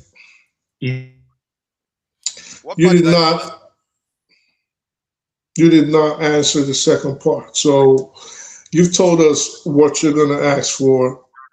I mean, with all due respect, that's not going to happen. But now the second part of the question was, when you make these demands, how did you expect, or what parts of those demands did you think the UK government would acquiesce to, and you would walk away with to the Nigerian people and say, hey, look, we got XYZ, exchange of technology, like you said, exchange of education, intellect, nuclear material, all those things you said. Which parts of them would you reasonably think you would? Yes, sir. Sorry, look, yeah. In as much I think I understand your question. For me, I might still be coming ask. I don't have anything because I'm developing. You understand? No, My let country- forefathers answer. Hold on. He's the one that said. Hold on. Wait, hold up. No. I don't want to hear from you because I want to learn from him. He said. Leave continue. He said, no. He said, let's not talk over each other. 1 second. Allow the question to continue where it is. We should be on the same page. So by now. He's already told us what he wants. Now we're pretending he's president because I want to show people that maybe it's not as easy as we think. So, but if you said, if it was you, because that was why I came in and said, if it was me, I'll walk off with XYZ billions of dollars in deals and I would demand XYZ and they'll have to give it to me. Otherwise, I'm leaving the Commonwealth. I'm doing this, I'm doing that. So you've told us what you want to get. Which of those, based on what Nigeria is today, do you think the UK would acquiesce to and grant your wishes? Okay, sorry, forefathers, before you go, Boom Boom Ray, why I'm trying to interrupt is because I agree with you totally. As it is today, Nigeria does not have any leverage. You can't walk into the UK without any leverage and say this is anything. We agree with that. So instead of allowing us to go back into that cycle, I was hoping that when Lokofi answered... This is what I don't like. See? Oh, dear. So let him answer. You didn't listen to what I said, because if you had listened to what I said, when you say we don't have leverage, I will create a situation where we have leverage. And if you listen to what I said, that the UK needs trade partners, the UK needs more money flowing in, and I'm going to give them an ability to do that, because Nigeria now is not going to be a basket case. It's going to be something that's going to be actually functional, and we are going to tie. I'm going to basically tell them, you know what, you want money, you want to this in your economy to grow, all the business that you've lost, you want it to come back. This is what we are going to do we are going to partner together to ensure you meet these goals, but this is what we need from you too. That is the leverage you have. Now you have a leverage because they need you too. Let me, permit me 1 minute. Okay, fine. Don't get mad. Let me just answer. I didn't even say anything. Mad. What is wrong with you? I didn't say anything yet. I didn't say anything. You're the one interrupting me. I'm talking. I said, permit me 1 minute. I haven't even said anything. You're interrupting the moderator and telling him not to get mad. Stop being silly. The guy is here. He's here trolling and playing games. Stop playing. You're playing games. You think I don't know that you're playing a game? I'm playing games, asking you about policy. Listen, so I'm asking you. I think you should let it go. Honestly, we do this all the time. Because he's playing it's important that one of us should just let things go so that for the benefit of others. Can we have, at one point, can we have a discussion where egos are not involved? Well, you are the one doing it the most. How? I asked you a question. You all the time. You keep insulting me all the time. I insulted you? How? When? You do that all the time. Like, when did I insult you? With all due respect, I'm going to do this to you. I'm going to say this to you. You said with all due respect is an insult? No, that is not the insult. It's what you say after that. That's what did I say after that? When did I insult you? Okay, Boom Boom Ray. Go ahead and ask I your think question. this is not nice. No, please. With all due respect, I can speak for myself. Please. No, you can. You are. Let's not stop speaking over me, please. Yeah, I will speak over you because you are speaking over us also. I did not speak over anybody. I was supposed to speak, and I asked him a question. We are not here to hear you and for. Can I speak? I listened to you and Jagun talk for over 45 minutes. I did not interrupt you, Masker. I don't want to get in a shouting game. I did not come here for that today. Please respect yourself as I'm respecting myself. Please. Okay. So you keep talking over me, trying to correct everybody's speech. Your issue was about leverage. Your issue was about leverage. You were please saying that we don't have any leverage. So that was at the core of your this in your argument. And I'm telling you that you will have leverage if you give them if you are offering them something that they don't have right now. Like what? What don't they have right now? What they don't have right now is the trade that they are doing with Nigeria right now is not good enough. Let me interrupt you. Let me go on with what I have to say and let me end it right here. You understand that? So, but you don't understand that, do you? It's just, it flies over your head. So, first of all, Can you hear me? Yes. First of all, you're telling the UK, a place that is industrialized, right? Basically, not only, you're not even asking for subsidization in building your economy. You're basically telling the UK to help you build your economy because you have nothing. Nigeria has nothing except rare earth materials or natural resources, like Jagan rightly said. That is all we have to offer the world. We're not industrialized. So if knowing that, what do you expect the UK? Because you're keeping it abstract and you're keeping it very vague. And again, when I say with all due respect, I'm not insulting you. I'm not.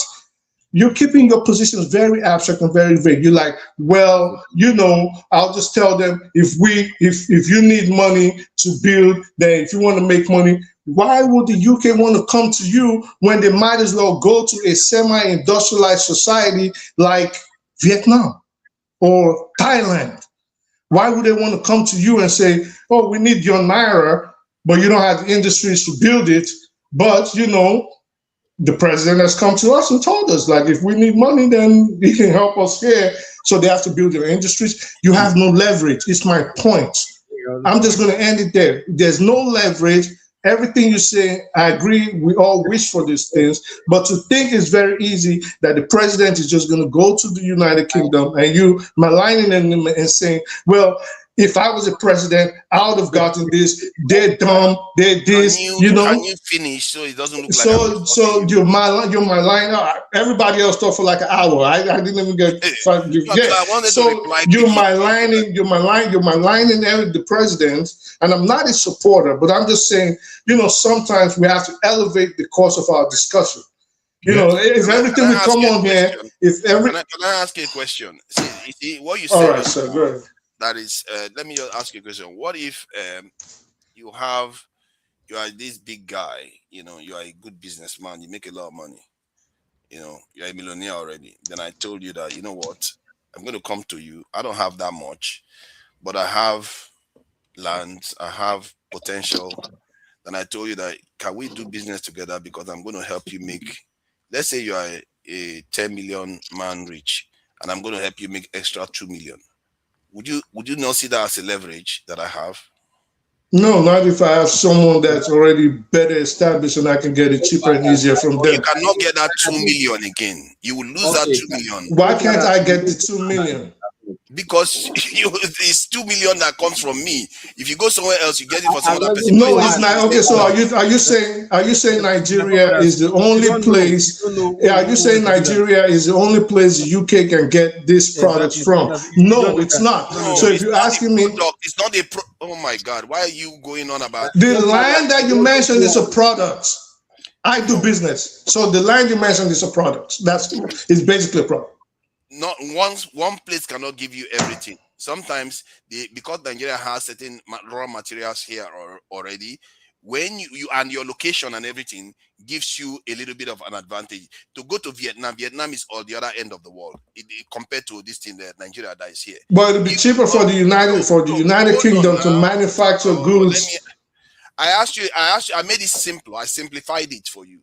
You didn't simplify it because no. You didn't simplify it. If you're asking in human terms, right, and you use yourself and myself as an example, based on what we're talking about, the United Kingdom and Nigeria, you cannot just tie it down to just. Any trader knows what I'm saying makes sense, but you are pretending as if it's not true. Can I finish? Any trader knows. You know how long? Are you serious? Yes. You don't know. Let me bring this guy on. Yeah, you don't understand business. You just already brought that your point down because sometimes when something is complicated, just simplify it because it seems to struggle with the idea of this leverage. All right, Maska, sorry about that. Go ahead. Okay, I just go and take the dog's food and beat the dog. There's some interference. So. Let me see. I think it's Mr. Ike. What kind of question is that? I know. Okay. Yeah, that's it. Thank you. Okay, so I want to make two suggestions. The first one, I think, as adults, as gentlemen, as people who will come here and criticize leaders, I think we should try and provide example. I'm just imagining if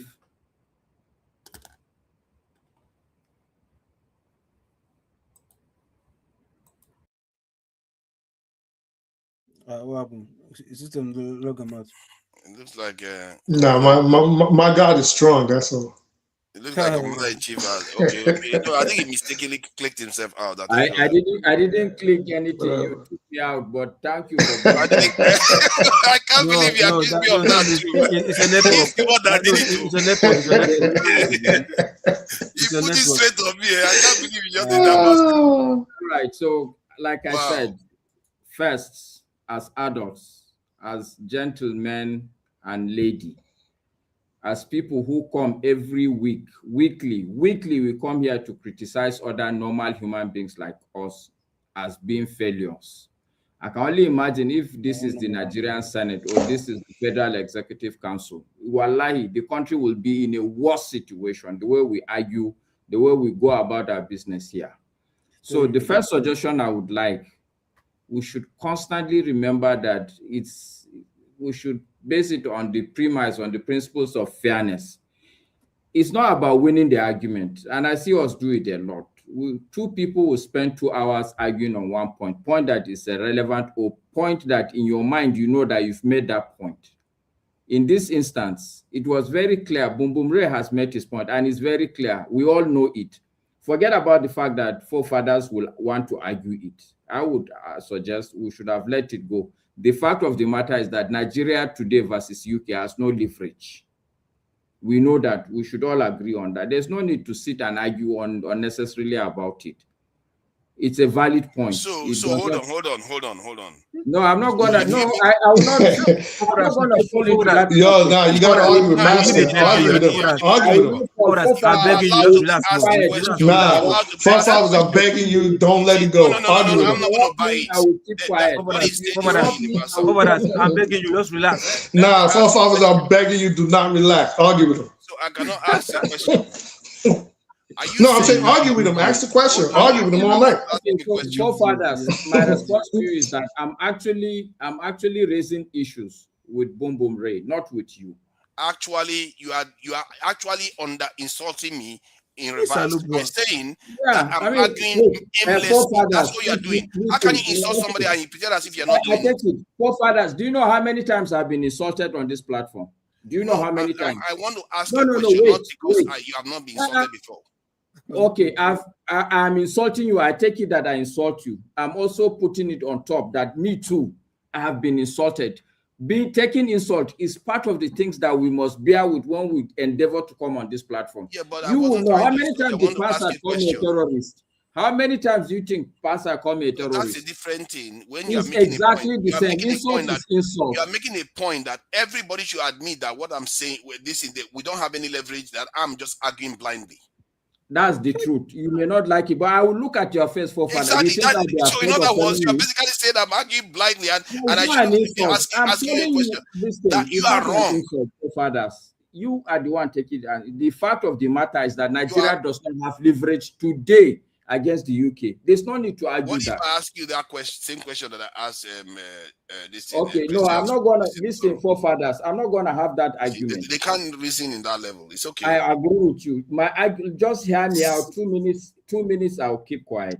The only thing I'm asking us is that sometimes when the argument is obvious, we should drop it so that other people also can bring their ideas. Because the whole issue is not going to be about one argument. It should be on multiple arguments. Please, this is all I want to beg us, all of us. Sometimes you may know that your point is correct, but you should allow the other person to just feel as if you want, so that other people can talk. That's all I'm asking for. Thank you. So the question I ask, you see, something that we gaslight ourselves and tell ourselves lies and bully each other so that we don't make common sense. And you know what I did? I went for an objective, third party, which is basically the internet. Then I asked, can offering another country opportunity to make billions of dollars from the economy be a form of leverage? It's an obvious thing. True, yes. Because you guys don't understand that concept. Because that is assuming that exactly your country is the type of country that the AI is selling you. It's in Nigeria. What do you do? Put Nigeria there. Put Nigeria. What do you? I thought you said there's no point in arguing. Okay, okay, let me see. Can Nigeria against UK offering okay, let me say again. Let's rephrase the question, forefather. Let's forefathers.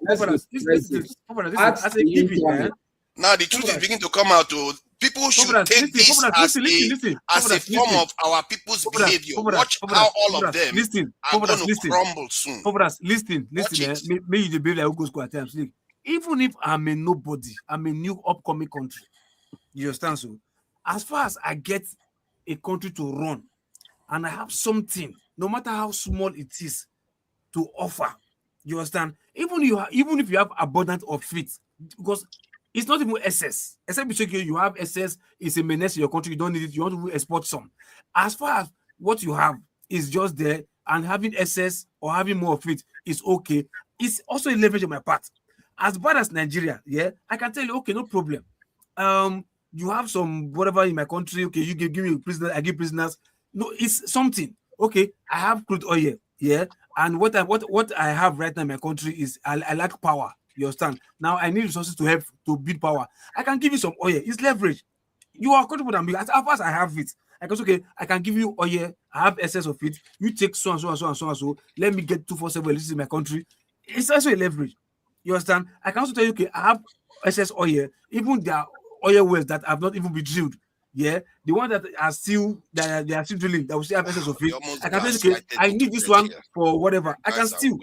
So, but my question is, the common sense here is the one that you have first. If you fix your own first, if you are talking to somebody who you think you want to borrow from, the person will say, okay, common sense, okay, this person is trying, he's doing something.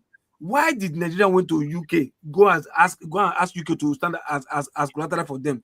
It's not because of this whatever a benefit they're going to have, at least by help us to doing whatever they want to do in Nigeria. Support the diaspora vote is beginning to come with that similar argument now. This is exactly what I was saying. Listen, for some reason, the concept flew over their head completely. It's like weird. Which concept? How is it that I changed the question to the UK, Nigeria. I said, can Nigeria offering the UK an opportunity to make billions of dollars from Nigeria's economy be a form of leverage? Yes. But people say no.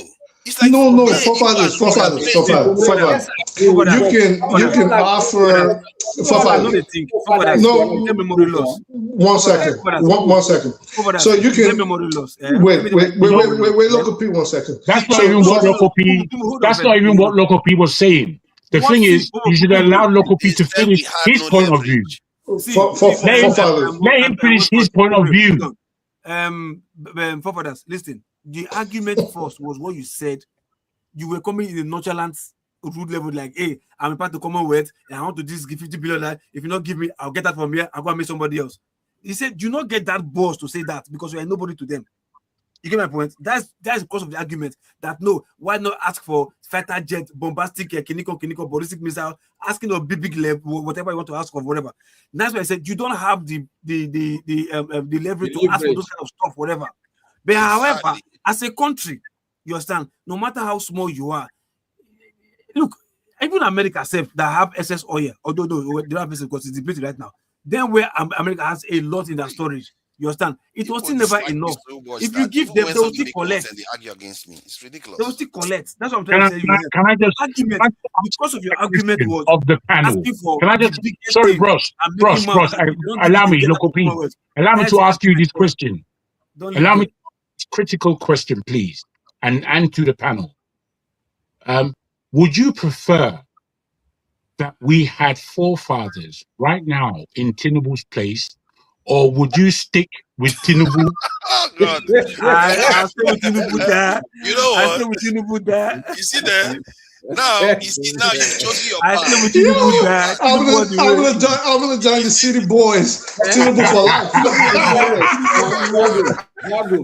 I will stick with forefathers. You guys are sinning here. You know how they are sinning.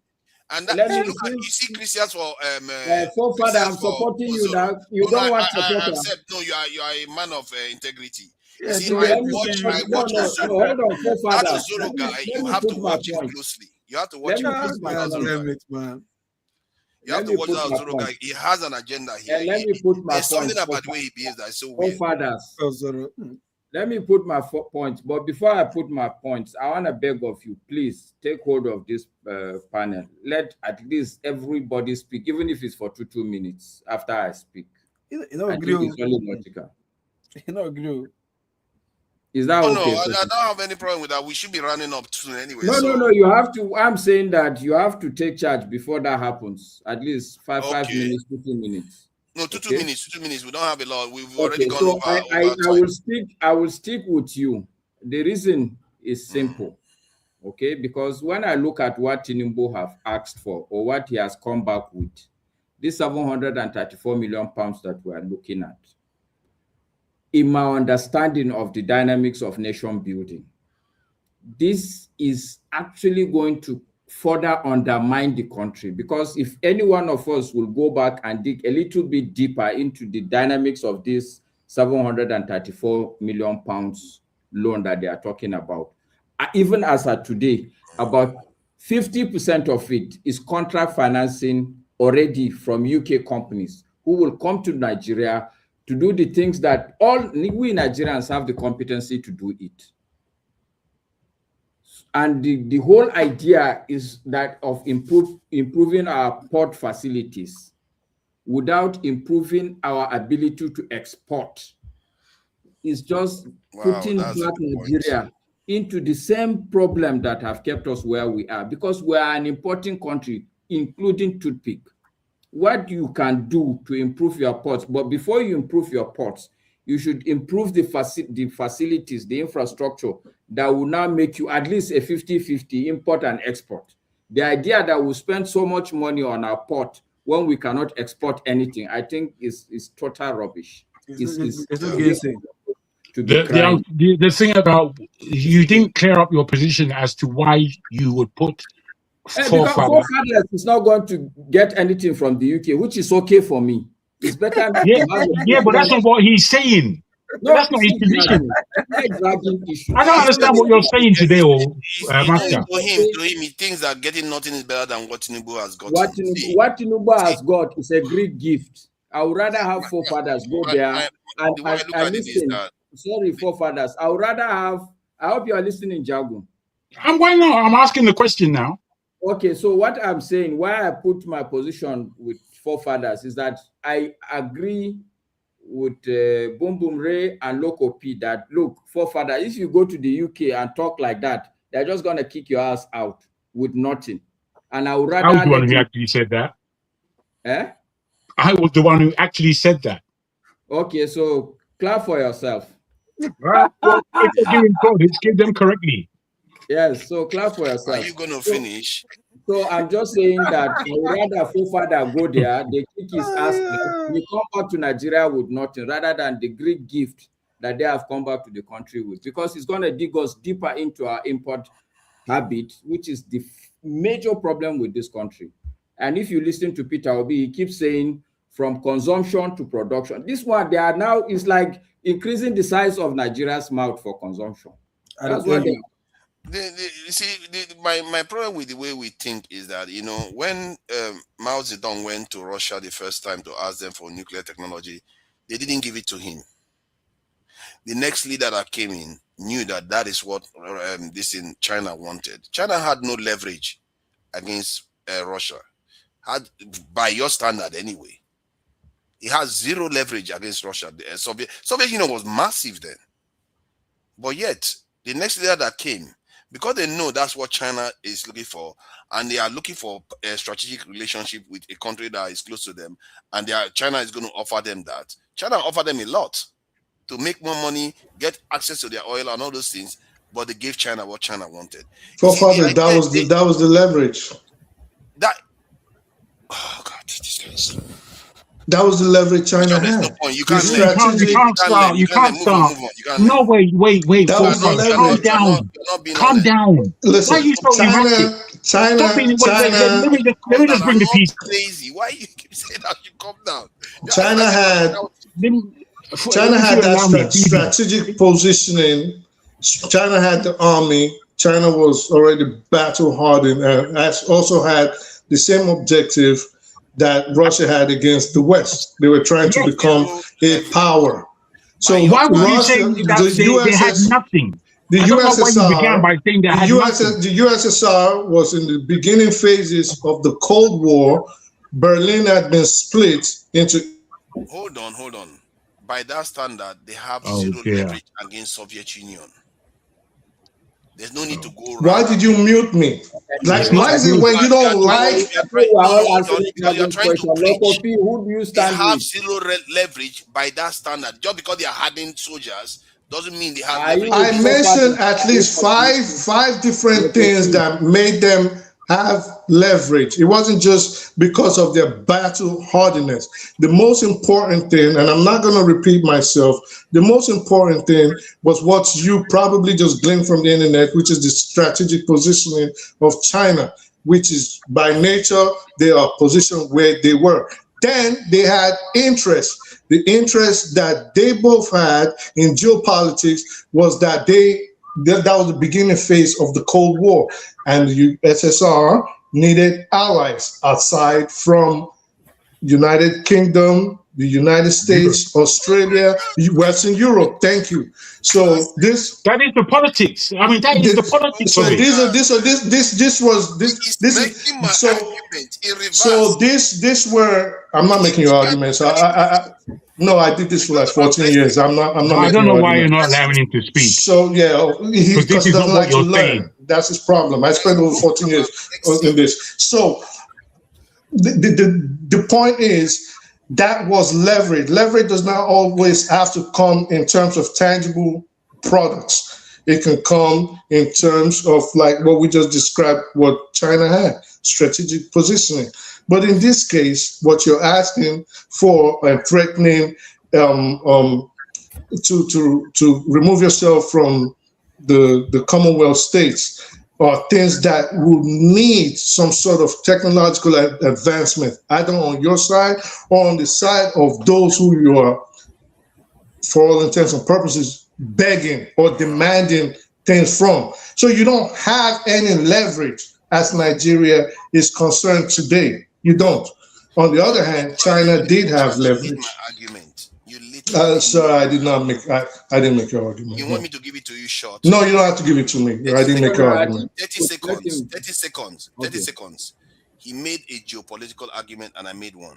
He made the need. No, what's your point, forefathers? What's your own point? Because he tried to compare also Vietnam. I said Vietnam is in Asia, while we are in Africa here, closer to Europe. That's geopolitical positioning.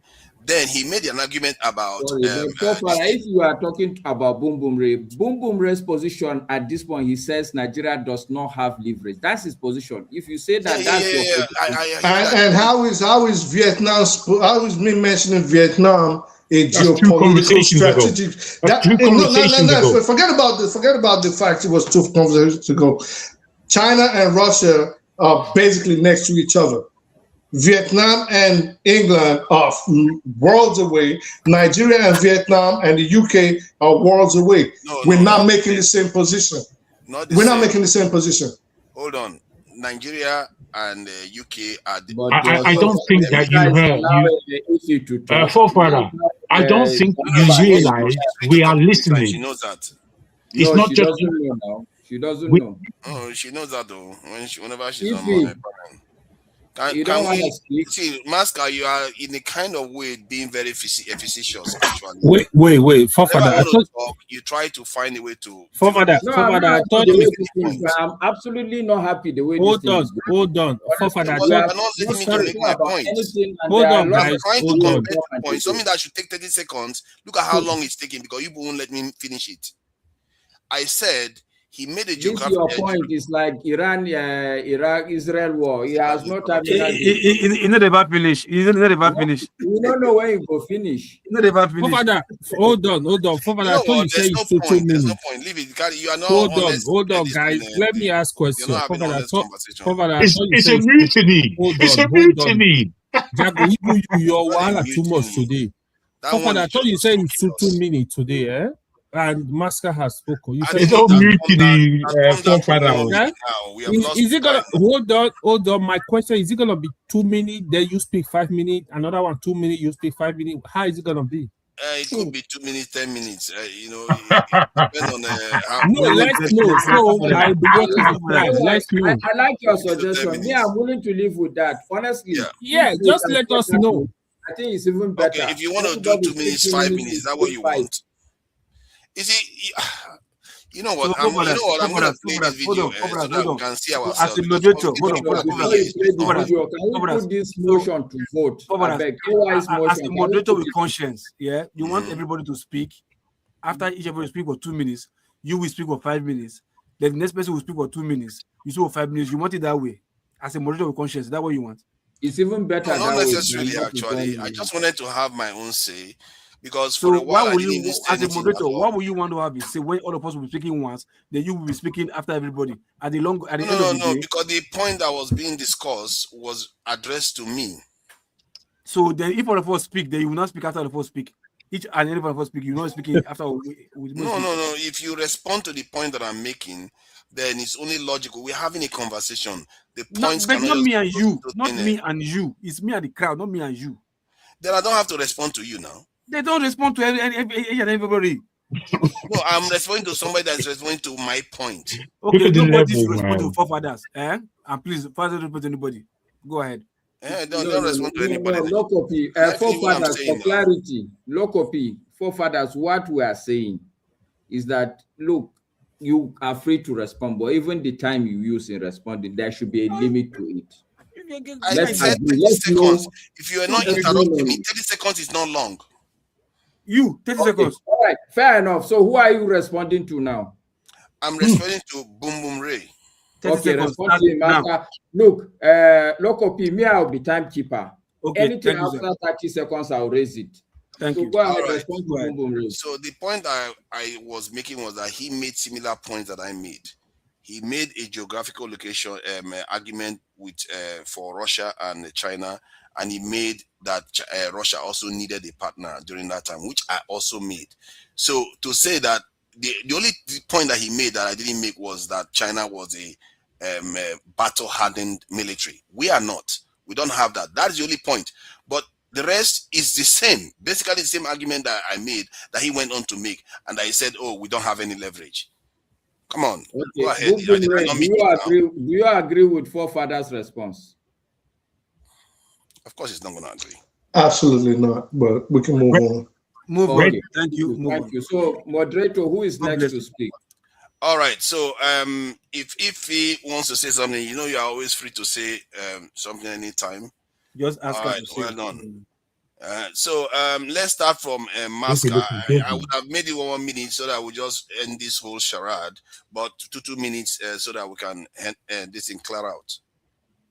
Can I just say?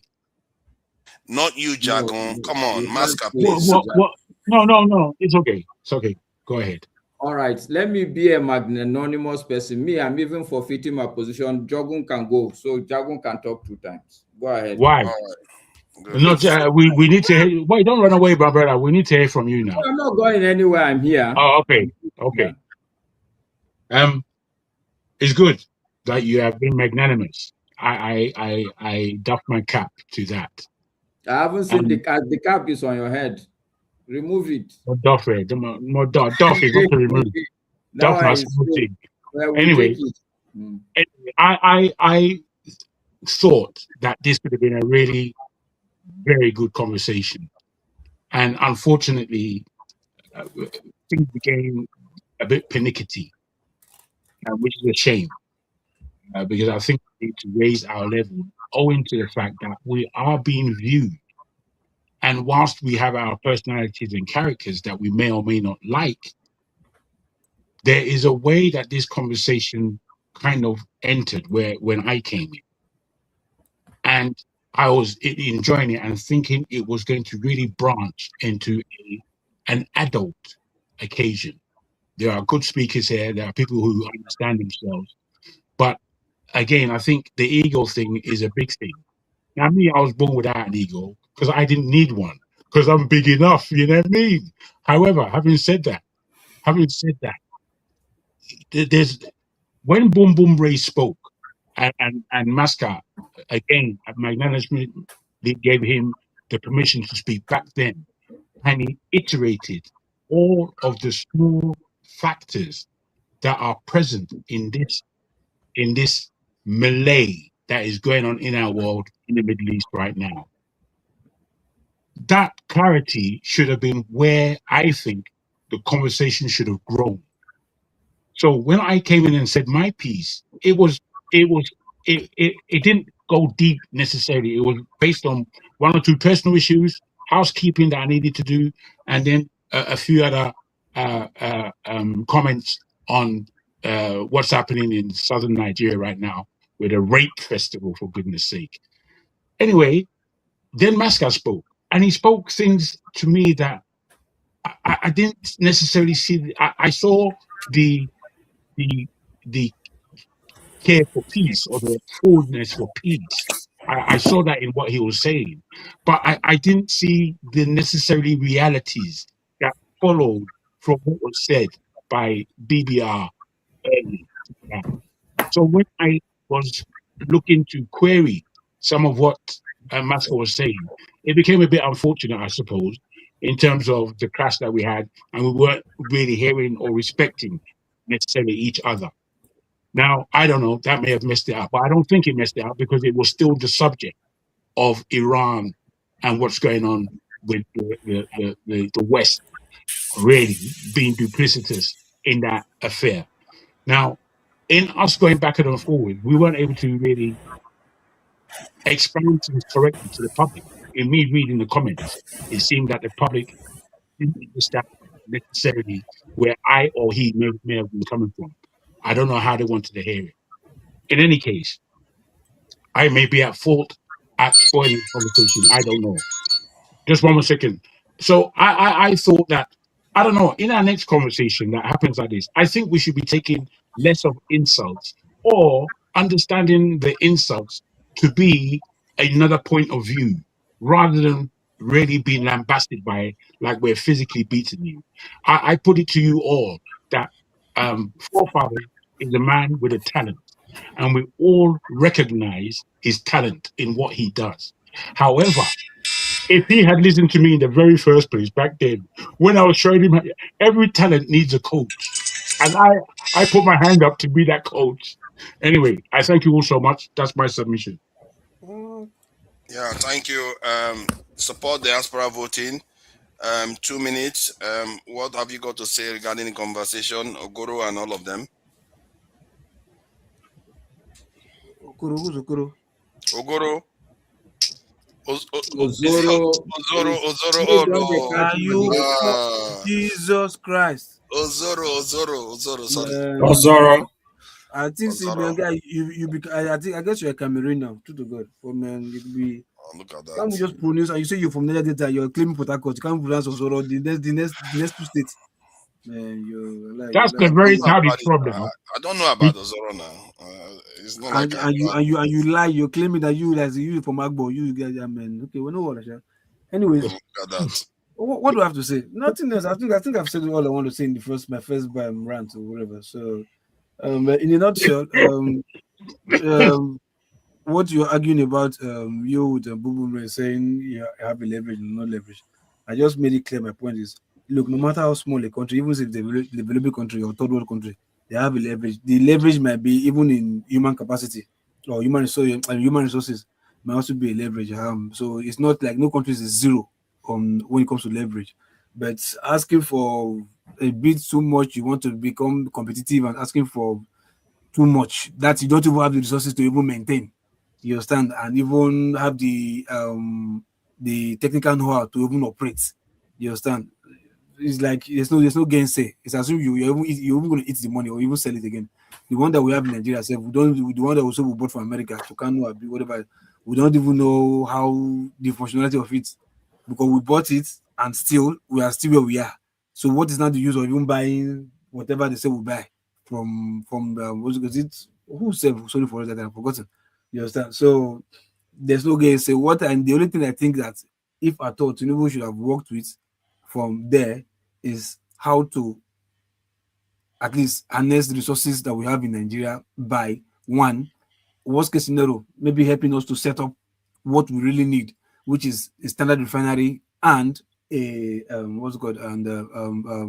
power generation for 24/7 power generation. Those two are the two first basic needs.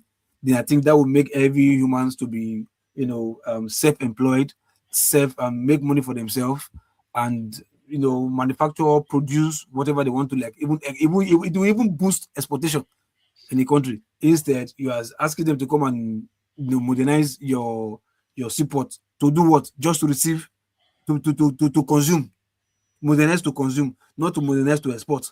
You understand? Because as it is right now, there's no power to process anything, even if it's food, agriculture, or whatever. We have no power to produce. Even if it's to fabricate, manufacture, we have no power to produce. You understand? So what is now the seaport for, if not for only to still consume? You understand? And that might be all the rubbish that they have in this country, all the dirty, the rubbish, the fairly used stuff. That might be a reason for them to say, okay, let's go and dump it in Nigeria. You understand? You never can tell. So we should be careful what we wish for. But for me, the deal of the seaport, for me, that's a no-no, because we have better things to do. Seaport modernization is not rocket science. You understand? The ones we have is okay. You understand? I think what you're just trying to do is to make sure he wants to bombard Lagos with all the seaports, so that even if tomorrow Nigeria break up, they can be having all the resources. They can have serious internal generated revenue, which he will be in control after he retires, or him and his family will be in control after he retires from politics. You understand? That might just be what he's heading for. We don't know. So for me, his coming here is bullshit. But what I'm really concerned with before I leave is our welcoming him, we in diasporas. Sorry, we're full of shit, man. Yes, the one to the comment section that was surprised I didn't know that he came. I swear to God, if I knew I would have gone. I swear to God, for it, I didn't know. No idea. Trust me. Maybe I was overwhelmed with work or job or whatever. But I swear to God, I didn't know. If not, I would have had. I have time. I can create time for myself to go there, even the whole day, to go there and spend and do whatever. I don't even go to work that day. I can do that. But I swear to God, I don't know. Wow. I swear to God, I didn't know. Maybe because I'm not into this WhatsApp group, because I know Nigerians with their WhatsApp group. It's so nonsense that you hear, nonsense, rubbish that you hear. You understand? So if I allow myself to be in those groups and hearing nonsense, maybe I would have heard about it's coming. But I swear to God, I didn't know. Thank you. Christians for Ozoro Festival. Did I pronounce it right now? Yeah, what's up? Yeah, 2 minutes round up, and yeah, that's it. Yeah, nothing else to say, man. We'll say it all. Good. Perfect. Ike, are you there? Ike is taking a break. Masca, your 2 minutes. You should let him have 4 minutes now. Masca, your 2 minutes. Come on. We are already over time. It's supposed to be 3 hours. Look at that. All right. So let me see. I still want to go back and plead with us, especially you forefathers. I really think that it's important. I value this platform as a very important platform, because in my mind, in my upbringing, I've come to value the position of idea. And more importantly, when you discuss ideas, even on this argument that we've argued, I will take home a very important value add. And it came from Jago. It may not, it's like a diamond. It might be rough. The idea that, okay, we have precious minerals. A part of it came from you also. So even in terms of the geopolitics, a part came from Loco P. You know, no matter how small you are, you're going to have leverage. You know, so as a person, as a Nigerian now, there's that seed in my head. I'm going to dig deeper and ask myself, truly, what really is our leverage? Not minding the fact that the people currently at the helm of affairs are not minding that leverage. But that doesn't mean that any serious-minded Nigerian should give serious thought to what truly is our leverage. How are we going to mine and refine our leverage? That is going to be a vocabulary for me now, to mine and refine our leverage so that we can actually find a way of making it count for the country and for our people. So I would want to say that it's very important that we manage the way we discuss so that we can get the best leverage of these discussions also. And we should be asking ourselves, what's the leverage of this panel? And we should mind that leverage and refine it also.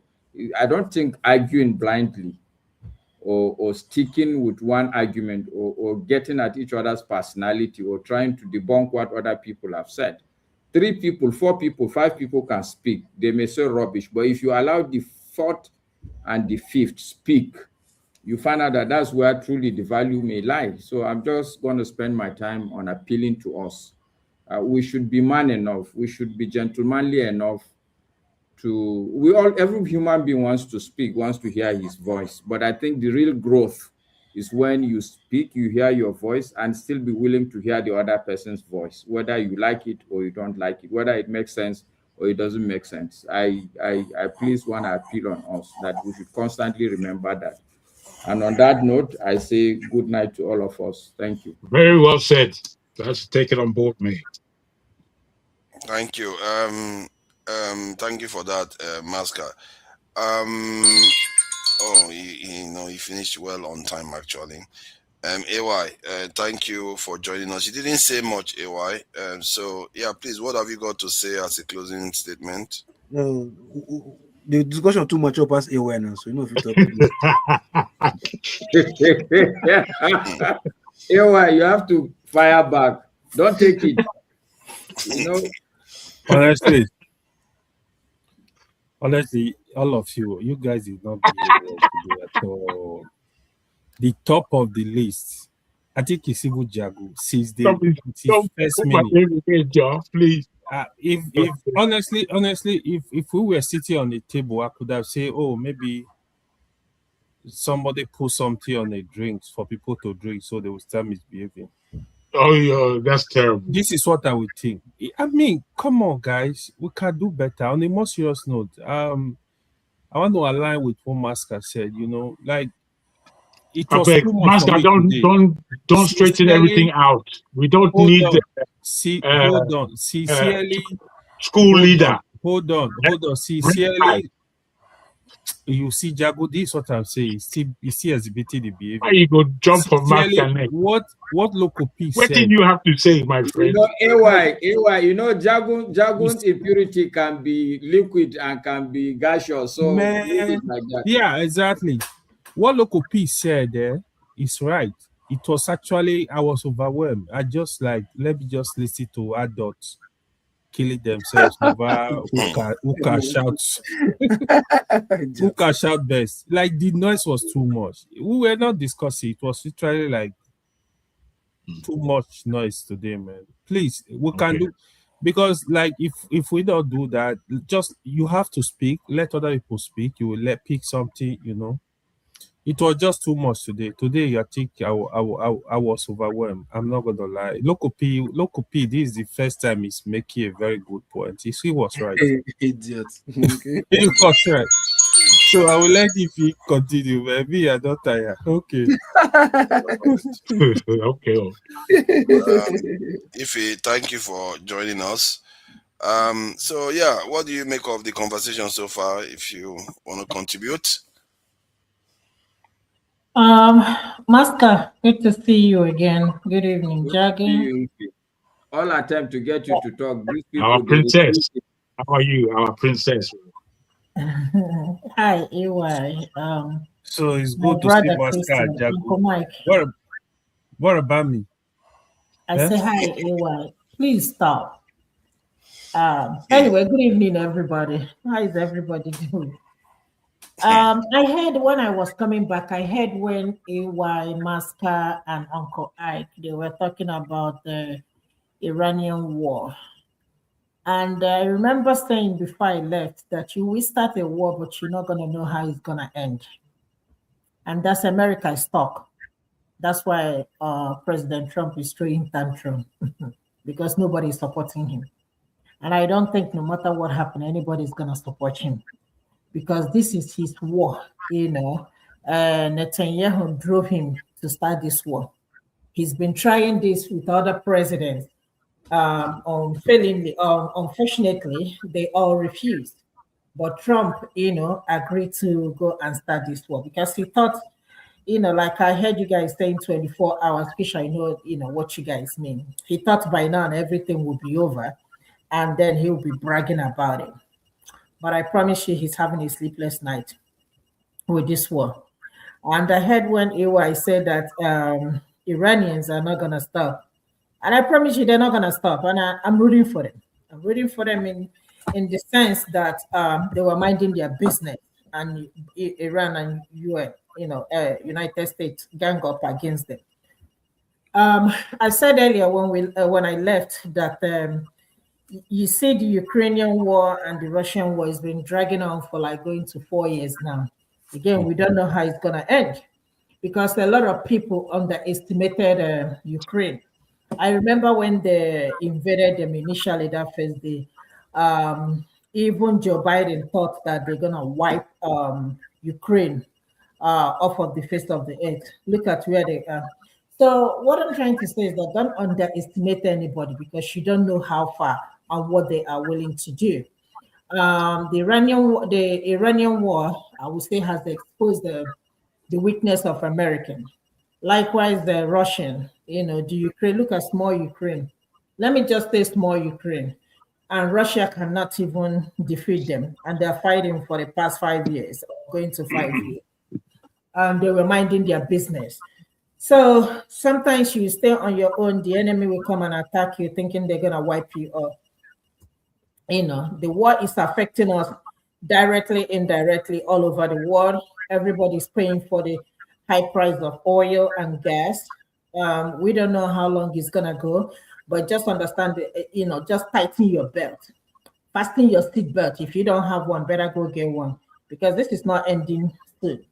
I see this war dragging 1 year, 2 years, unless the other Arab nations, you know, talk to Iran. But I don't see Iran, you know, pulling back. You know, they're gonna fight, and the essence of them fighting is that so next time the United States will not threaten them. And I think you know, I support other countries, you know, rising up. You can't just because somebody, you know, disagree with you.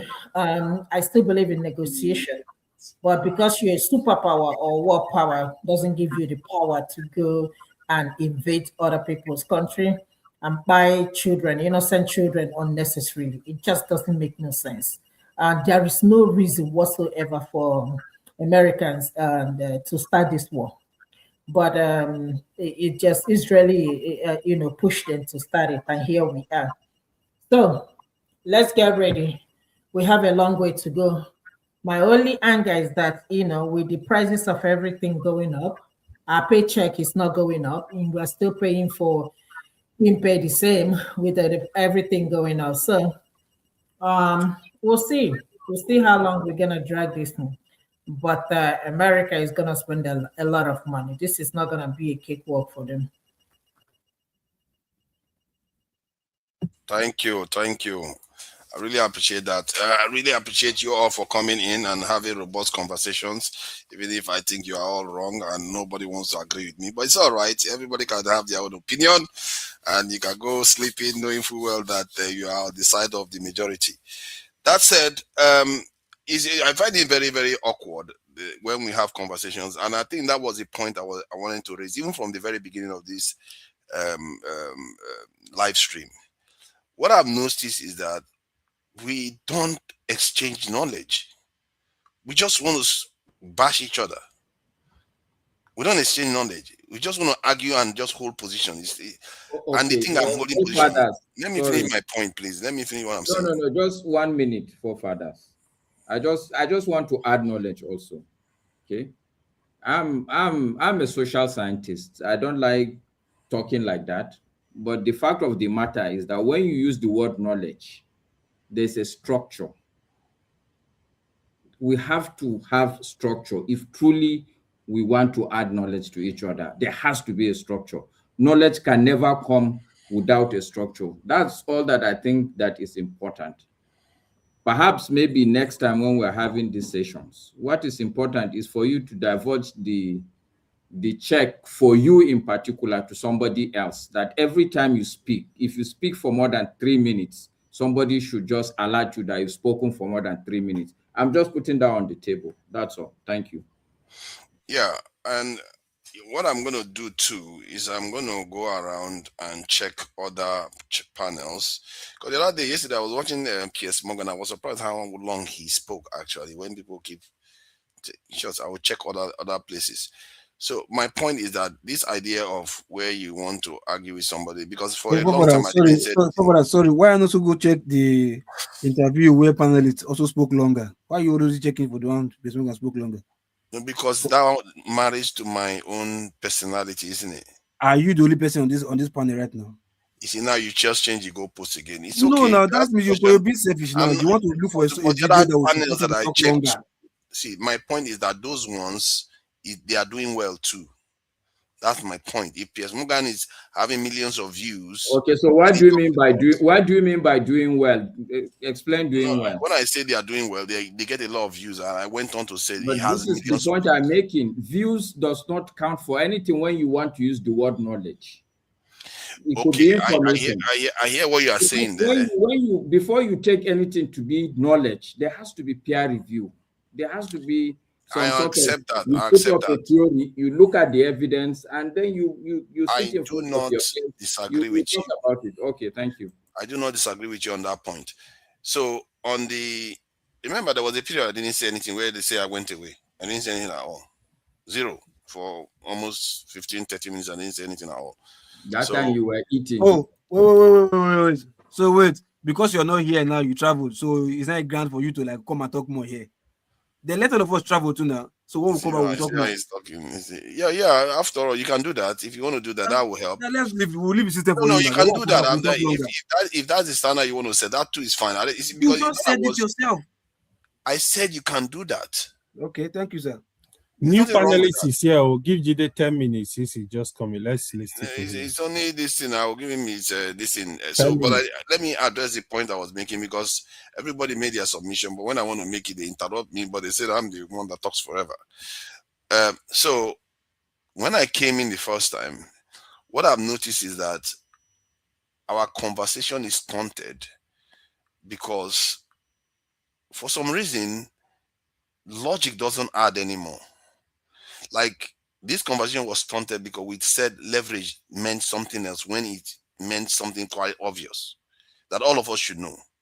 We stunted it and said, no, we don't have leverage. We don't have leverage. Only for me to check it, and it's clear that what I was saying made sense.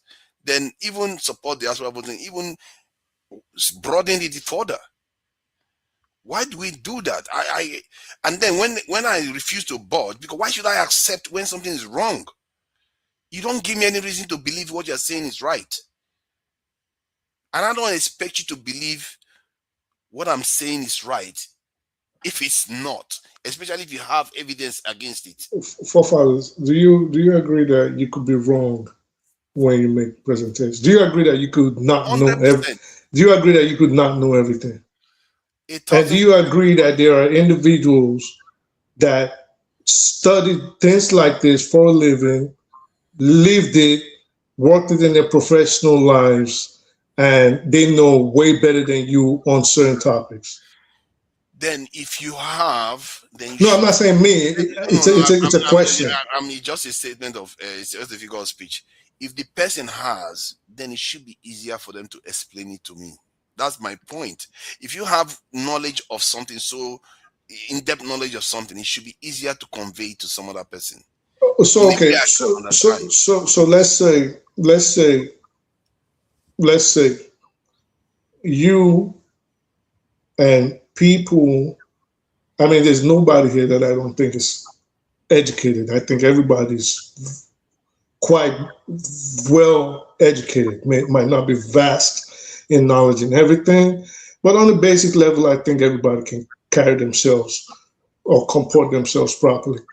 Now, do you agree that there are certain topics, again, that you have no idea on, but you might actually think you have an idea about it? Oh, yes, of course. All right. Because what you did something today, and you have a tendency of doing this, and I think I didn't want to talk. Not, of course, I'm not offended. I'm not upset because I had nothing to say. That's me. If you notice, if I have nothing to say, I don't talk. I spoke with Rudolph earlier today. He asked me, he said, "Oh, just talk." I said, "Well, that's not my style. I just don't talk to talk. If I don't understand something, I listen and I gain knowledge from it. Now, I might try to ask questions on a layman's term level of my understanding. But if I'm versing something, then I'll speak on it. I don't go listen to 2-minute YouTube videos and call myself an expert. But you did something today, which you usually do. You challenge things that the person knows that this person has no idea what they're talking about. For example, you challenge my business acumen. And I asked you simple business questions and you failed them. But you still went on and you expect that you're not going to have an argument. I think, to be fair, I think this is what you need to start doing. You have to recognize, again, I'm not insulting you, but you have to recognize that there are places where you do not have the requisite knowledge to act as an expert in. And I think once you start doing that, we will have less arguments and less quarrels on here. Because I don't know, for example, Masker is a social scientist. You are abusing the timeline that you have been given. I'm sorry, but Masker is a social scientist and is an economist. That'd be like AY. Well, I mean, AY works in finances in some way. But that'd be like AY coming to argue with Masker or myself, arguing with Masker about economic policies or things of that nature. So I think recognize your strengths, recognize your weaknesses, and recognize that you are not the authority or sole authority of knowledge. And I promise you, it's fun for us to discuss and argue, but I think you have less tantrums, less ego put in, and less anger when you see certain people and they want to ask and then you start getting upset.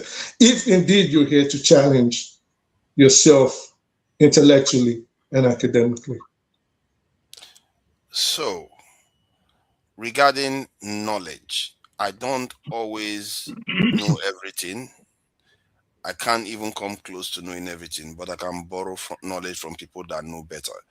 Like if somebody, like yeah, exactly, like if somebody tells me that to make gari I need to put only milk, I don't need water, and you never need water, you can't make gari with water. I'll say, but I've seen somebody that do it before. But okay, I don't know. Let me go and check. If I check and people that are like somebody that has a restaurant that makes so where are you going to go and check?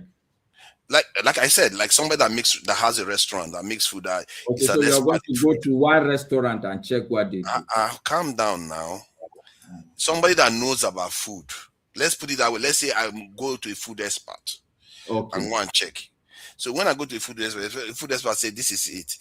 No, so now I cannot say that when that food expert gave me an advice and the person that is not a food expert but just has maybe he worked in a restaurant, now is the one telling me I have to accept his own argument. You see what my point? So, and that is the essence of education. We are borrowing knowledge from other people to be able to apply it again. And that's what I do. If I don't have my own knowledge, that because you are the one that is, if let's say you are the expert, then I borrow knowledge, somebody that is not deep, and the person says, you know what, that thing you are saying, I understand what you are saying, then expands on it and explain it to me because you have the knowledge. I will accept it. That is how learning happens, because knowledge is not something that belongs to just experience. It also belongs to anybody that borrows it from some other person, because you can take it from somewhere and translate it to something else. Just because something look, so that we can save time. I think you're absolutely right, forefathers. Me, where I only come in is at two levels. Number one, as a people, as a group, I like the fact that, in fact, that's why I join your segment all the time, because you fact check, you do what I call drill down. I like it. It's very important if we are going to move as a people. We cannot just allow ourselves to say anything and then it just goes. Drill down is good. The only thing I'm saying, forefathers, is that you're also just a human being. It's good to drill down. It's good to drill down, but there is a length of drill down that it's no longer drilling down, it's derailing down. You just derail the whole topic. Because if you insist that we stick on that matter and must finish it, I think it's wrong. And two reasons why that is very wrong. Because the truth about this life is that there's no position that is permanent. This level of knowledge, it's constantly going to change. Even the expert in the food business you talk about, give him 20 years. When you go back, he would have changed his position on the same topic because there's more additional knowledge. Whether Can I just add, or somebody has discovered it, that's why there are conferences. People go, they are knowledgeable people, they are professors, but they go there and they listen to other people and they add to their knowledge. That is how to improve knowledge, not to continue to stay. I'd like to follow this and be as succinct as possible. I beg your pardon, Master, if you want to finish. Try to be that. Thank you. Thank you. The thing is, I know we want to finish, but this thing about knowledge and passing knowledge, I think we should really try to take step with that appreciation that we can use this platform for far more than we do. We can still commit comedy and small talk and whatever. But in terms of when it comes down to subject matter and drilling down and speaking down on it, I'm a person who, there's knowledge and acquiring knowledge and then being able to make that into what you can express in your understanding, not just mentally, but in terms of how it's added to you as a being and how you can now teach upon this subject. I think that's knowledge when you're banking it and you're building it. For me, knowledge is coming to a point that you understand that you know nothing at all. You know nothing. And me, I've come to that point many times in my life where I just have to sit down for a minute and understand that there's nothing in all my understanding of everything that I really do know, that I really can appreciate to the point that I can really preach it. I then need to go down deep into this place. And when I emerge with some more human confidence to be able to express myself and do what I need to do. So it comes in truth, in my terms, and it should do in everybody else's. Because factually, no matter we have the same point of view of one, or we don't like the other, all these things are superficial nonsenses that people carry to heart. Me, I ain't got time. The thing is, do you have something to exchange? Do you have an argument? Do you have a new possibility? Do you have facts? And as has been said, it is to understand that this is a continuum. It's not going to stop. It's not going to stop. And we should appreciate those who still have a long way to go and those who aren't even ready to take a step up. And we should appreciate them still, because it doesn't mean that we stop where they are. It means that we keep going where we're going to. You understand? So there are peaks and troughs in this thing, and we all have to understand, we all have come to a stop where we are withered. If we're really studying this thing, we are withered with the information that we are getting. And sometimes we have to duck out of it and understand that, boy, are these points of view really even mine? Because unless there's a brand new thought, unless somebody's thinking one brand new thought from one brand new place, you haven't gone anywhere, Joe. if you're repeating anything as has been repetitious for generations back, you have to understand that things have been positioned in your mind, and your choice to negotiate between bullshit and the real thing is every individual's position. So that's the understanding that I have on knowledge and acquiring. All right, thank you for that. Gide, thank you for joining us. I'll give you some time to express your views on whatever you want to talk about. Don't go too long. I will time you, but I'm not going to tell you the time. So I will let you to express your view. This is as a closing remark. So go ahead, Jago. Sorry, not Jago. Gide. Sorry. Yeah, thank you, forefathers. Greetings to everyone. Ify, hi, AY, good to see you again. Greetings to everyone. Maskla, oh my God, I can't pronounce this. Christians for wherever. Greetings to you. Greetings to everyone. Jack, brother Jack, greetings to you too. Yeah, I mean, don't even know where to start from, but I believe we're all seeing what's going on in the world right now, and I believe we're learning from it. We are really paying attention to what is really going on. The Iran war, a president going to London, the fact that I don't know if you guys follow the news with China. China demanding that Nigeria pay billions of dollars in debt. They They threaten switch off our Nigeria. satellite. Yeah, you know. So there's a lot. Crazy. Well, I hope we're all paying attention to what's going on because everything is connected to one thing.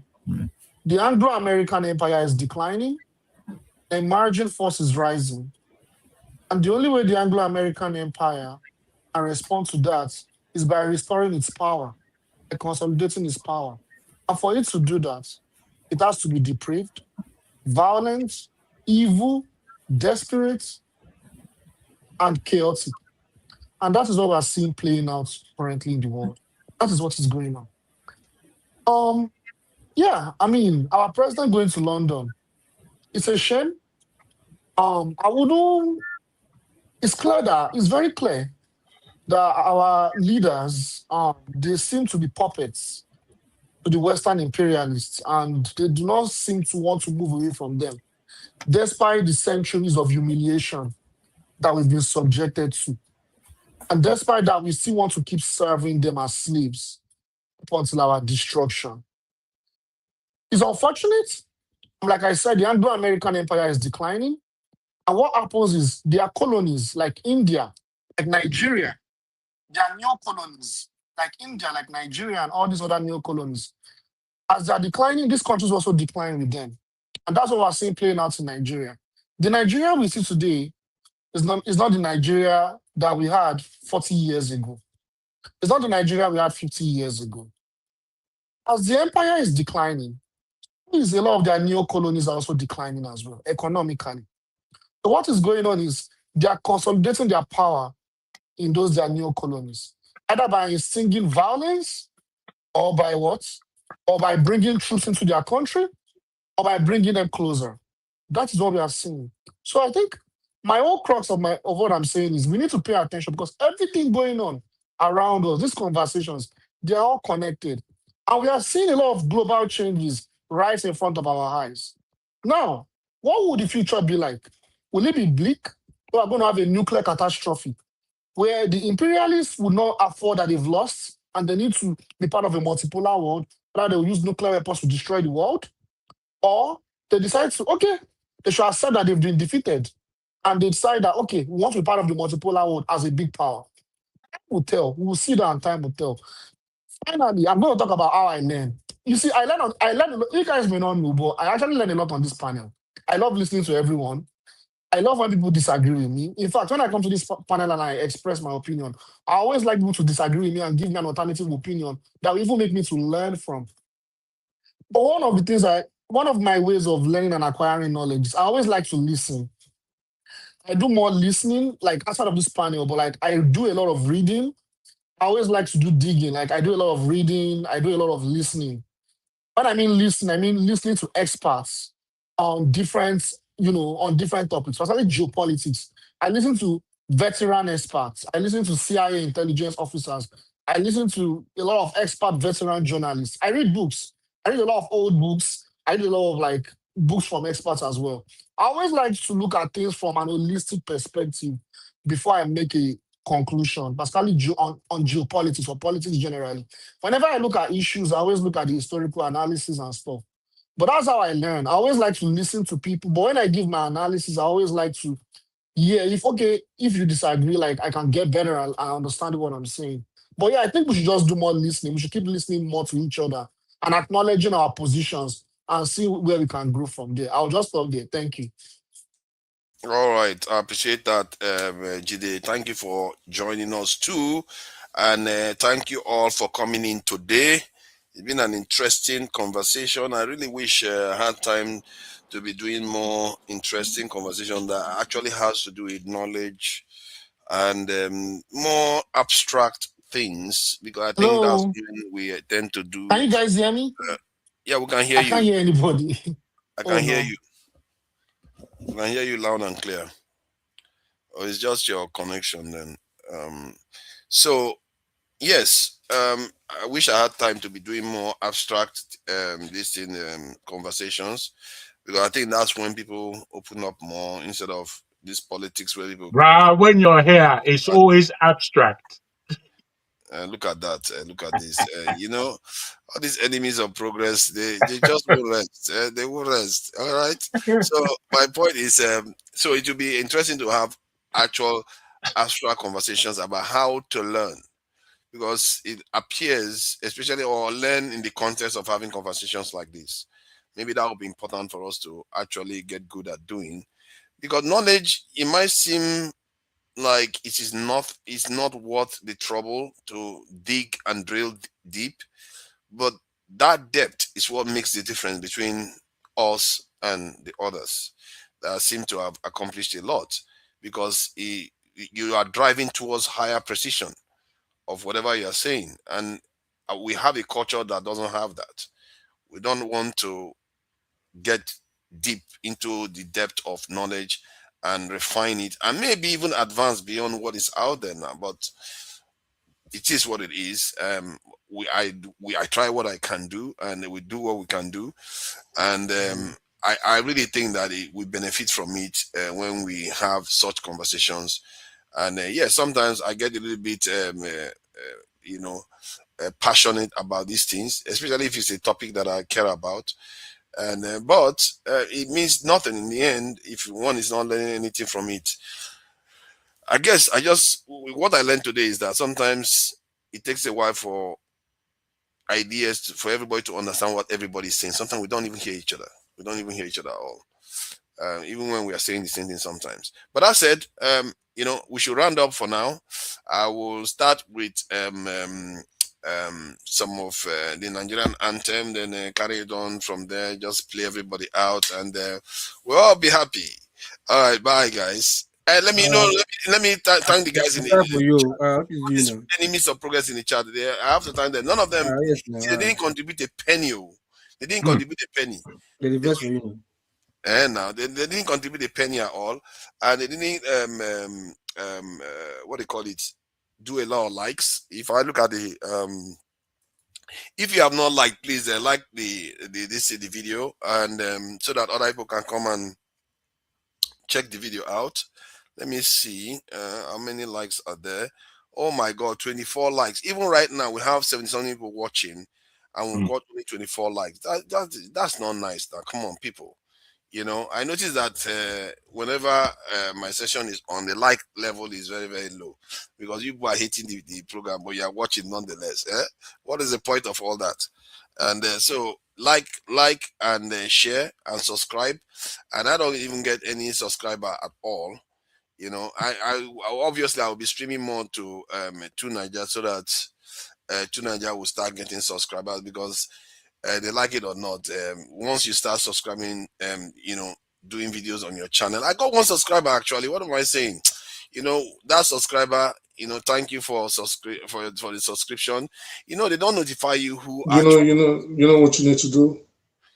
Yes. If there's a strict 3-hour limit on this one, what you can do is you do the 3 hours, keep to the time, so you and your colleagues don't bump heads, and then you move your stream over to your channel, and then it continues from there. That way you can get more minutes, and yeah, that makes sense actually. That's a good suggestion. You see, oh, that's nice. Sometimes he comes up with great ideas. That's a good one. I'll probably look into that. Yeah, next time I'll be looking at that. If I have time tomorrow, I'll do a live stream tomorrow, maybe after KJ. Because I feel like we need to discuss philosophical and abstract subjects a little bit more, because we don't do that. All right, next time, guys. Let me go now. Oh, I forgot. Oh my God, I keep forgetting. Guy Onwalele, thank you for joining on. Tatawo, I see you there. Nwaneka, thank you for joining us. Obi, no, I see you there. I don't know why you guys don't donate to. Additional John, I see you there. For this Tinubu economy and Trump economy, how people want to know. McKennelly spent all evening insulting me. You think I didn't see it? I see all the insults. Thank you. They Thank don't you give you for now. with all the insults. Yeah, they don't donate £2 give you now. They did? Who did? Yes, Nobody sir. donated anything. Abby. Keep quiet. Oh, look at that. AB. Thank you, AB. Thank you for the donation. Happy Eid to Nigeria. Yes, I accept it. I'm celebrating it. I really appreciate that. This in Abe McKennelly, I see you there too. Why am I highlighting this comment? The guy has been insulting me all day. He's been insulting me all day. Tato, thank you for this. Don't go and pocket that £2, though. Make you give up to the right person, Joe. Salawi, I see you there. Thank you for joining us, Salawi. I've never seen the name, but the first thing the name said was insult to me. Yeah, I really do get it from both sides, really. You guys all know. You are insulting me on the panel and they are insulting me on the chat on top of it. So let's see. Makelele, who else is there? Boom Boom Ray, I see you there. Nice one. You're also on the panel, and you're also in the chat. So double thank you for that. Ken Riba, I see you there. And Tico, I see you there. DKO, I think it's the knockout or something. Light B21, Light B21, I see you there too. Thank you all for joining us. Till next time, tomorrow there's going to be a show from Dr. Damages. Don't fail to join, and it's going to be an interesting conversation. And they're talking about, breaking up the country, reuniting the country, coming to a different union, discussing the nature of the Nigerian union. So that will be an interesting conversation. I'm sure KJ is going to enjoy reacting to it. And if I have the energy, I will do another live after that. I really would like to have conversations regarding abstract subjects a little bit more. All right. Thank you. Till next time. Bye. Later.